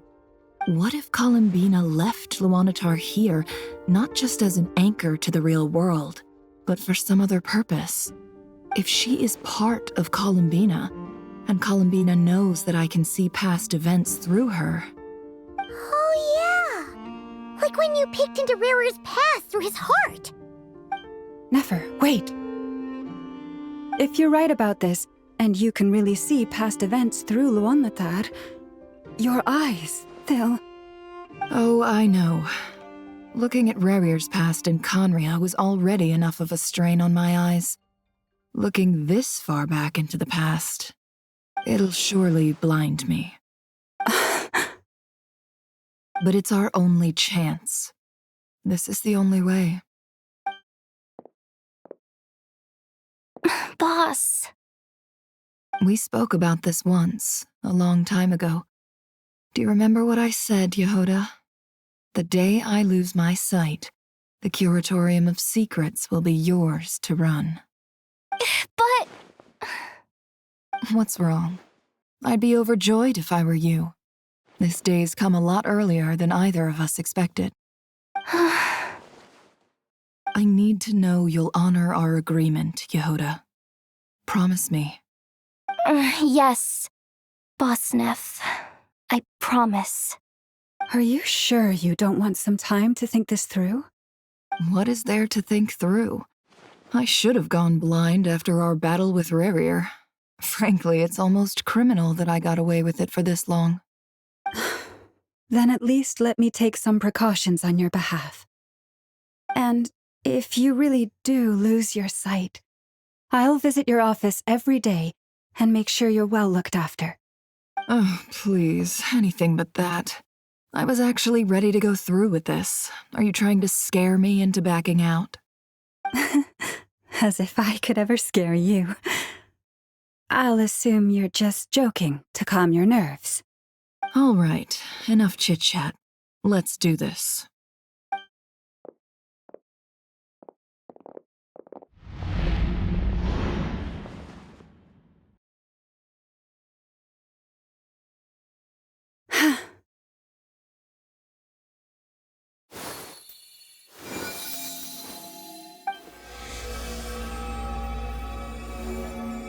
All done.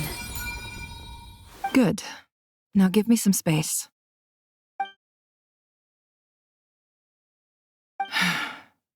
Come on then, little one. Show me what happened in the past.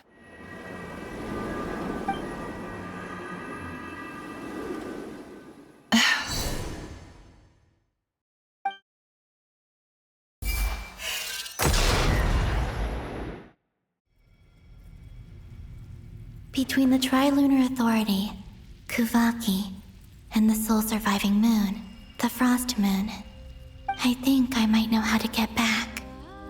But I will need my sister's help. Time to go talk it over with them.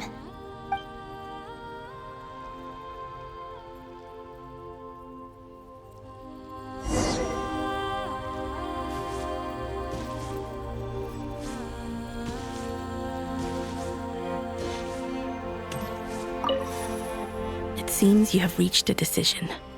I'm all ears. What do you propose?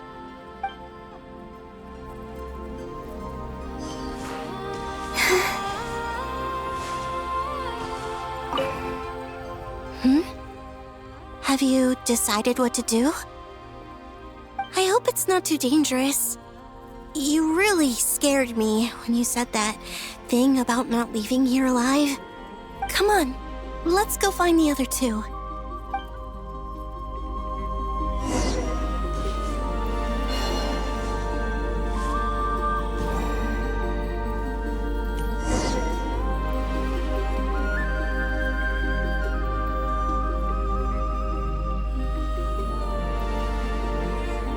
Have you figured it out, Columbina? Tell us, how do you plan to leave this place? I intend to die here, in this moment, and then be reborn in the future with the help of my friends. What? What are you saying? How can the dead be reborn? And how will you inform these future friends of your plans? You can't exactly leave oracles. Nothing can escape this place. Not a single ray of moonlight.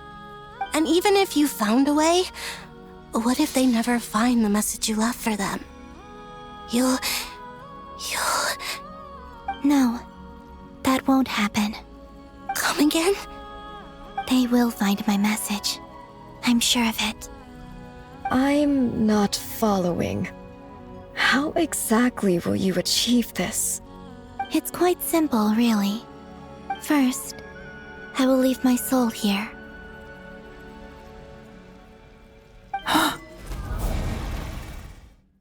I see it. Your soul? You mean your divinity? Yes. I once left a portion of my soul in the future. One so small that this prison barely noticed anything.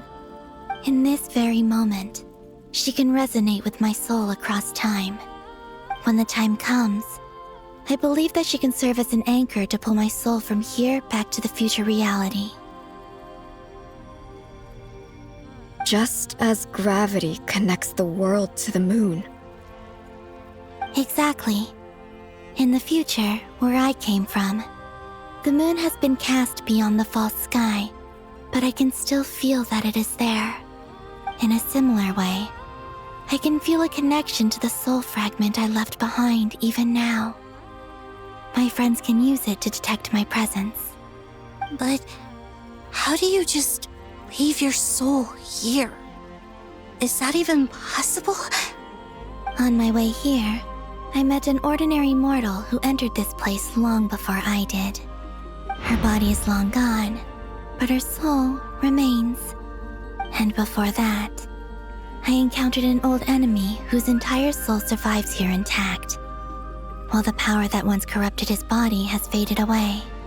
So, perhaps this space is specifically designed to imprison divinity and authority, but not the physical body. Still, even if your body can escape, would it not just be a lifeless husk without the soul inside? Wait, is that what you meant when you said you wouldn't leave alive? Yes. I shall turn my body into moonlight and pour it over Nodcry. That power shall protect the land and quietly blend into it, awaiting my soul's return in the future. However, I cannot do this on my strength alone. I would need your help to do this, so I'm humbly asking for your assistance. Oh, dear sister, you need not be so formal. As I said before, we are but remnants of a bygone age. You, on the other hand, were born alone in that distant future, and you have walked a long and lonesome road since then. How could I bear to let your story end here in this dungeon? Don't forget, we are your sisters, your family.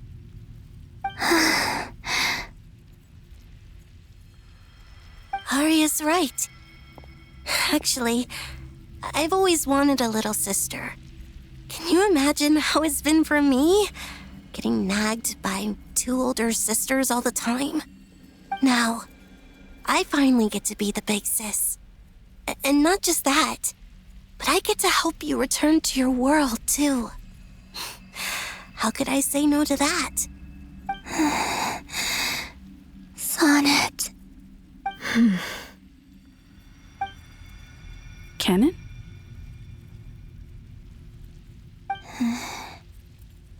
I'm sorry.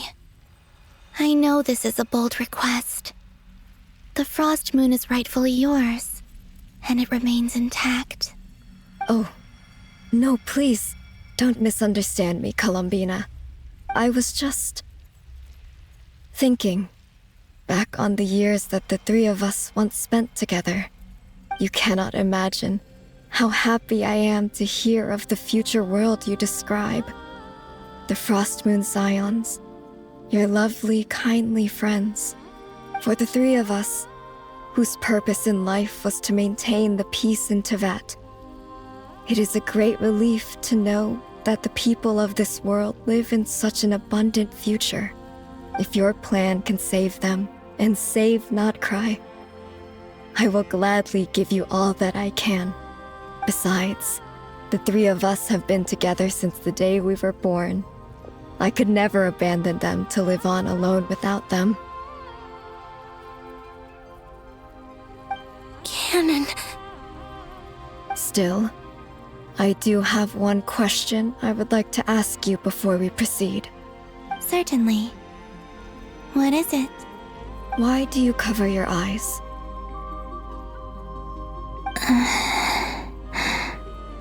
Yeah, I was curious about that too. But it seemed personal, so I didn't want to intrude.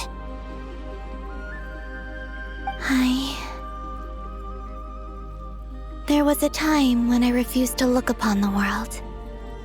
I believed it was full of nothing but lies and falsehoods. I wished to hide my feelings, seal my heart, until I could return to my true home. I see. Perhaps that decision saved you from ever having to see the false sky again. But at the same time, you likely missed out on many true and precious things, like the smiles on your friends' faces. Promise me this, Columbina. When you return to the future, open your eyes, take a look at the world around you, and see your friends. I'm sure that you know this already, given that you long to return, but that is your true home. Give me your hand, Columbina. Aria, Sonnet, you too. Okay. All right.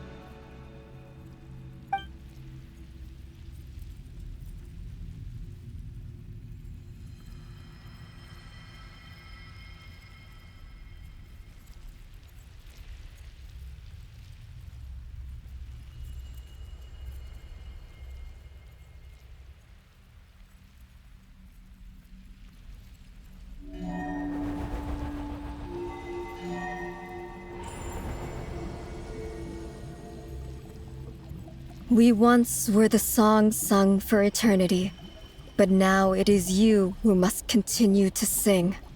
We once were the tides in the great river of time, but now we subside, and you arise. We were the messengers of madness and inspiration, but now the lies have faded, and your truth must endure. We are souls awaiting the sun. You must return to be with those who smile when they see your face.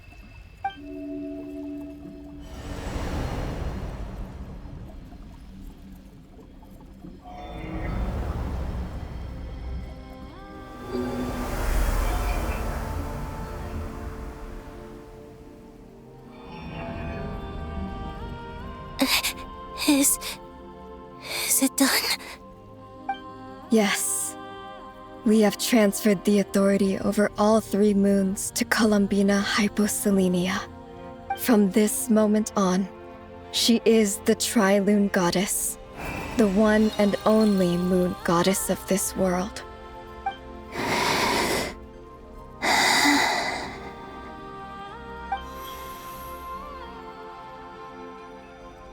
Thank you. Thank you, my sisters. Now go, and do what you believe is right, Columbina Hyposelenia. Be aware that we cannot grant you the power of the 3 moons beyond these prison walls. The conflict that arose over their remains following our disappearance will still take place. I understand. Sisters, oh, my body. It feels Now that we have given up our power and authority, our bodies are merely mortal shells. This prison is dissolving them as we speak. It's okay, Sonnet. The end must come for every god, just as it does for every human. That's all this is.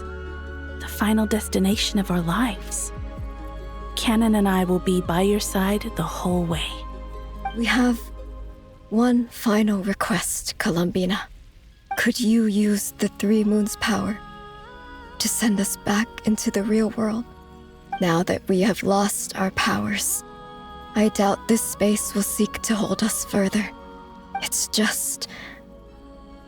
we would like to spend our final moments together in the only place we ever called home.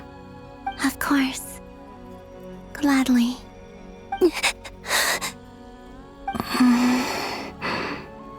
Sonnet? Yes? Don't... I wish I could tell her not to give in to the abyss. Not to be afraid. But is this really what I should say at this moment? Don't forget. I'm so glad to have a big sister like you.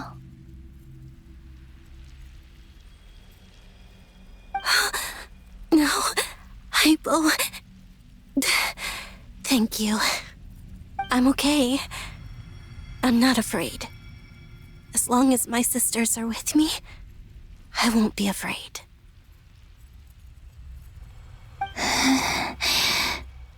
It looks like this is goodbye, sisters. Goodbye, Columbina. Take care of this world in our stead. I will.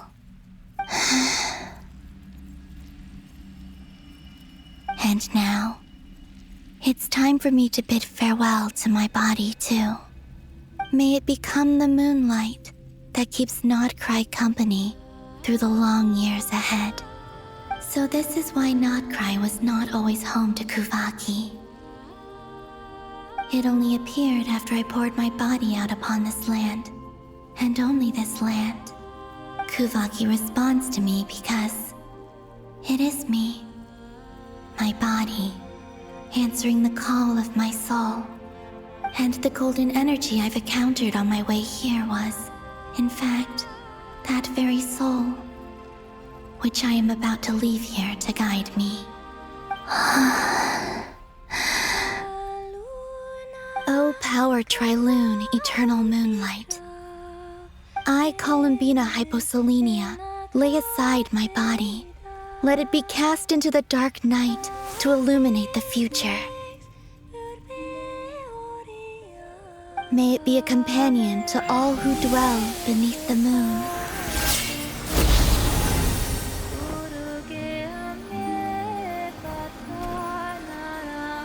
Until the time comes for me to return home.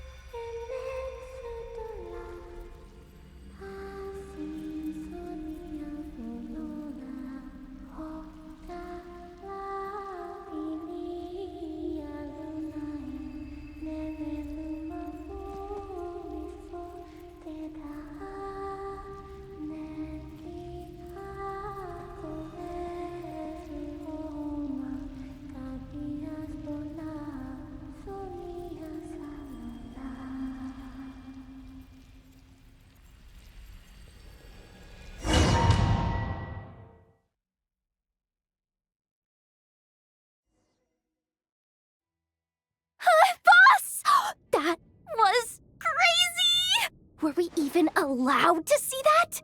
Is anyone? Oh, can you still see? How many fingers am I holding up? I see 2 fingers, and a look of sheer terror on your face.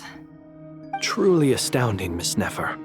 Your eyes have glimpsed the very ends of the world, and yet they remain as sharp as ever. Or is the credit for this miracle due to Miss Lauma?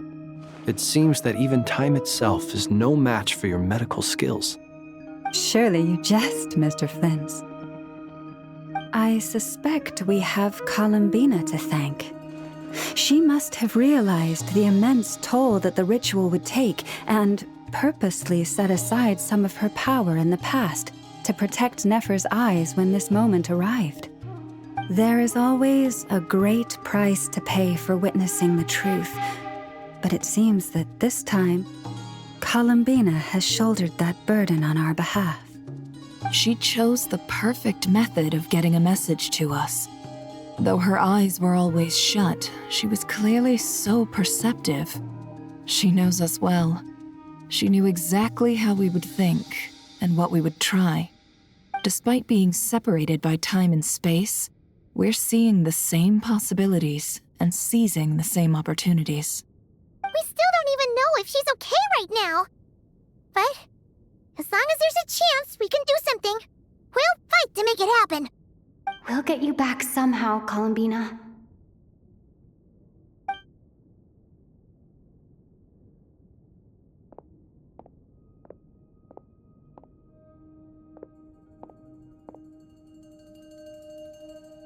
Well, based on the information we now have, let's figure out our next moves. Thanks to these gentlemen, we have a much clearer picture of the situation with Dottore. The civilian population has been moved to safety, so we no longer need to hold back. Miss Androne, how are the calculations going? So far, so good. I'll keep seeing how far I can push the system, though. Can't have Hatman being powered down for nothing. There's still a long road ahead. Where should we begin?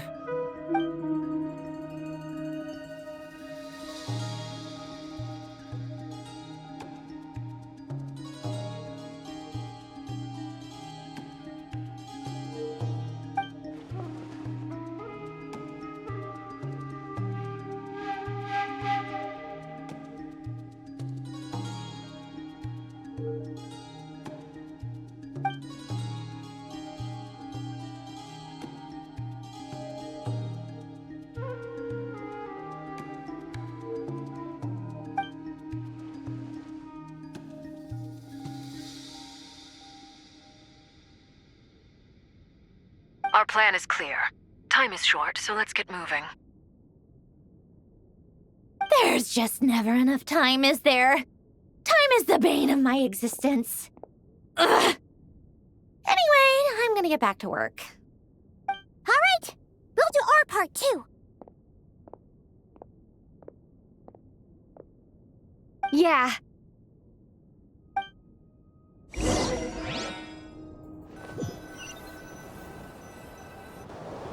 Albedo's theory says that elemental energy can dilute the light realm's power, but I'm no expert in building elemental defenses. Sounds like something out of the advanced elemental theory section of the library. Whew.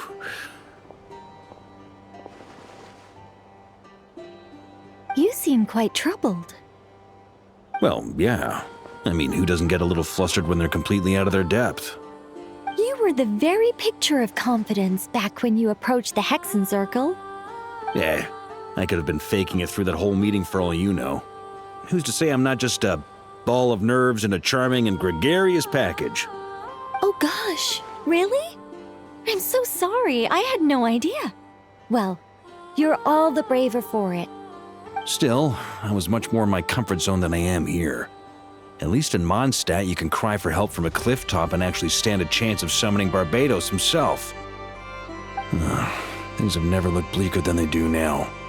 If we don't pull this off, Tevat's doomed, isn't it? Oh, you think so?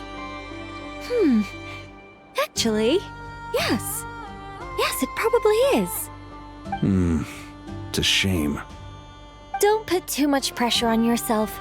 Tevat has faced annihilation many times in the past, but it also gave us you, didn't it? Hey, don't give me that. It's not like I'm anyone special. I disagree. Every human born in this world is special. We angels have always believed that. In that case, this humble human being has a big favor to ask of you. I thought you might say that. I'm sure Alice, in her great wisdom, sent you here precisely to help us in this difficult time, yes? Well, that has less to do with her wisdom and more to do with my power. Of course, of course. Well, the thing is, these elemental defenses we're about to build, I don't think it's a question of if they'll fail, but when. Durin's findings from his patrols make it clear that Dottore is constantly expanding his territory. First it was his lab, then the design bureau, and now this. It's not realistic to completely stop him encroaching on the rest of Nagrai. Rather, our goal should be to stall him for as long as possible. If Miss Sandroni's calculations are correct, well, they're the closest thing to certainty we have in this situation, so let's assume they are. Anyway, her calculations suggest that our best hope for victory lies in Miss Columbina's return. It's up to us to slow Dottore's advance and buy time for her to make a return. Are you asking me to help you with building the defenses? No. I'd like you to prepare for what comes next. When he eventually reaches us, we will have to fight him. You were an angel once and a mage now. I'm asking you to lend us your protection. Oh. Can I take it that you're triggering the terms you fought for during our three-way talks? Well, technically those terms were about protecting Mondstadt. But if you're happy to agree to the change in location, then yes, let's do that. You're cashing in on this much sooner than I'd imagined. Well, yeah. The way things are going, I might not get another chance. Very well. The mages have heard the knight's plea, and we will respond. To tell the truth, Alice and I had already discussed how we might help you all, so I didn't come empty-handed. I always like to be prepared.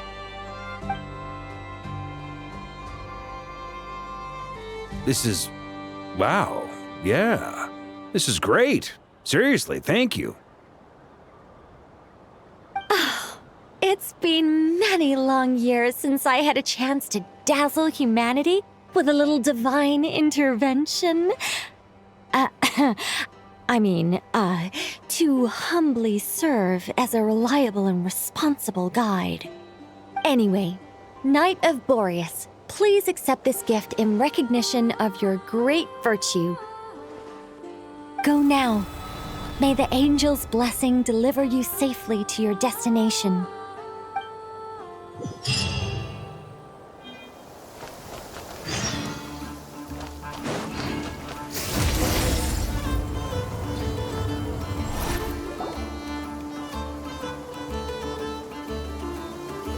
Ah, you're here. Sandrone! How are things going? Glad you asked. You two are about to become the first people to lay eyes upon my masterpiece. Or should that be the first person and the first, specter? Hey! Whatever. Come, feast your eyes on this. Wow! We've never seen something like this before! This meter displays the progress of my formula. Currently, it's still making the most important connections. Once it's finished running, I'll deliver it right to your side. And then, we can finally bring Columbina back. What do you mean, deliver it? Can't you just tell us over the Dodo communication device? It'll just be some numbers, right? Ugh, you're such a greenhorn. This isn't the kind of formula you solve in math class. It's a highly complex algorithm capable of constructing a framework of rules. Ugh, whatever.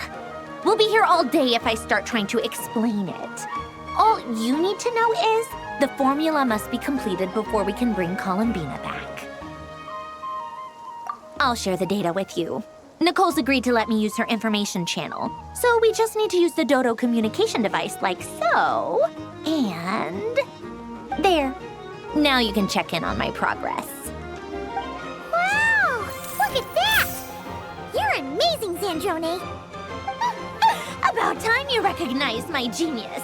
Took you long enough. Anyway, that's all from me. You should check on the others if you have time. Make sure we don't have any weak links in the chain. That might sound harsh to you, but close supervision is a common practice in a Fatui.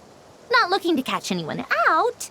I just care about everything going smoothly. That's all. I'm kinda stuck here while the formula's running, so I need you to be my second pair of eyes in the meantime.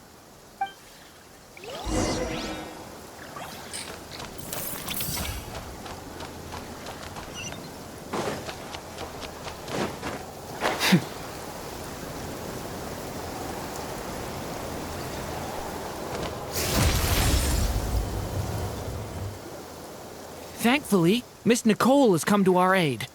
Nasha Town is now looking very well defended. Golden Flame. Yes, that's Nicole's power, all right. Based on the latest message from Grandmaster Varka, it sounds like they've reached an agreement.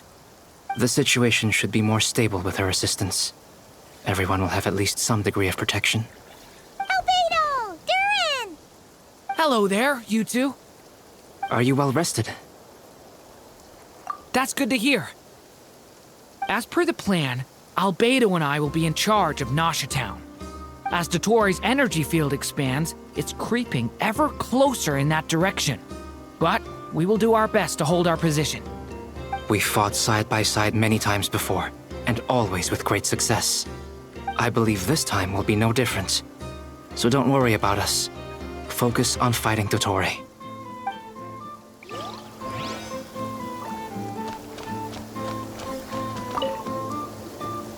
Traveler, Paimon, a pleasure to see you both. Plans! How's everything coming along? Fairly well, if I do say so myself. Personally, I am ready to confront Dottore head-on. Ooh, you sound much more serious than usual. To be honest, I am not usually fond of exercising my full strength. For one thing, it's hardly conducive to maintaining a low profile. Besides, I believe one should have the right to choose when to show their hand. I am conserving my strength until the moment of battle is upon us. Anything to boost our chances of victory. Seeing you get into the zone like this really puts Paimon at ease. Huh, Traveler? I consider it an honor to have your trust. Rest well. I look forward to seeing you both in your element during the battle.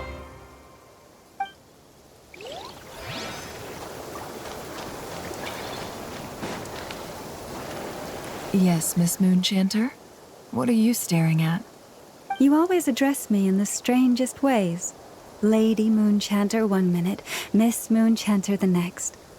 Yes, and? Are either of those incorrect? Not as such. It's just that I simply call you Nefer nowadays. Uh-huh. That's my name. What's your point? The point is I don't add any honorifics or titles. Meaning what? That maybe we're on friendlier terms now than we used to be. Is that how you see it? Then I thought I was the one with eye damage. Never! Wilma! Paimon, Traveler. Just swinging by to check in on you. How are things going? Did you manage to get some rest? Don't worry about me. I won't slow us down. And I give my all to ensure our victory. Ah, yes. Allow me to give you two a quick checkup. All done. You're both in good shape. You're welcome. You'll have your work cut out for you in this battle against Dottore, so make sure to get some rest in first. Paimon will keep an eye on her. Don't you worry. I'm glad to hear it. Take good care of yourself, too, Paimon. Sure thing.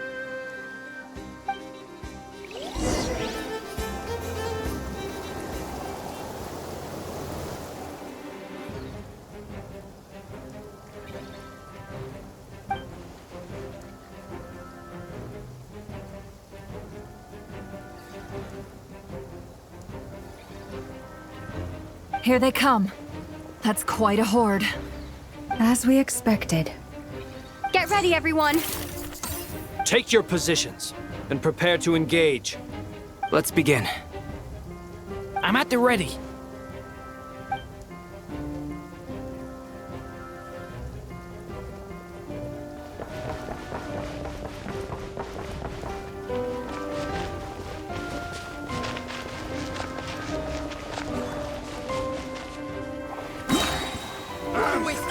Your skull!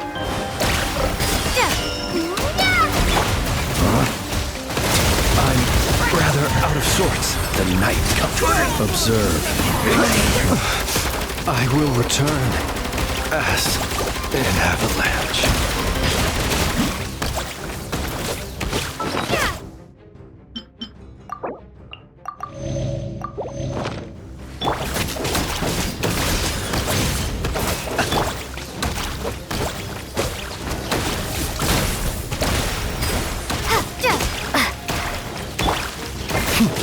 Be silent. Observe. Another one. Do you fear the dark?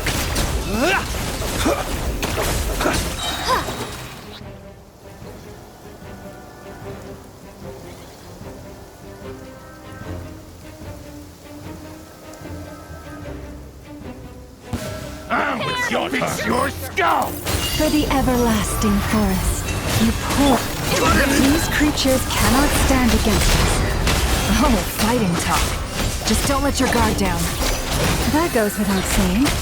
I'm hardly the risk taker in this game. Excuse me? Within. Can't hide the truth.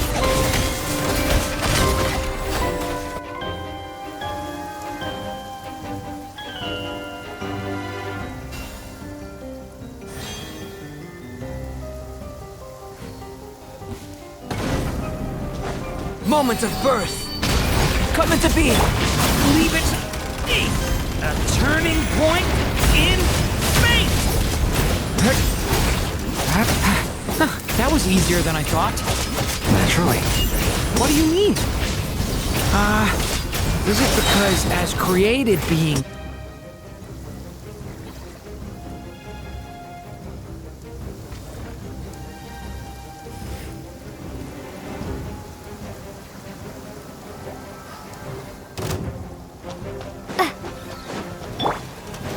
Leave this place for the everlasting. The mystery unravels. People have always used fire to drive away wild beasts. Wouldn't a lantern work just as well? You read my mind, my dear friend. I was just about to say that. All right then, dear friend. Bring the light.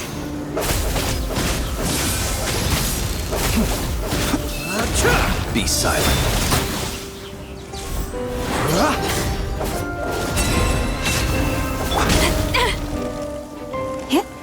You poor lost lamb.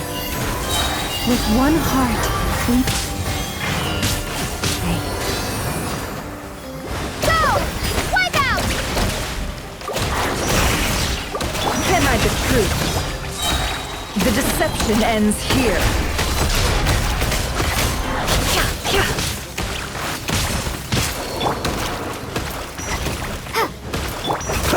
Observe. Do you fear the dark?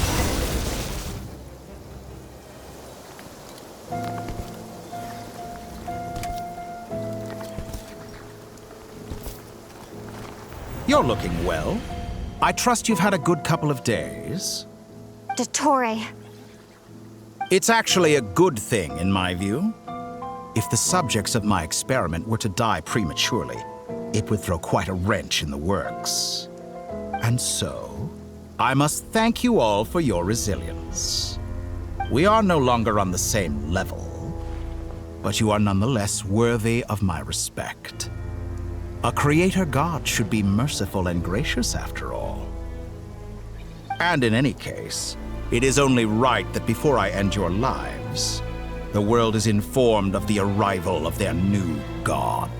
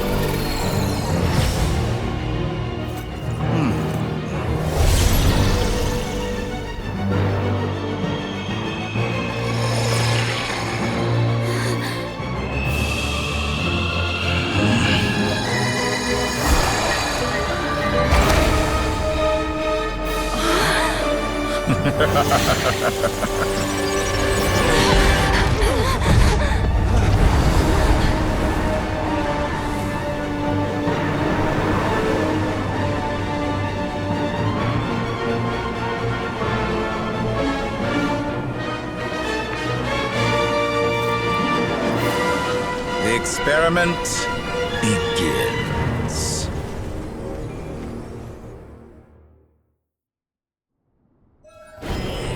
With the marrow of the 3 moons in my hand, behold the false moons fall!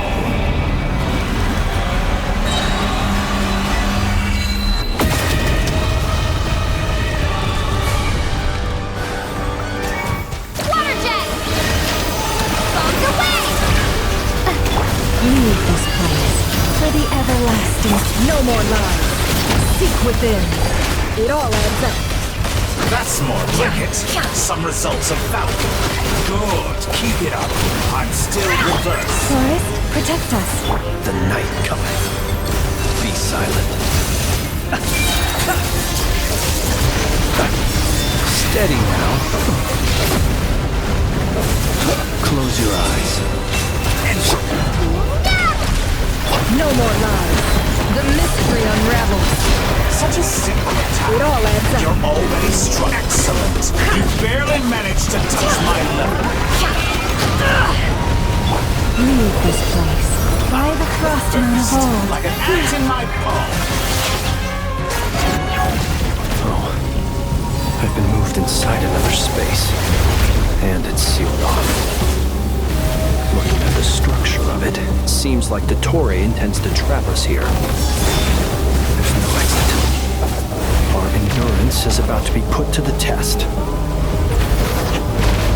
Did you honestly think that would hit me? Water jet! You poor lost rat.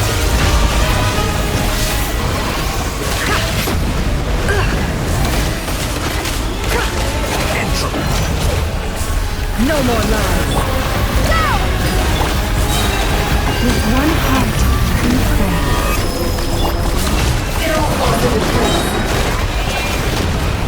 How unfortunate. It all adds up. The deception ends here. Good. Keep it up. I'm still... Leave this place. Can't hide the truth. With the marrow of the 3 moons in my hand, behold the false moons fall!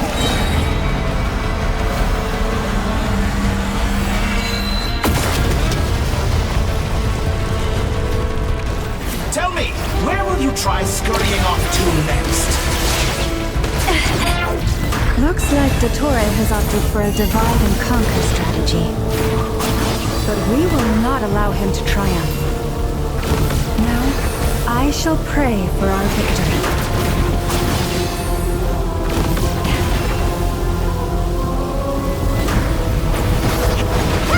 Did you honestly think that would hit me?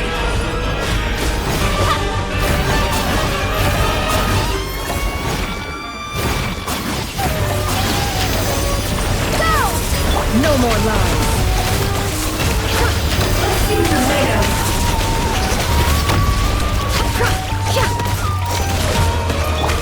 Water jet! Can't hide the Face truth. me. Found you.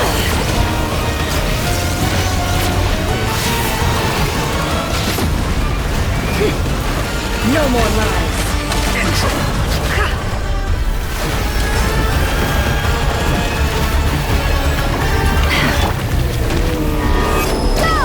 It all adds up.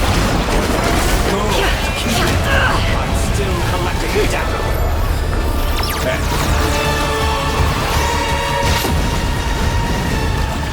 I better wrap this up.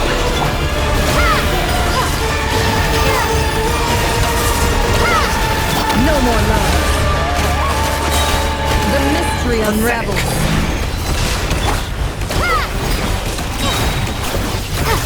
Be shackled.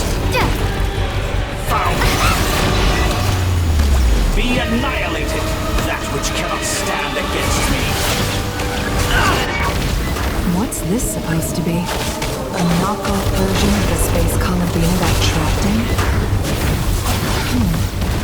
There really is no way out. We'll see about that, Dottore.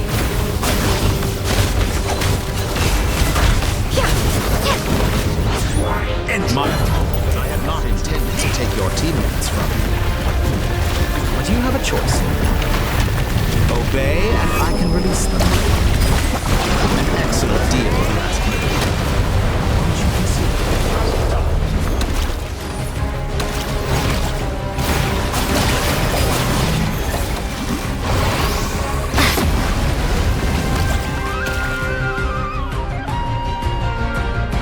I'm aware you've been working on some little tricks to surprise me with, but it appears that none of them have come to fruition. My guess would be that you're trying to bring Columbina back. But then, where is Sandrone? Or are you trying to buy time for her? I always found their friendship to be a curious phenomenon. Two highly incongruent personalities, and yet they share a deep connection. Speaking of Columbina, I once saw her as like a younger sister. We got along quite amicably while she was with the VIII. But then one day she suddenly decided she would refuse to take part in any further experiments. To this day, I truly don't understand what I could have done to upset her so much. It's such a pity. I could have had a sister, a family. But alas, she grew to dislike me. You're not fit to be family to her. That I can't deny. So many people, all obsessed with playing out the same tired old dramas. This world is rotten to the core. And then there's you. You had every opportunity to reach the right conclusion. The thought of killing you off like this?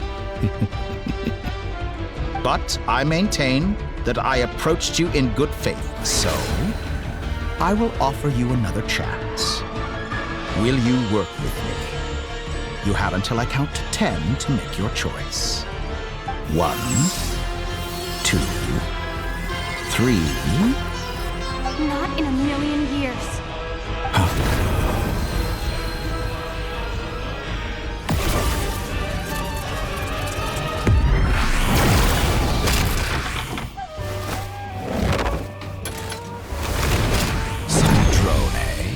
What a pleasant surprise. I didn't think you'd join us all the way up here. You're as sick and twisted as ever. Don't fool yourself into thinking anyone's grateful for the chances you're offering them. Sandrone, the formula hasn't finished running yet. Funnily enough, I was just discussing a collaboration opportunity with the Traveler, and then I see you, who I must say is a good example of an opportunity gone to waste. Gone to waste? I said that everyone would get one chance, and you've used yours to march right back into the lion's den. So yes, it's an utterly wasted opportunity. And what makes you think I believe a word that comes out of your mouth? I was planning on disposing of your little formula after wrapping up more urgent business here. But since you've taken the trouble of serving it to me on a silver platter, I can simply bring it forward in the schedule.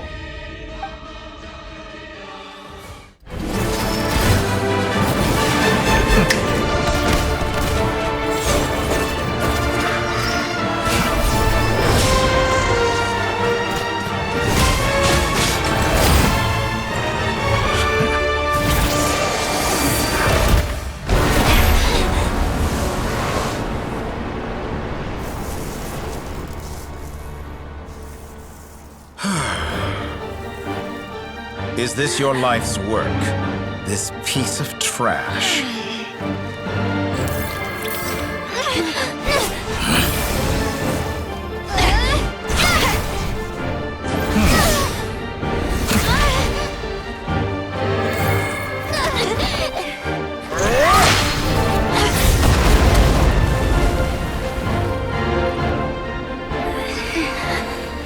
Your Your formula runs too slowly, Sandrone.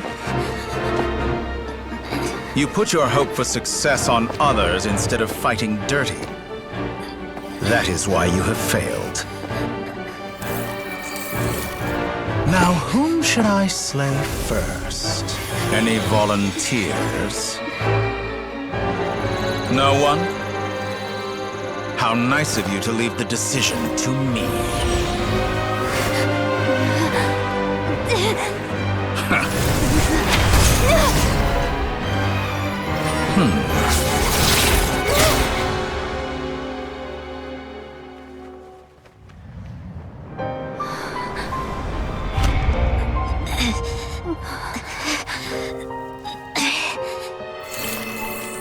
Oh, how unexpected. Sandrone, any last words for me, comrade?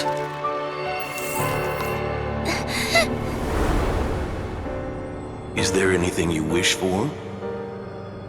Not really. But I've always known what I don't want. Go to hell, Dottore.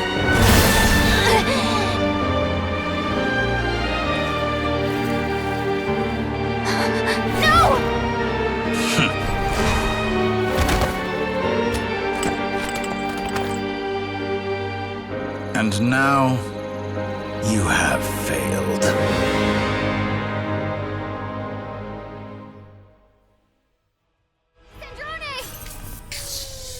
Now you see how fragile mechanical contraptions are.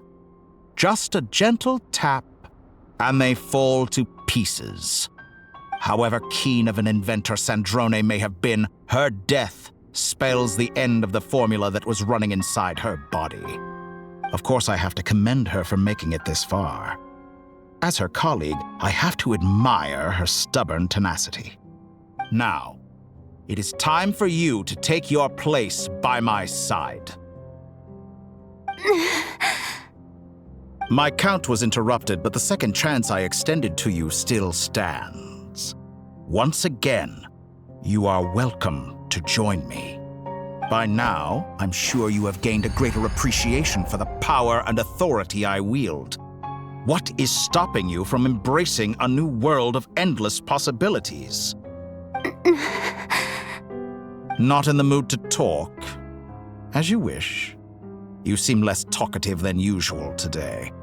I'll change the topic to something more apropos.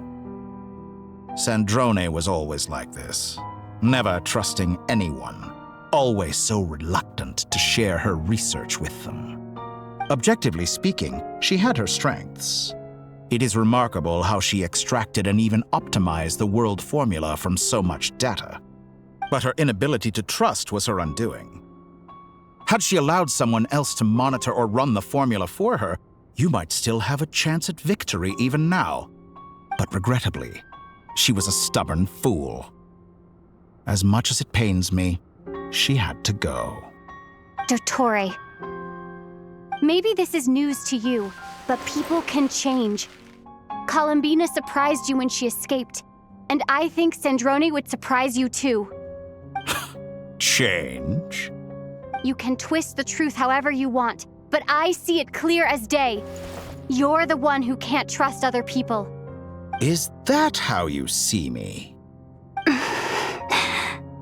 By this point, what can you hope to do about it?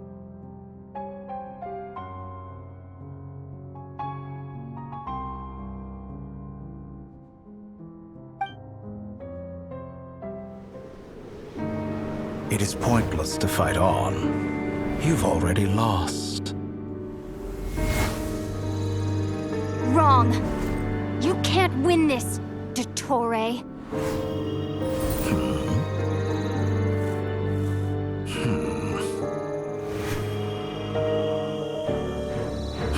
What?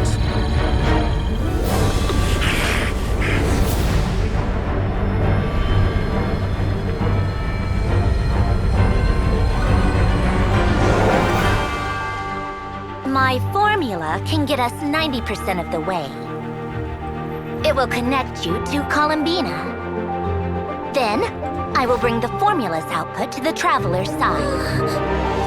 For the last 10%, do whatever it takes. Just bring the moon down.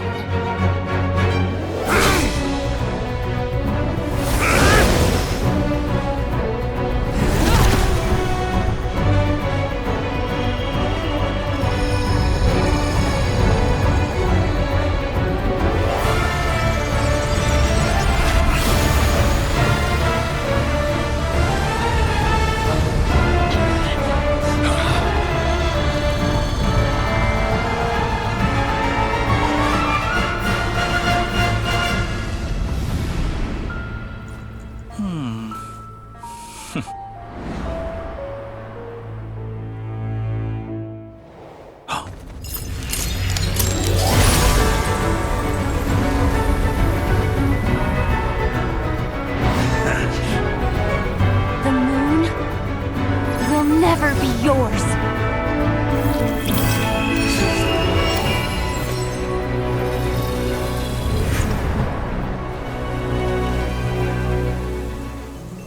I turn my body into moonlight and pour it over Nodcry. My soul, I leave here to inform my future friends. Lastly, I will hide the Trilune Authority within the Frost Moon. And when my body, soul, and authority are reunited, finally...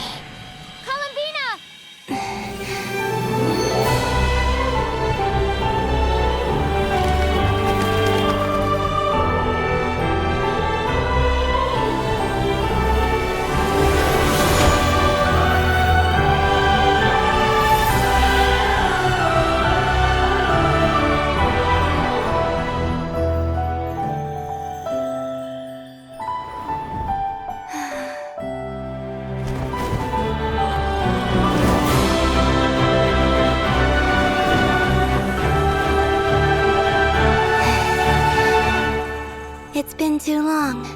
I'm back.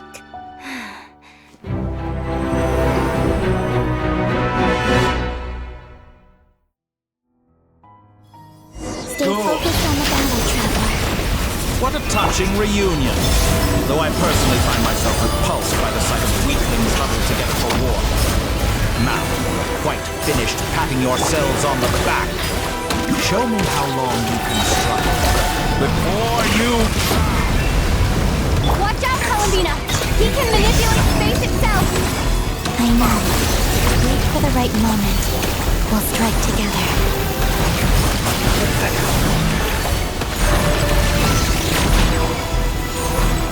Moon's remnants!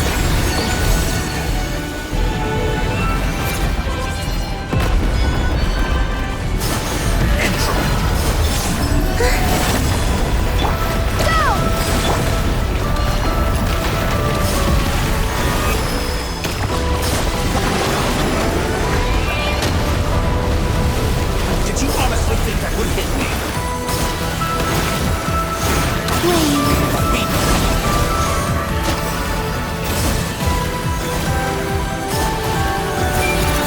Enough! First, like an ant in my palm.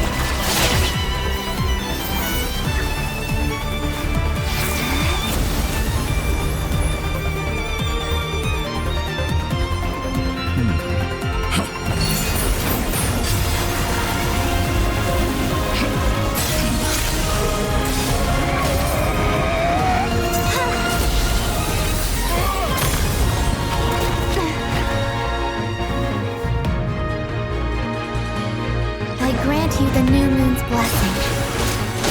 The new moon shines upon you. I am growing weary of your... It's over, Dottore!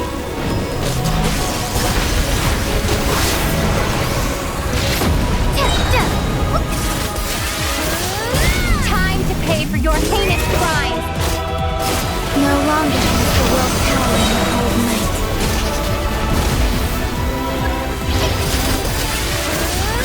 Our future is not yours to command! Let the moonlight dispel the darkness.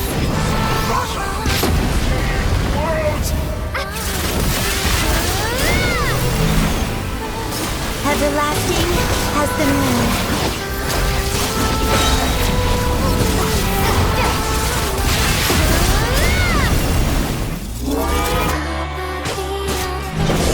I could have shaped the new world. Only I...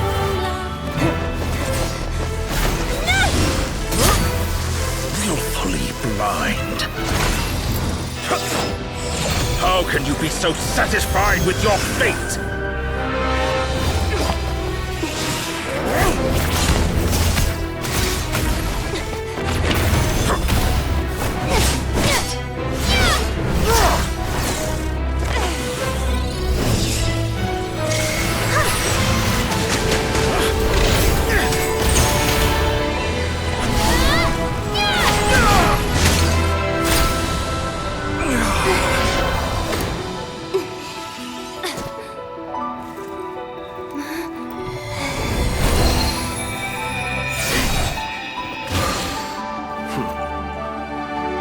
This battle was never about fate.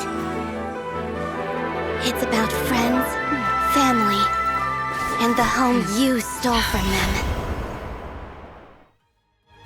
So dull. Only the weak rely on each other for comfort. You shall see. Once I transcend fate, you will be nothing but fodder for my grand experiment! That will never happen.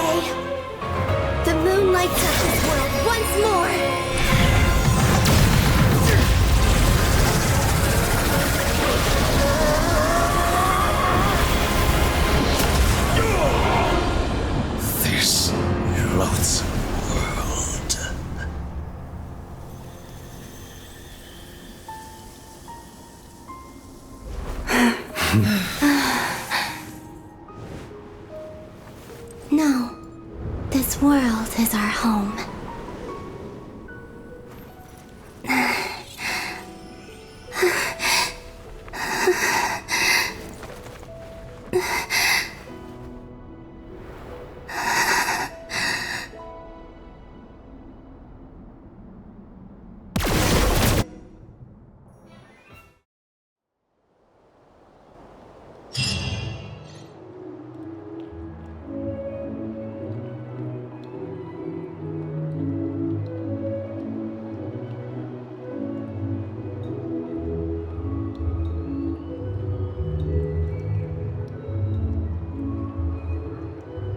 No, you're doing it wrong.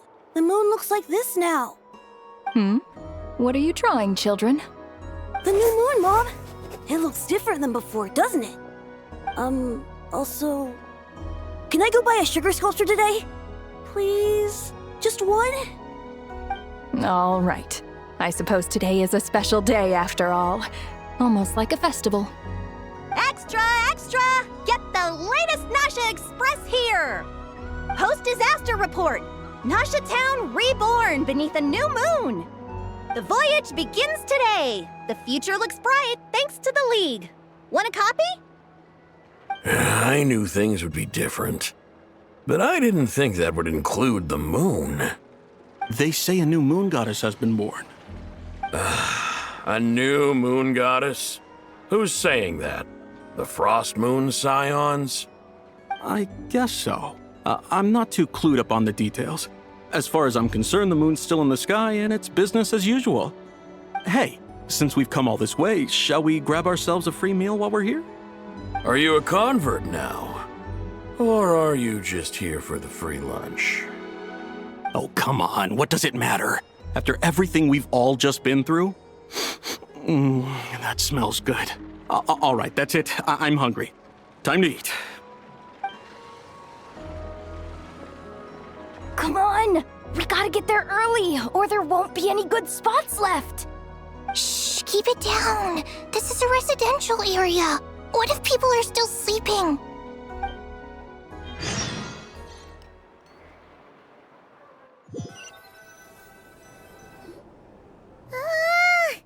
Why is it so noisy outside? It's okay. Paimon was pretty much awake anyway. It's been so long since we last had a chance to relax, huh? Feels like time is moving slower than usual. What about you? Did you rest well? Still winding down from everything that's happened? Or are you wondering how our friends are doing? Or is it about what Dotori said to you? Okay, if you say so. But don't push yourself, alright? Let Paimon know if you need to talk. What we just went through was a lot. It's totally normal if you need some time to get back in your groove. Luanatar disappeared after Columbina came back. Apparently, she was part of Columbina's soul or something. Still, Paimon kind of misses Luanatar somehow. But anyway, you did great. So did Paimon. We all worked our butts off to contain this disaster, and in the end, we made it. So, chin up, Traveler. You should be proud of yourself. Hey, don't poke fun. You should be glad that Paimon's growing as a person.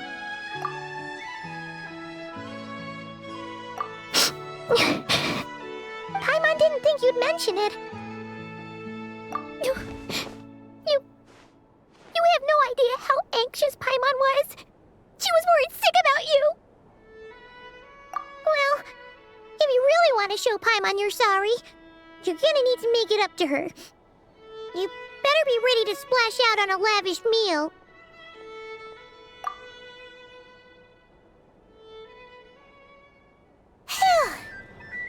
Okay. Paimon's full now. Huh? Oh, well... Hey there, Traveler and Paimon! Good morning! Morning, Yehuda! Here for some breakfast? Oh, I've already eaten. Just need some water. I was mostly worried you might forget what day it was today. So, I came over to remind you. Careful there, Paimon. Too much food will make you drowsy. Don't let anyone catch you hiding at the back and nodding off during the league meeting. You should probably be saying that to Aino. She's the baby of the group, if anyone. True. You know, I'm surprised that all these competing groups are actually coming together to try to solve things together. Definitely a first for Nodcry. Well, nothing like a region-wide calamity to bring people together. After that, surely even the most self-interested people have to realize that going it alone isn't worth the risk, right? Try telling Boss Neff that. She's not exactly convinced that people are gonna get with the program. Really? But if she's so pessimistic about it, why'd she agree to be the Curatorium's representative in the league?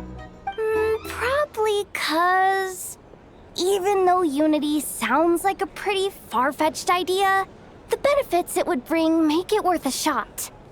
I think things will work out, though. I swear, Nodcry feels like one big family now with everything that's happened. More than it used to, anyway. Paimon's with you on that one. And it seems like plenty of other people agree, too. Just listen to the bustling streets. All right. Everyone's been rebuilding these last 2 weeks, and the evacuees have been coming back in droves. Life's slowly returning back to normal.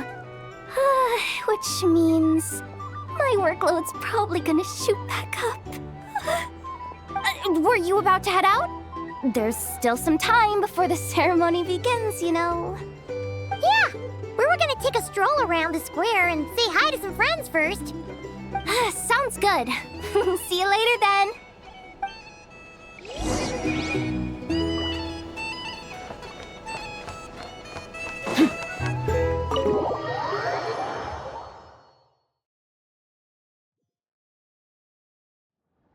Please accept today's boon. Have a nice day. Are Paimon's eyes deceiving her? Or is that Inefa handing out food for the Frost Moon Scions? Hello there. Would you like a feast of the moon, along with some snacks of the day? So, what's new, Inefa? It was only a few days ago when we last saw you, but it looks like you've joined the Frost Moon Scions in that time. And I know too? What are you talking about, Paimon? We're just here to help, duh. In the wake of the disaster, it's all hands on deck. We responded to Lama's request for support. At times like these, the smallest good deed can inspire others and help them through the hard days ahead. And we're using eggs and heating tubes to make that a reality, in true Kromkake Craft Shop style! Enough! Did you hear that? The Traveler said I did good. The Traveler! That's because it's true, I know. Proposal. If you can resist eating today's dessert, I will provide you with compliments, too. No way! Well, that proposal got shot down quickly. I need something to get me through the hard times too, you know. Mom! Yes, dear. Go right ahead. Excuse me. Could I take a photo with the robot lady? She helped us get safely out of Notcry, and she helped us get back home too. She's the best. Of course she is! And since I'm the whiz kid who built her, that makes me even better than best, right? But you stole my snacks, though. Oops. Shall we move to the open space near the center? The view there is better. Thank you! Aren't you the better pick for this job, Flint? You underestimate yourself yet again, Master Ilua. Not at all. I rarely come by Nasha Town. I don't know any of the big shots here.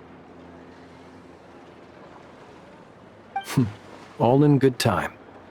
Socializing is a step-by-step journey. But you're much further ahead on that road, aren't you? You're not seeing the full picture. You know the truth now. My friends do not understand my habits. There is no question about it. The Lightkeepers need a representative in the League. Someone who is upright, cares about other people, and can realize their self-worth through group action. You say it like you wouldn't make the cut. I am most flattered that you think I would. Sigh a little less, Master Ilua, and have more faith in yourself. All the Lightkeepers agree that you're a very promising young man. That is precisely why Starshina and Nikita felt safe delegating such important work to you.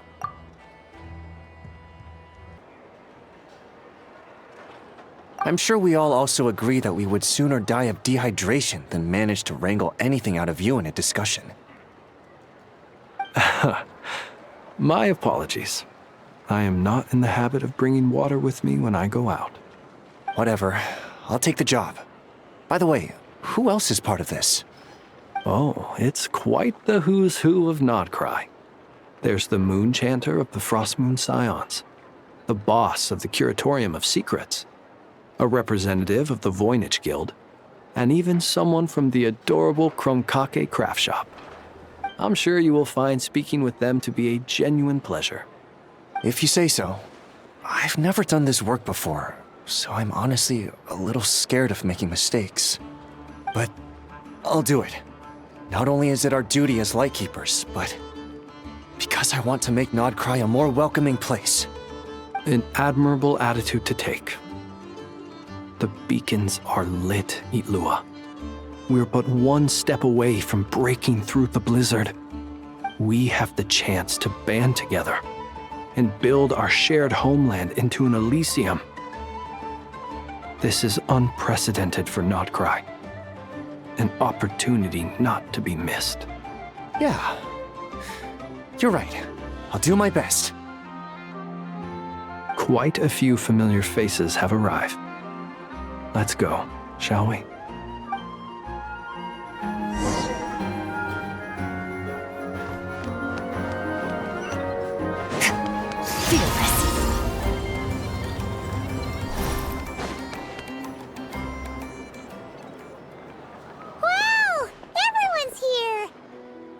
You seem well rested. I know no one's asked, but I'm sure you all want to know, so let me just say, we're doing great. Thanks. Well, great, but not perfect. Starting to lose my mind from boredom. Can't drink a drop of alcohol while I'm waiting for my wounds to heal.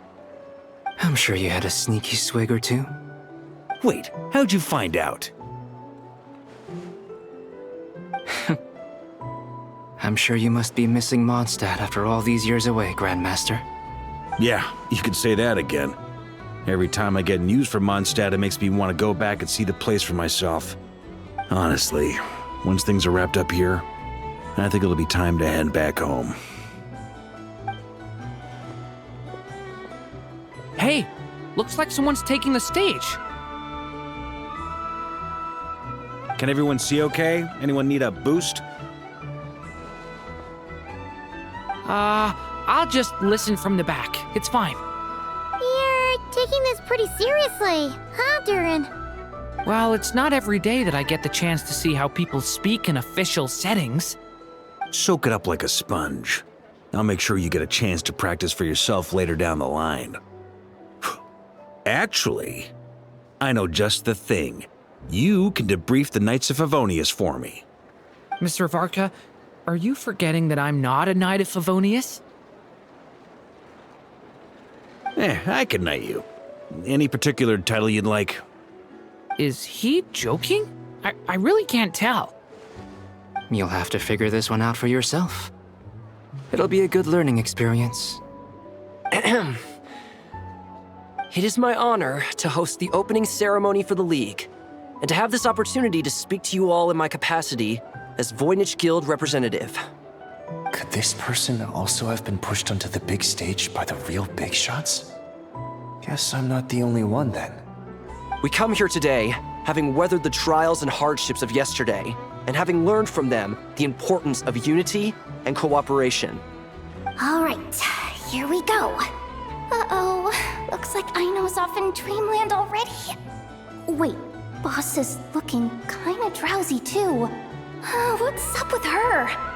Come on, get this speech over with already. Nodcry is our home, the land we rely on for survival. And as we chart a course for the future, may we persevere through the storms ahead as we sail towards a new era of prosperity, freedom, and hope.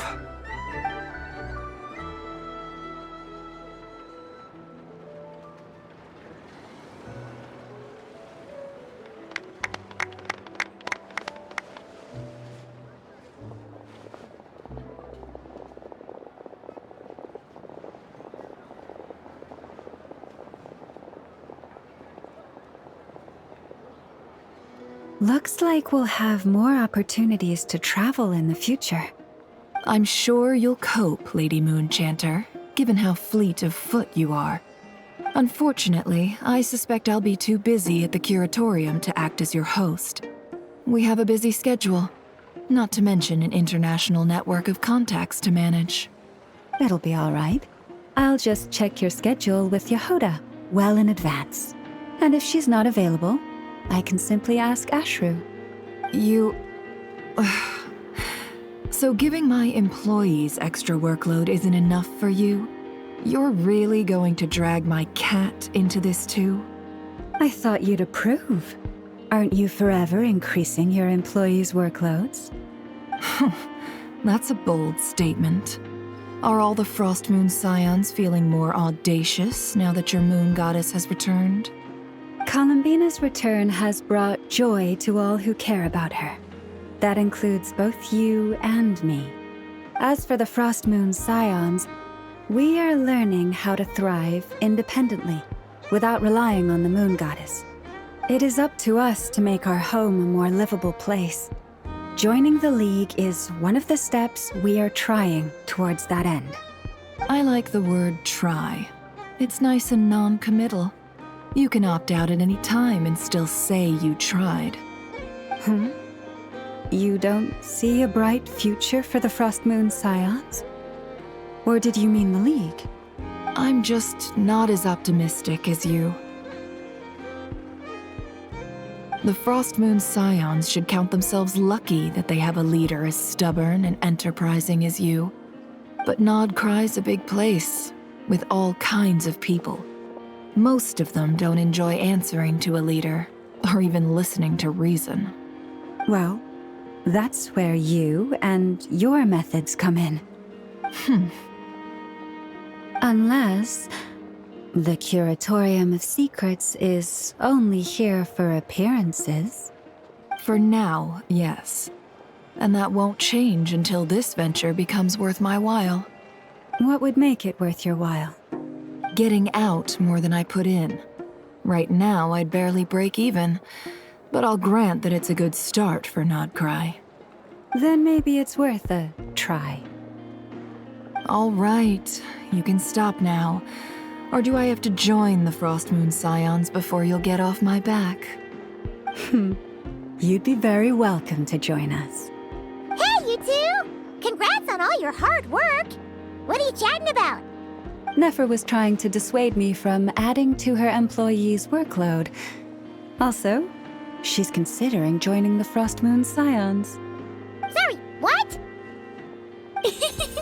Your conversations are always the most interesting. Would you two care to join me for some tea before heading to your next destination?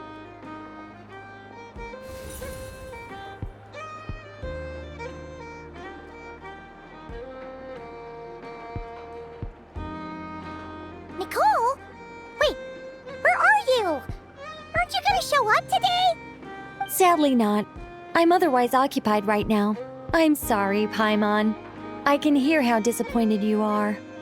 If it's any consolation, let me say that how things appear on the surface is a far cry from what they are at their core. Perhaps you'll feel better if you focus on the fact you have a special line of communication with the great mage herself. Okay? Has something happened? No, or not yet, anyway. Well, that's not ominous at all. Not for the time being. Just think of this as a general check-in to make sure this communication system is still running smoothly. Besides, it's good to chat once in a while if we want to maintain our friendship. You could have just said so. Paimon got all worked up for nothing. Still, the best friendships are built through face-to-face interaction, you know. It's never gonna stop being weird having tea with you when you're not there and just talking to thin air. All right, fair point. I'll bear that in mind for next time. Yeah. Any update on that crisis at the world's borders? Alice just informed me that they had their work cut out for them. And now everyone's thoroughly exhausted. But they did finally get things back under control. Still, we can't let our guard down yet. The disruption caused by this disaster has made Teyvat easier to detect from the outside universe. She plans to wait for things to stabilize, then reschedule her Mondstadt vacation plans. As for me, I agree with Hat Guy's perspective. This is a time when many new variables are emerging, and the situation is changing constantly. Plus, most of this change is for the worse. We have to remain vigilant and ensure that the embers of chaos are not rekindled. I did notice that the energy in Nodcry changed somewhat after the War of Funerary Flame, but since it was still aligned with the Light Realm, I never gave it a second thought. It looks like I'll have to examine the connections between phenomena I observe more closely in the future. Just doing my duty. It's more or less second nature by now. Of course. To give you the full picture, I'd have to start with the substance from which angels were formed. Never mind. Paimon's right. Showing off my knowledge would be much more satisfying in person. By the way, you did receive the gifts from the Hexen Circle, yes? I'm not trying to claim credit or anything, but my pride demands that I at least mention it. They're quite similar to the protective talisman that Alice gave Dory, but with some very special enhancements. Oh! So that's what kept our friends safe when Dory trapped them. Indeed. We went to great lengths to make sure they were invisible to his eyes. I'm so happy they came in handy. Still, not fishing for gratitude, by the way. I just want you to be aware that sometimes your friends may be protecting you in ways you cannot perceive. Anyway, I'll contact you if anything else crops up. If not, you know what they say, no news is good news. Oh, my angelic instincts are tingling. They say you should head to the docks next. Your friends are about to board their ship home.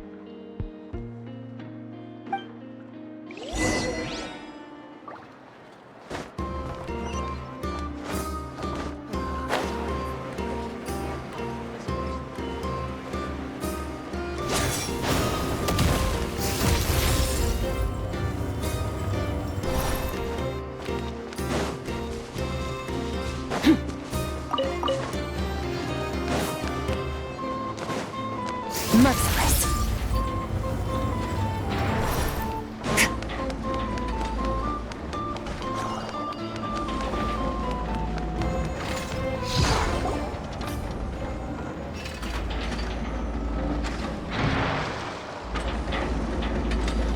You're here. You're here too, Hat Guy. Are you heading back together? No, I'm bound for Sumeru, and she for Fontaine. We just happened to cross paths at the harbor. Everything seems fine. Sandrone may have an abominable temper, but she's always been very responsible with important calculations, and things entrusted to her by valued friends. You always speak as if you know us inside out, Mr. Hat Guy. Maybe I'm just a good judge of character. I certainly hope that's all there is to it. Regardless, you have been a significant help in this matter. For that, you have my gratitude. I didn't do anything special. Sandrone's the one who completed a seemingly impossible formula and turned the tide of the entire battle, even giving her life in the process. She's the one we should be thanking. Even we were unaware that Sandrone had hidden the real formula inside Polonia's body. She managed to fool Dottore into thinking the formula was running in her system by installing an identical-looking decoy within her. She probably realized that she didn't have the strength to stop Dottore. But this way, she could at least get him to lower his guard. She always worked like that.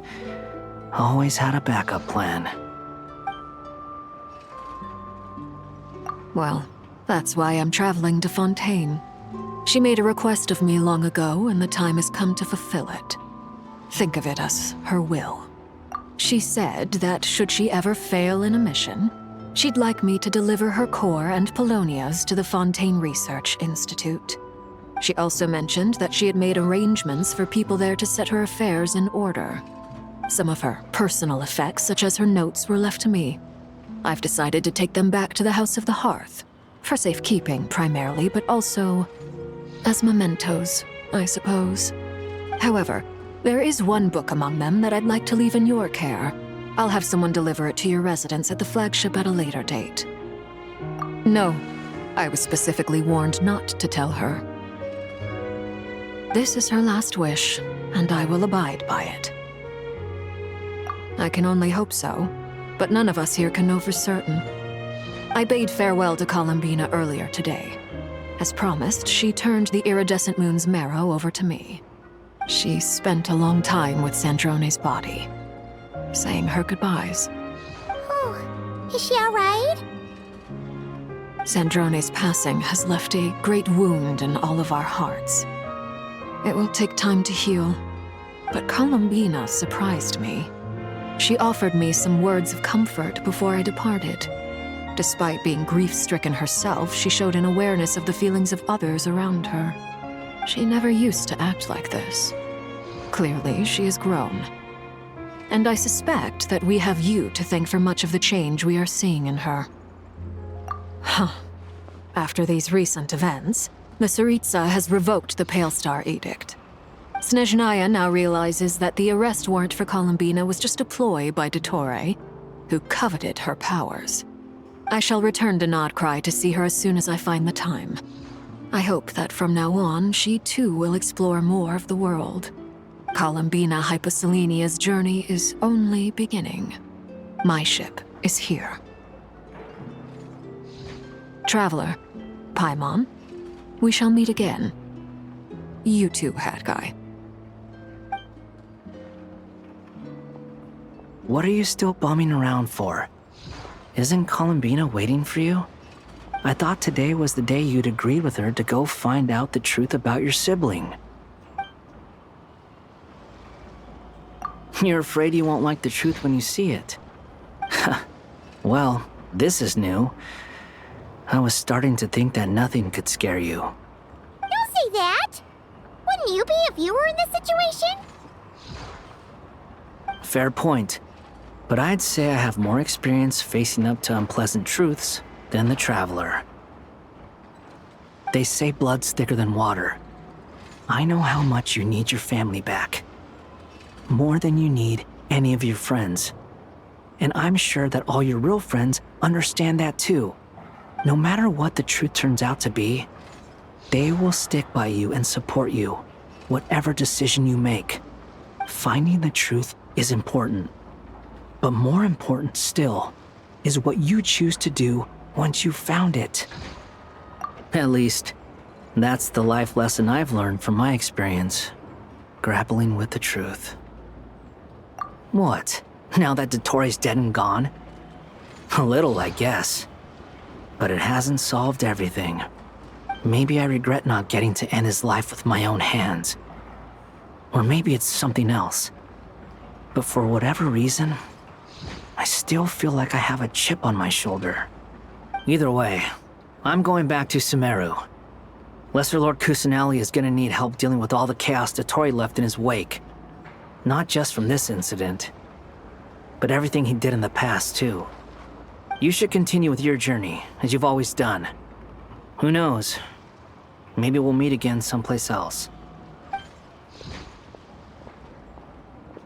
So, what should we do now? If you want to explore a bit more to steady those nerves, Paimon's game! After all, when Columbina said she knew where your ship was hidden, Paimon promised to give you two some alone time with the truth. It hasn't been all that long since we were last apart, sure, but with Columbina there, Paimon's sure things will be just dandy. Ain't no biggie. Paimon might be all about that food and fun, but she knows how to do right by people. Paimon's sure you'd prefer to digest the news about your brother in peace. But, no matter what you see, just know you can share it with Paimon. Of course, as long as it's not super private. If you can't make sense of something, let's give it some thought together. And even if we both can't figure it out, Paimon can at least treat you to a nice meal. Glad to hear it. Feel better now? Alrighty. Next up, time to meet with Columbina.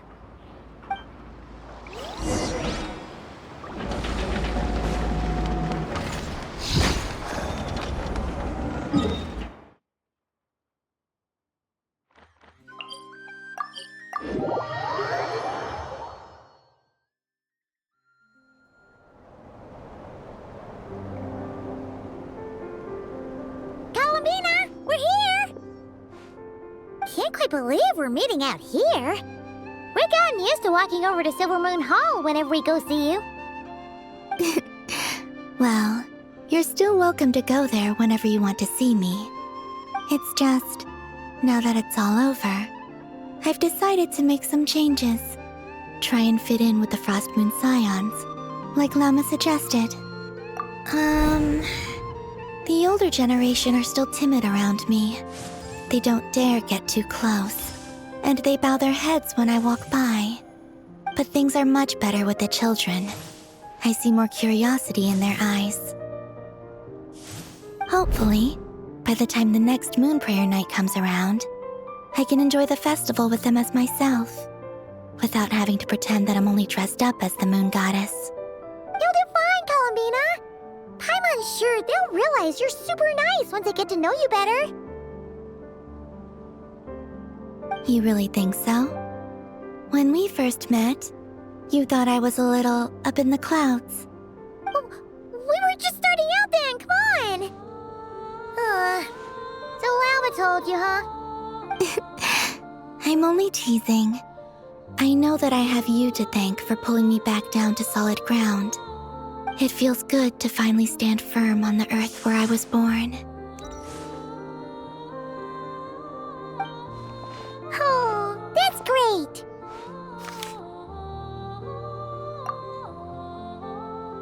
Thank you. I'll make sure not to lose it this time.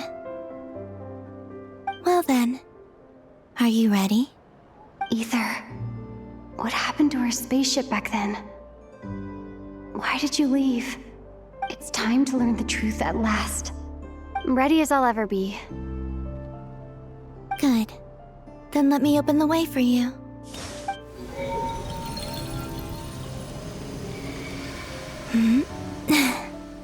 Where does this lead? To our shared destination.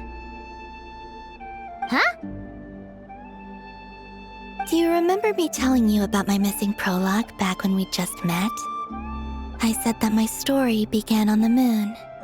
But while I was inside the moon's reflection, I realized that my prologue was really hidden in the future. I just had yet to discover it at that point. The story of the time before I was born was in fact the story of my distant future. It's truly fascinating. But when I obtained the Trilunar Authority and returned to our present reality, I sensed something I hadn't expected. Your prologue. So you mean...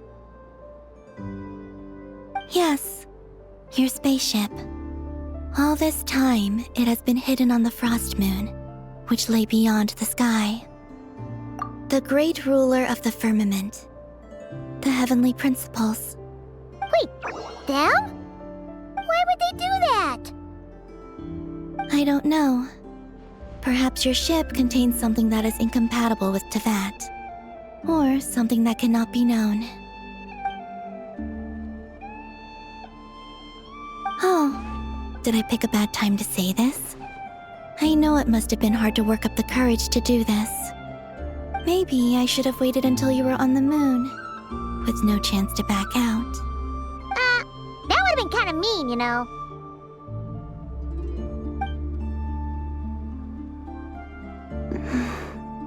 Take me there. Oh? Whatever is hiding in that ship, it belongs to me and Ether. Those memories belong to us. No one else has the right to decide whether I should or shouldn't know about it. Not even the heavenly principles. Very well. Then let's go. Yeah, you two take care, alright? And don't forget to come back soon! Rest assured, Paimon. We will. Traveler, after you. Thinking about the story that we'll find hidden on the moon? Yes. And hoping that it has a happy ending. Stories like that don't exist, you know? You don't believe in happy endings? I don't believe in endings.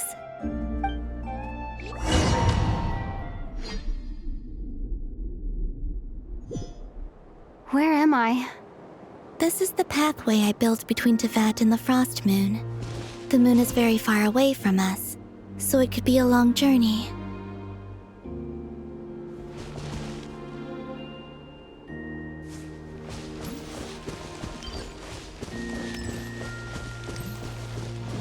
After I obtained the Trilunar Authority, I unwittingly saw past events from many of my friends' lives.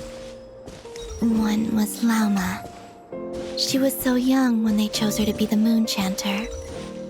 From then on, the Frost Moon Scions looked to her to bring messages from their goddess. But, for better or worse, I had left Hisi Island before she was ever born. It was not until much, much later that she met me. I think it's for the best. Because of the way things turned out, you had the opportunity to become friends. You're right. In that sense, I think we were both very lucky.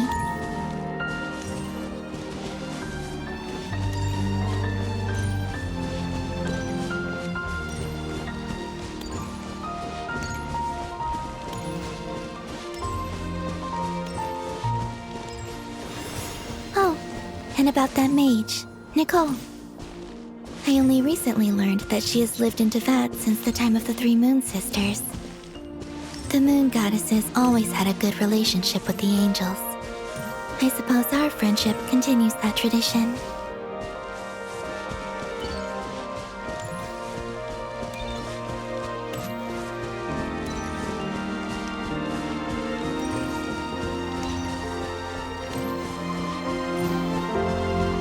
And then, there's Sandrone. I never knew that much about her, beyond the fact that she was created by someone called the Lord Artificer. She, too, suffered for a long time before joining the VIII.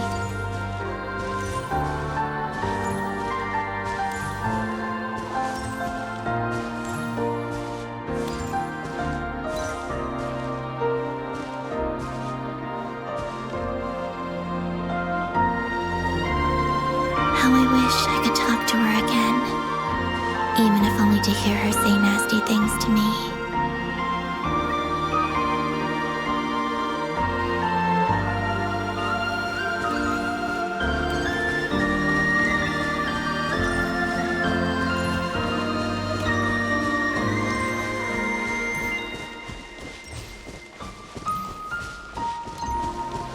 Also, I saw your siblings' story. I'm afraid I didn't see much. It seems that he rarely came to the surface where the moonlight shines. But I did notice that back when you first set out on your journey, he would often appear nearby, gazing at you from afar with a guilty look in his eyes. Ether. Let us speak no more of the past. I probably shouldn't reveal so much about my friends. It's not my place. Let the moonlight carry us forth. We are very close now.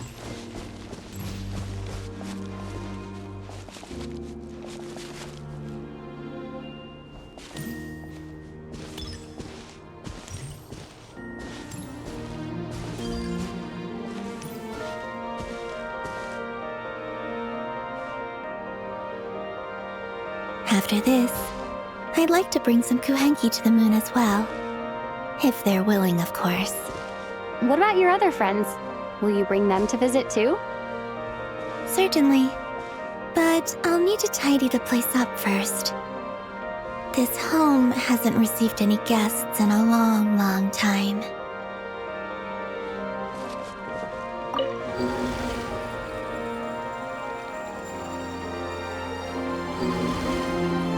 I remember writing something similar with you on Moon Prayer Night. I believe it was called Dodoko's Whirligig. Yes, that was it. You asked me if I was afraid to return to the moon, and I said that I was. The idea that I had gained something precious, only to lose it so quickly. That frightened me. But I'm not afraid anymore. Besides, this time, we're traveling together.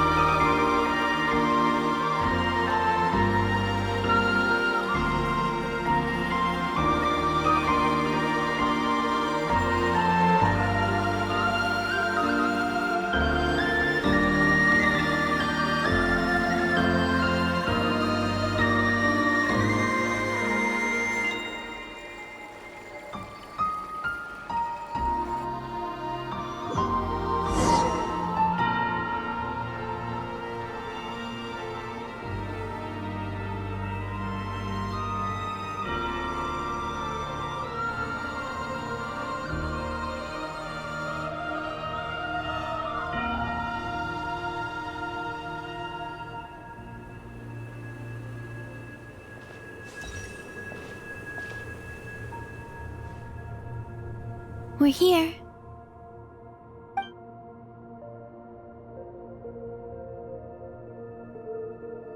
Over there.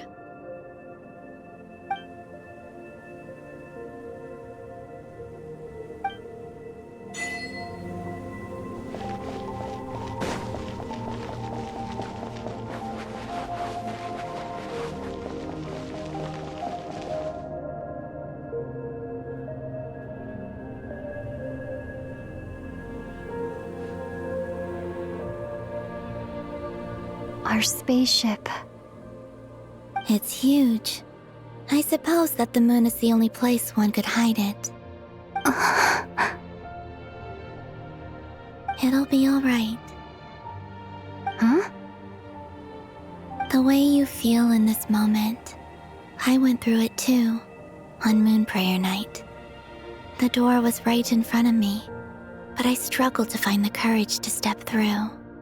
Solitude for me once meant living a life in which even I was absent. Before I met you, that was the only life I knew. But that night, solitude meant throwing away the life I had gained after meeting all of you. Columbina. Go. Retrieve the part of your life that was once lost. Trust me, you will lose nothing by doing so.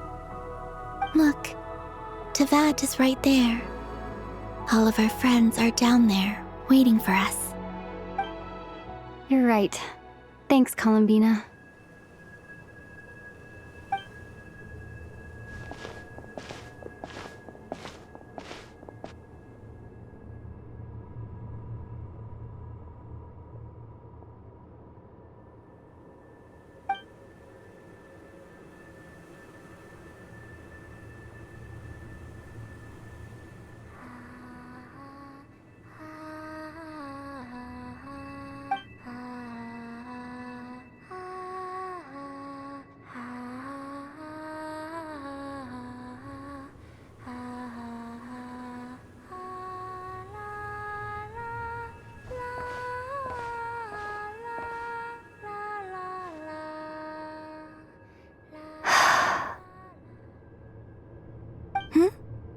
Finished? Yeah. Why did you take your eye mask off? Well, since my return, I've decided to take more opportunities to see the world with my own eyes. Besides, I've always wondered how Teyvat looks from the moon. And what do you think? It's beautiful. I could spend a whole day here just gazing at it. What about you? What do you think of the truth you found? I haven't looked at another person's expression in a long time, but I think yours is saying it was neither good nor bad. Keep this up, and it won't be long before you give Nefer a run for her money. Oh, I don't think that's going to happen. I'm much more used to sensing what's going on around me with Kuvaki. I think I'll save my eyes for seeing special moments I really want to remember. I read the spaceship's flight logs. I always assumed that this was my first time in Teyvat. I thought that Ether and I must have been hibernating in space for centuries on end, but the logs show that our spaceship flew over the skies of Teyvat once before. A long, long time ago. Flew over? So you didn't land? No. The ship barely came to a stop before flying on again. After that, it continued traveling through space for a long time.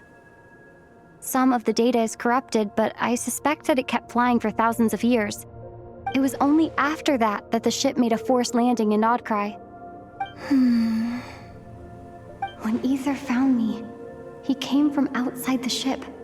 Could this mean that he left the ship long before I did? Maybe even during our first pass over Teyvat? Are you alright? Yes. I can feel that the truth is coming together, one small piece at a time. I remember Ether telling me that when he first arrived in Conria, he could not recall the past. So this might be something that even he doesn't know. Here, I made some space for you. Your mind must be racing, and this seems like the perfect place to relax and clear your head. Oh, wait, there's one more thing. What is it? Wait here a moment.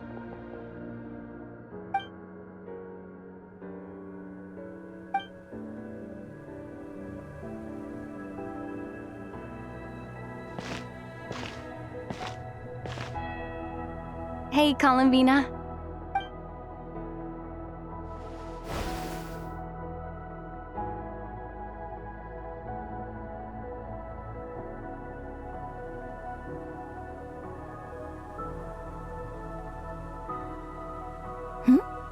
Is that a new outfit? An old one, technically. It's been in a cabinet inside the ship this whole time. It's a matching pair with Ether's. He always liked this set more. Huh. I don't think there's a huge difference. Really? Yes. It's still the same you. You're the same person, no matter what clothes you wear. Only Columbina would make an observation like that. Traveler, do you consider Tevat your home? Home is wherever Ether is. But then, after all the time I've spent here and everything I've been through, yes, I'd say it's my home. Would you change your answer if Tevat changed appearance? I mean, if the truth about Tevat turned out to be different than what you thought. I don't know. But I don't think so. The truth is not what matters most to me about Tevat.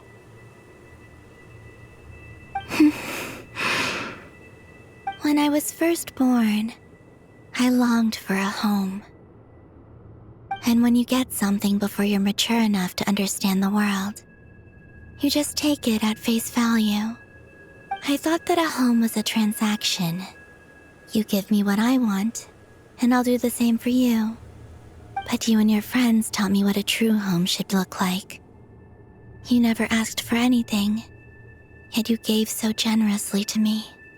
That's because your friendship matters to us. It was worth it. In the past, I thought that my birth in Nodcry must have been a mistake. But after journeying to the distant past where the story began, I realized that it was I who chose Nodcry to be my future home. Now, I am glad that I made that choice.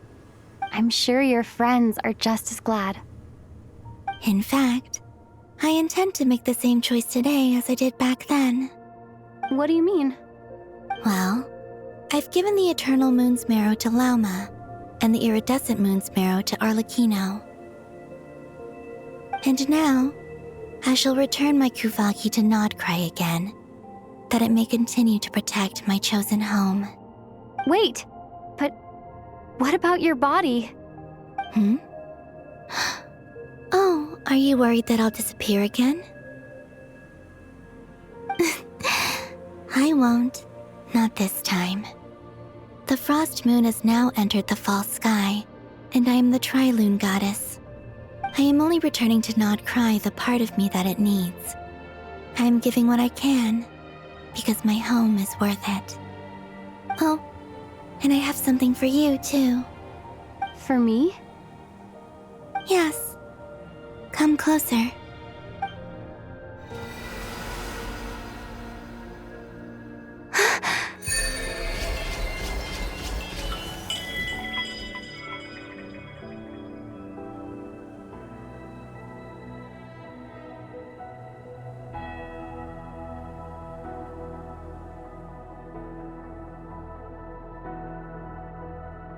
What was that? I lifted some of the restrictions this world placed on you. I trust this will help in your future adventures. My power. It feels like it's grown. I can use the elements more freely now. Thank you. This will be a great help. You're welcome. I see you as family, and after everything you've done for me, In fact, no. It's not because I owe you. It's because you're worth it. Here, this flower is for you.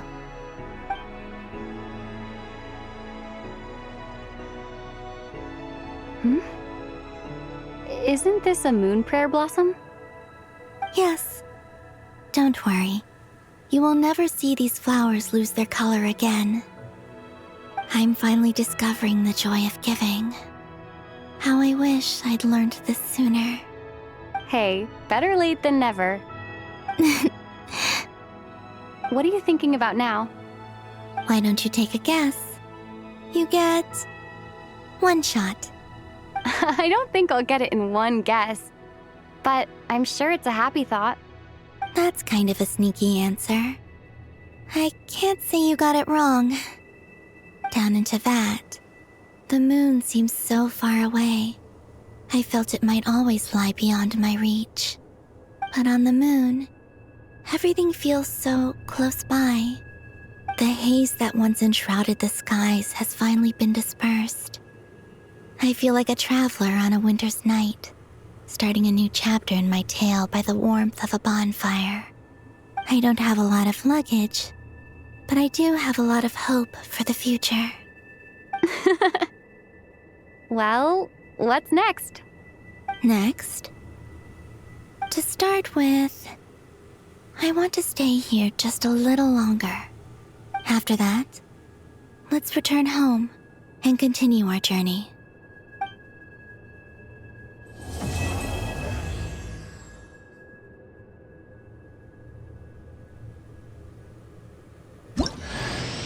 These clothes bring back so many memories.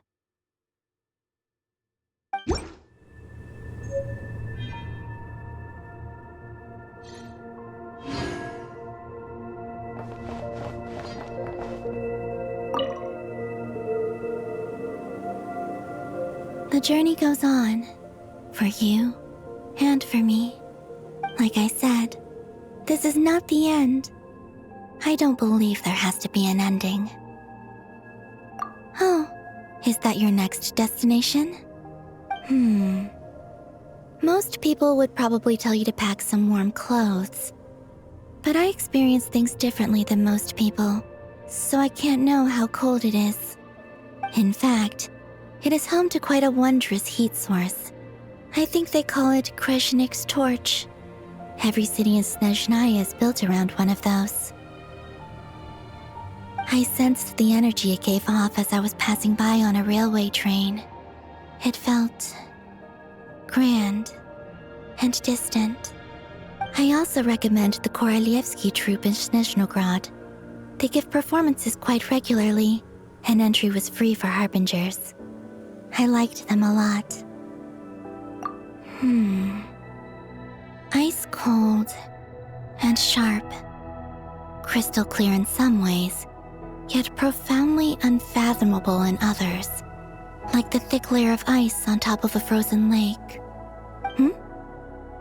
That's just the impression that Tsaritsa gives me.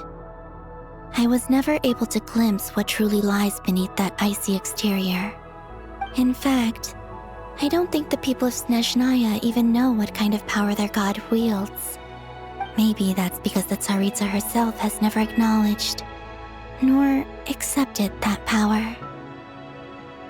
There's Regrator, the Rooster, and the Jester.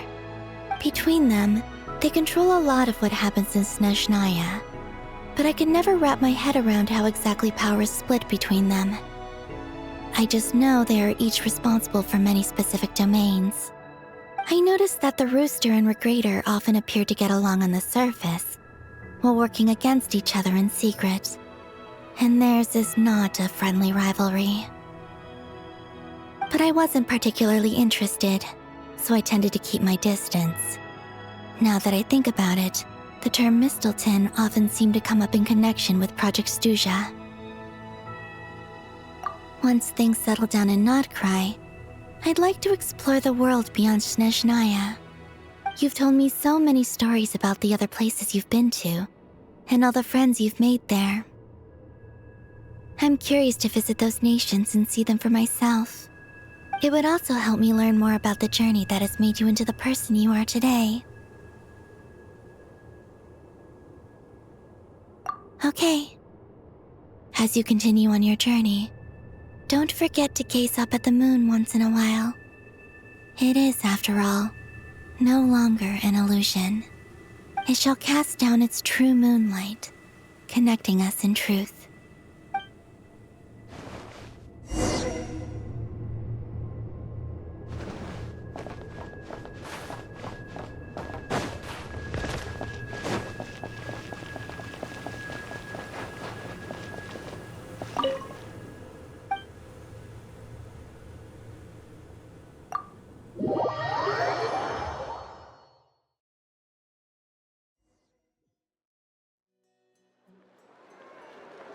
To Jean, acting Grand Master of the Knights of Favonius. Ugh, this preamble is such a pain to write. It's probably high time we got rid of this acting business. I trust that Dern has updated you all on recent events. Hope we didn't worry you too much. The good news is, we managed to come together and put a stop to the Doctor's evil schemes. With that, I think it's safe to say that Notcry is finally out of the woods. As for the Fatui, not counting the Damselette, aka the Moon Goddess, who has left their organization, we found ourselves allied in this instance with both the Knave and Marionette. May she rest in peace. As ever, we find ourselves better off for making friends rather than enemies. But until we can ascertain the Tsaritsa's true intentions, the future remains uncertain. In a short while... Wait. How am I meant to surprise everyone if I tell them in the letter that I'm heading home? Well, that would be a huge waste. Okay, got it. I will begin sending the expeditionary team back home in waves. I'm sure they'll be able to answer any questions you still have. I hope they won't gloss over the details of my many heroic deeds. But if they do, I'm sure it'll be because they're just too exhausted from the long journey. I think of Mondstadt daily. Please give everyone my best regards. P.S. The honorary knight went above and beyond this time. Are there any other honors we can give her? I'll leave it with you. P.P.S. Please be extra nice to Klee for the foreseeable future. I cashed in on the last favor that the Hexen Circle owed us, so we need to earn some more goodwill. If there's any serious problems, feel free to stick me in solitary confinement when I get back. I'll do the time for her. Whew. And that, as they say, is all she wrote. End of an era. And with the moon shining down brighter than ever, I think everyone is going to sleep well tonight.